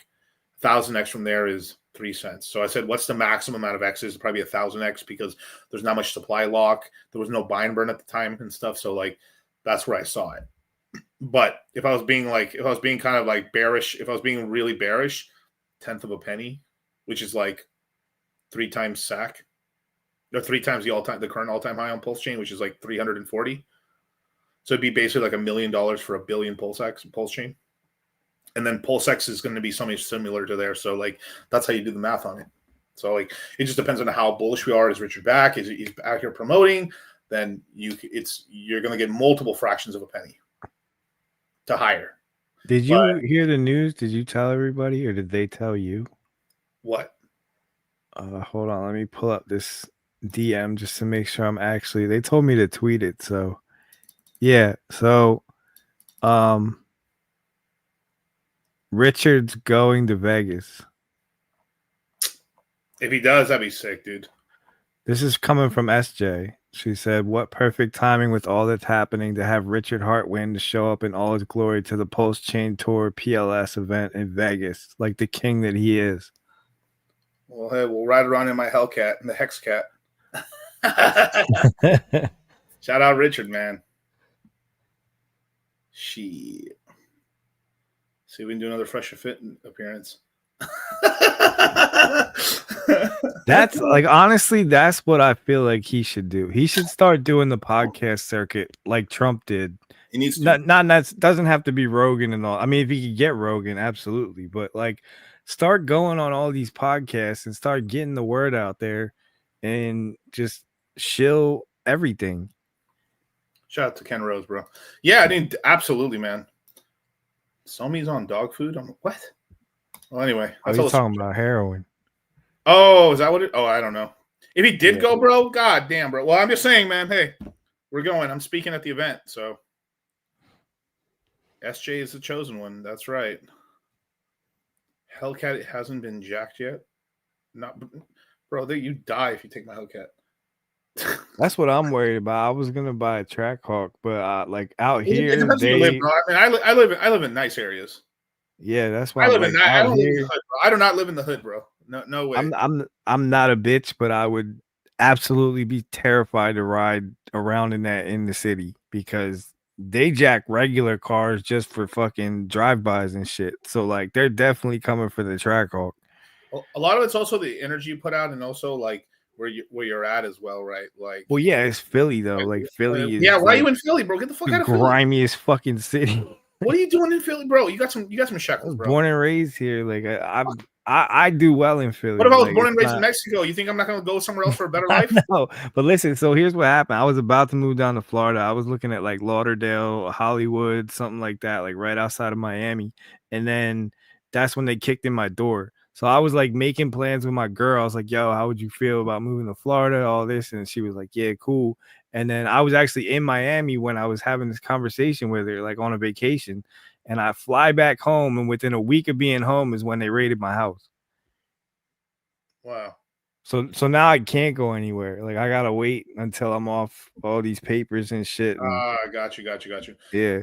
It's just, just stay low key and just like that's it. I mean, your enemy year's next year, bro. I mean, just keep it low key. I mean, it's a bear market anyway. Just who cares? Just go, Yeah, I'm cool. It's just like I might even move outside of the country. I've been looking at like Puerto Rico, the Philippines, Colombia.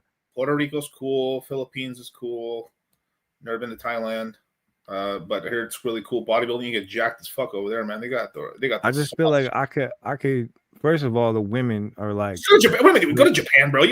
Well, actually, the tattoo thing might be a little. I mean, it'd be good, Yeah, but you I'm might be covered. I got tattoos everywhere. That's the only thing I could tell. The only L I can tell you with Japan for you is just because, like, culturally, that's not good. I feel like the culture I'm most aligned with is Latino culture. Like, I would love to be in Puerto Rico or Colombia. Puerto Rico, Colombia, or even Mexico. I'd go to Mexico too.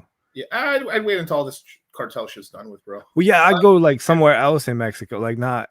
Baja's cool. I think your Baja's cool as long as you stick to the kind of the resorts and shit. I think you do good in Philippines because it's actually, I mean, they're the Mexicans of the Asians, and literally it's because Spain went there, so like our cultures are pretty compatible. Like we own the Philippines, right?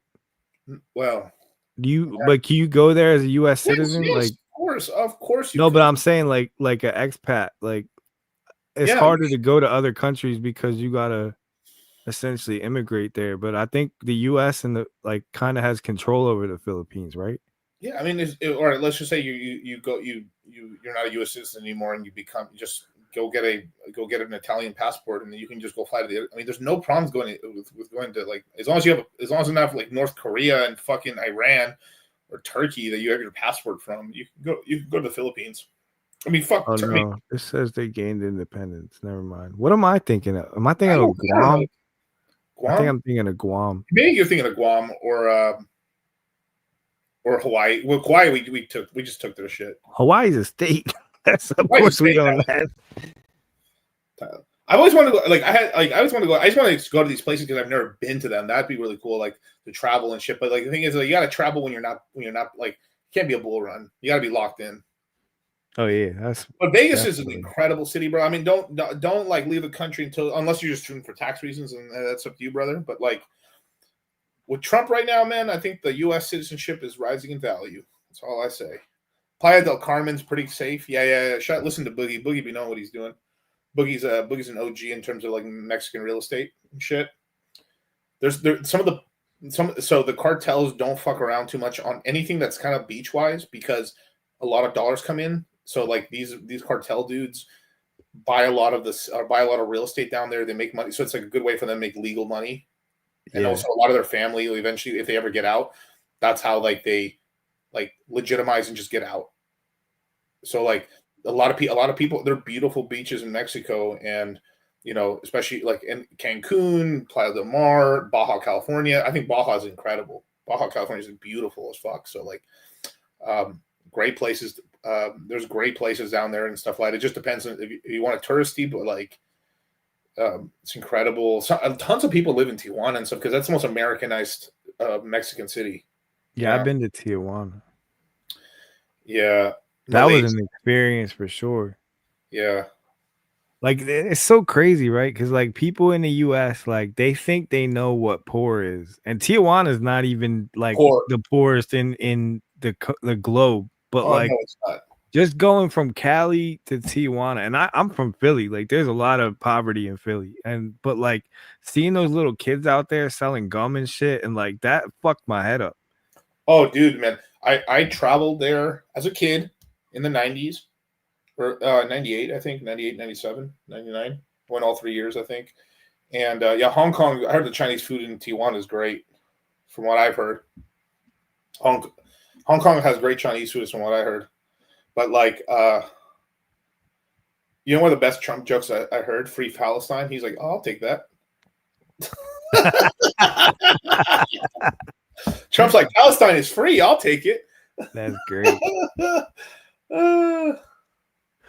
But yeah, I remember it was like 2-year-olds out on the street, like dirty as shit, just coming up like chicle, trying to sell us gum. And I was just like, God damn, like it's really rough out here. Yeah, they used to sell chiclets and then boobaloo. Boobaloo? Boobaloo, yeah, which is like a wolf one that's like, it's basically gum with like actual like fruit juice in the middle.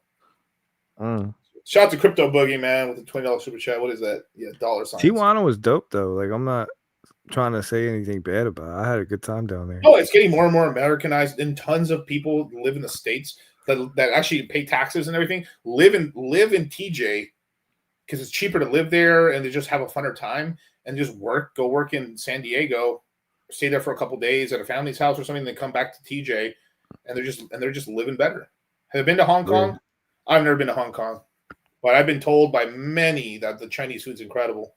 But like apparently the Chinese food's starting to raise in price and more people are finding out about it. So like, you know, I just want to move somewhere that I'm gonna be like considered really, really rich. Oh, you know what I'm saying? Like because of the conversion rate, huh? Move to Philly. No, like if you went to the Philippines or you went to Colombia or any of those countries, like the amount of money that you or I have there, like we would be like elite. Yeah. Look, I mean, just it's going to be Philippines. It's going to be Philippines, Thailand, or parts of Mexico. And so in parts of Mexico, it's still going to be incredible. It's just like unless you're living by the beach, I think it's a little more dangerous living anywhere else unless you're literally in Guadalajara or Mexico City and you're living in the fucking nice parts. That's it. Like outside of that, you go to the Philippines, you go to Malaysia. I mean, not Malaysia, but like you go to any of these places, right? You just pick your poison in Portugal. I mean, fucking Spain's beautiful too. Parts of Spain. Spain's very poor, actually, believe it or not. There's there's a lot of coastal cities that are pretty good in Spain. Same thing with Portugal. I was just talking to an OG Mexican that's moving to Portugal. I can't say who because I don't know if it was private information, but he said he loves it out there. Oh yeah, I know which one you're talking about. It's a good guy. Good guy. Yeah. He just called me the other day. We had like a nice, good talk, and he was like, "Yeah, I'm out here right now, doing all this stuff." He's like, "I'm actually in the process of moving here." I was like, "Oh, that's what's up." Yeah, Spain's I mean, Portugal's awesome. I got a little Portuguese in me, but Spain's a little bit. Yeah, Spain's. Yeah, that's the weird thing too. A lot of weird shit happens in Spain. Tons of people get extradited, get killed. It's happened in Spain. So like, I don't know. It's just pick your poison. I mean, just travel the world, be fine. I mean, but I actually South Korea. I mean, like South Korea is kind of cheap to eat and live, but like it's just kind of like it's kind of the whole thing where like it's nice, but then if you don't have money, it's bad. Why you keep steering me away from all the Latin countries? I want my big booty Latina girlfriend. Go to Brazil, bro. Brazil. Just stay in the nice. The problem with Brazil, though, like I feel like a lot of them don't speak English. No, they don't. Portuguese is an ugly language. It sounds ugly. Yeah, I don't understand. Like I worked with a couple people from Brazil, and they only spoke Portuguese, right? And I know a little bit of Spanish. Like I can get by with somebody that speaks Spanish, but so I'm trying to communicate to them in Spanish because Spanish and Portuguese are kind of similar, and like we would like link up on certain words, but other ones we wouldn't, and so it was just that shit was horrible. Oh, Adam Chain, Brazil has a lot of transplants. Oh shit. Yeah, no, honestly, the favelas are fucking goddamn. You gotta be careful, dude. So like, it's just picking something where like you be safe. That's it. It's just there's more people. I just in me on the internet, I've just seen more people safely live in Vietnam, Asian countries, or Thailand more safely than some of these Latin countries. Yeah. I mean, even Richard got his whole shit jacked and fucked up and tied up and fucking beat up and shit, and living in Panama, bro. Like. Well, Panamas are a bunch of bitch-made motherfuckers. I mean, they fucking sold the fucking Panama Canal to the Chinese, and we had to jack it back because they're cucks. So fuck Panama. Sorry, Randy. I'm not saying it, but like, it is what it is. El Salvador's on the come up. It's El Salvador if you live in the Bitcoin city, I think might be decent, but it scares me it's by a volcano. That's the only thing that's a little sus. I'd be terrified to go to El Salvador. They cleaned it up, bro. They cleaned it up, bro. No. I'm talking about their fucking. Have you seen the videos of their prisons? Yeah. Just don't do something stupid. Bro, you know who you're talking to though. Like I Yeah, do. but you got the U.S. citizenship. The worst thing, they'll just deport you. Nah, Kelly would put me right in the middle of that shit. He'd be like, "Listen, we're gonna punish you now." Yo, but here, check this out, right? Bro, those videos are terrifying. Like I've seen, like, oh my god, I would never want to go to one of those. You want to know something sad? How many fucking MS-13 did he imprison? A lot, right? A lot. Imagine that. Like, let's say half these guys weren't getting laid, but the other half were. All these dudes hyenas are just getting their cheeks blasted right now. Oh yeah, that's how it goes. Oh, bro, the amount of there's more chicks than dudes now in the country. 3 million population. You got another 500,000 fucking women just fucking out here with nothing to do. He says Shill Gates fits the description of those prisons. Yeah, you do, bro. You mean you're all tatted up. He's like, people are gonna be looking at you. What the fuck? No, I'm not scared of the other prisoners. I'm scared of like that shit's locked down. Like it's like no, it's Supermax. It's worse than Guantanamo, bro. I mean, well, not worse. They're not gonna be. Well, I don't know. They only, it looks pretty hardcore just what they show on. Yeah, that shit's crazy. I would never want to be in there. I bet you they're not showing the ones they beat to death and shit. Oh yeah, bro. It's like El Salvador was a corrupt ass country. Like the dude that's there now, he's cool, but like don't think that shit like that doesn't still happen.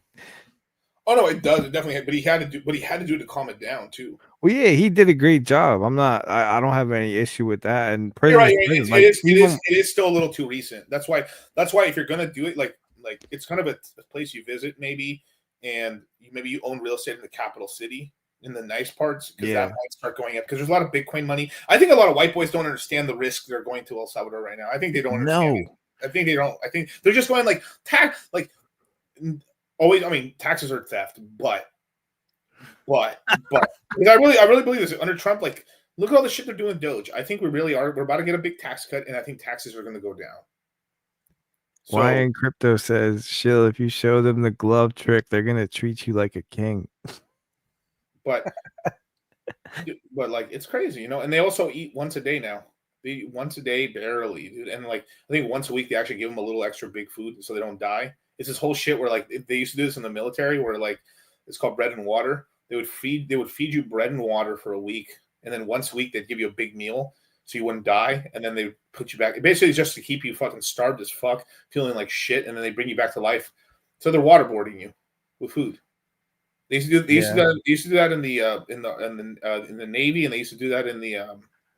They do shit like that in the U.S. sometimes. Like the food that they feed you there is like it's an amalgamation of the shit that's on the tray, right? So they just make what's called a bread loaf, and the loaf is like just compacted food, and it's all mixed together, and they just slide it in like on a tray, and you got to eat in your set. Like that shit's horrible. Yeah, the real John F. Kennedy. This is the most random stream on earth, but mad interesting. I mean, this is what happens, bro. I mean, like if I don't stream for that long, the stories start flowing for me. I need to like stream or like it's like explodes for me, dude. I need. Did you see what Bukele just proposed though? He said he'll take all the prisoners for a fee, $11,000 per prisoner versus like I think every U.S. prisoner usually costs you about $50,000 a year. So like it'd be a discount, but constitutionally, I don't think they could do it. I don't think they could do it. Plus, the prison industrial complex is not going for that. I think illegals it can. I think Bukele's going to sign a contract with almost every country in Latin America and say like, just send us the worst of the worst, the ones like the worst ones you can't handle. We'll hand them all over here. That shit's vicious. Yeah. Because like U.S. prisons are bad, but they're bad mostly because of the inmates. They're not bad because of like other than like federal supermaxes and shit like that. Like a lot of the we had fucking PlayStation in there, like not my own, but like you could play PlayStation on the block. Wow. Yeah, it's different. Like back in the day, it wasn't like that. Like when I used to go get locked up and stuff, but like now they have tablets, fucking PlayStation. Like they're not like the tablets on the street, but they're super secure. Like You can get music on it. There's a couple stupid little games and stuff, but yeah, it's a whole other world in prison now. Gotcha. I was in there playing fucking Madden. Like,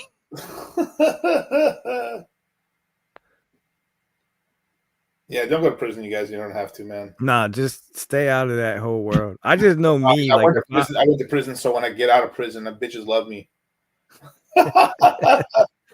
Yeah, I bet you there's some guy right now that lies that he went to prison just so he can fuck bitches. I know there is. absolutely. I catch them all the time because it's like in PA, right? Like, there's a certain process that you go through when you go upstate, and like, it's very easy to tell somebody that's bullshitting because you could just be like, "Oh, what block were you on?" You know, because everybody goes through the same funnel. So if they don't know like all the particulars of that one funnel, you can just tell that they've never been there.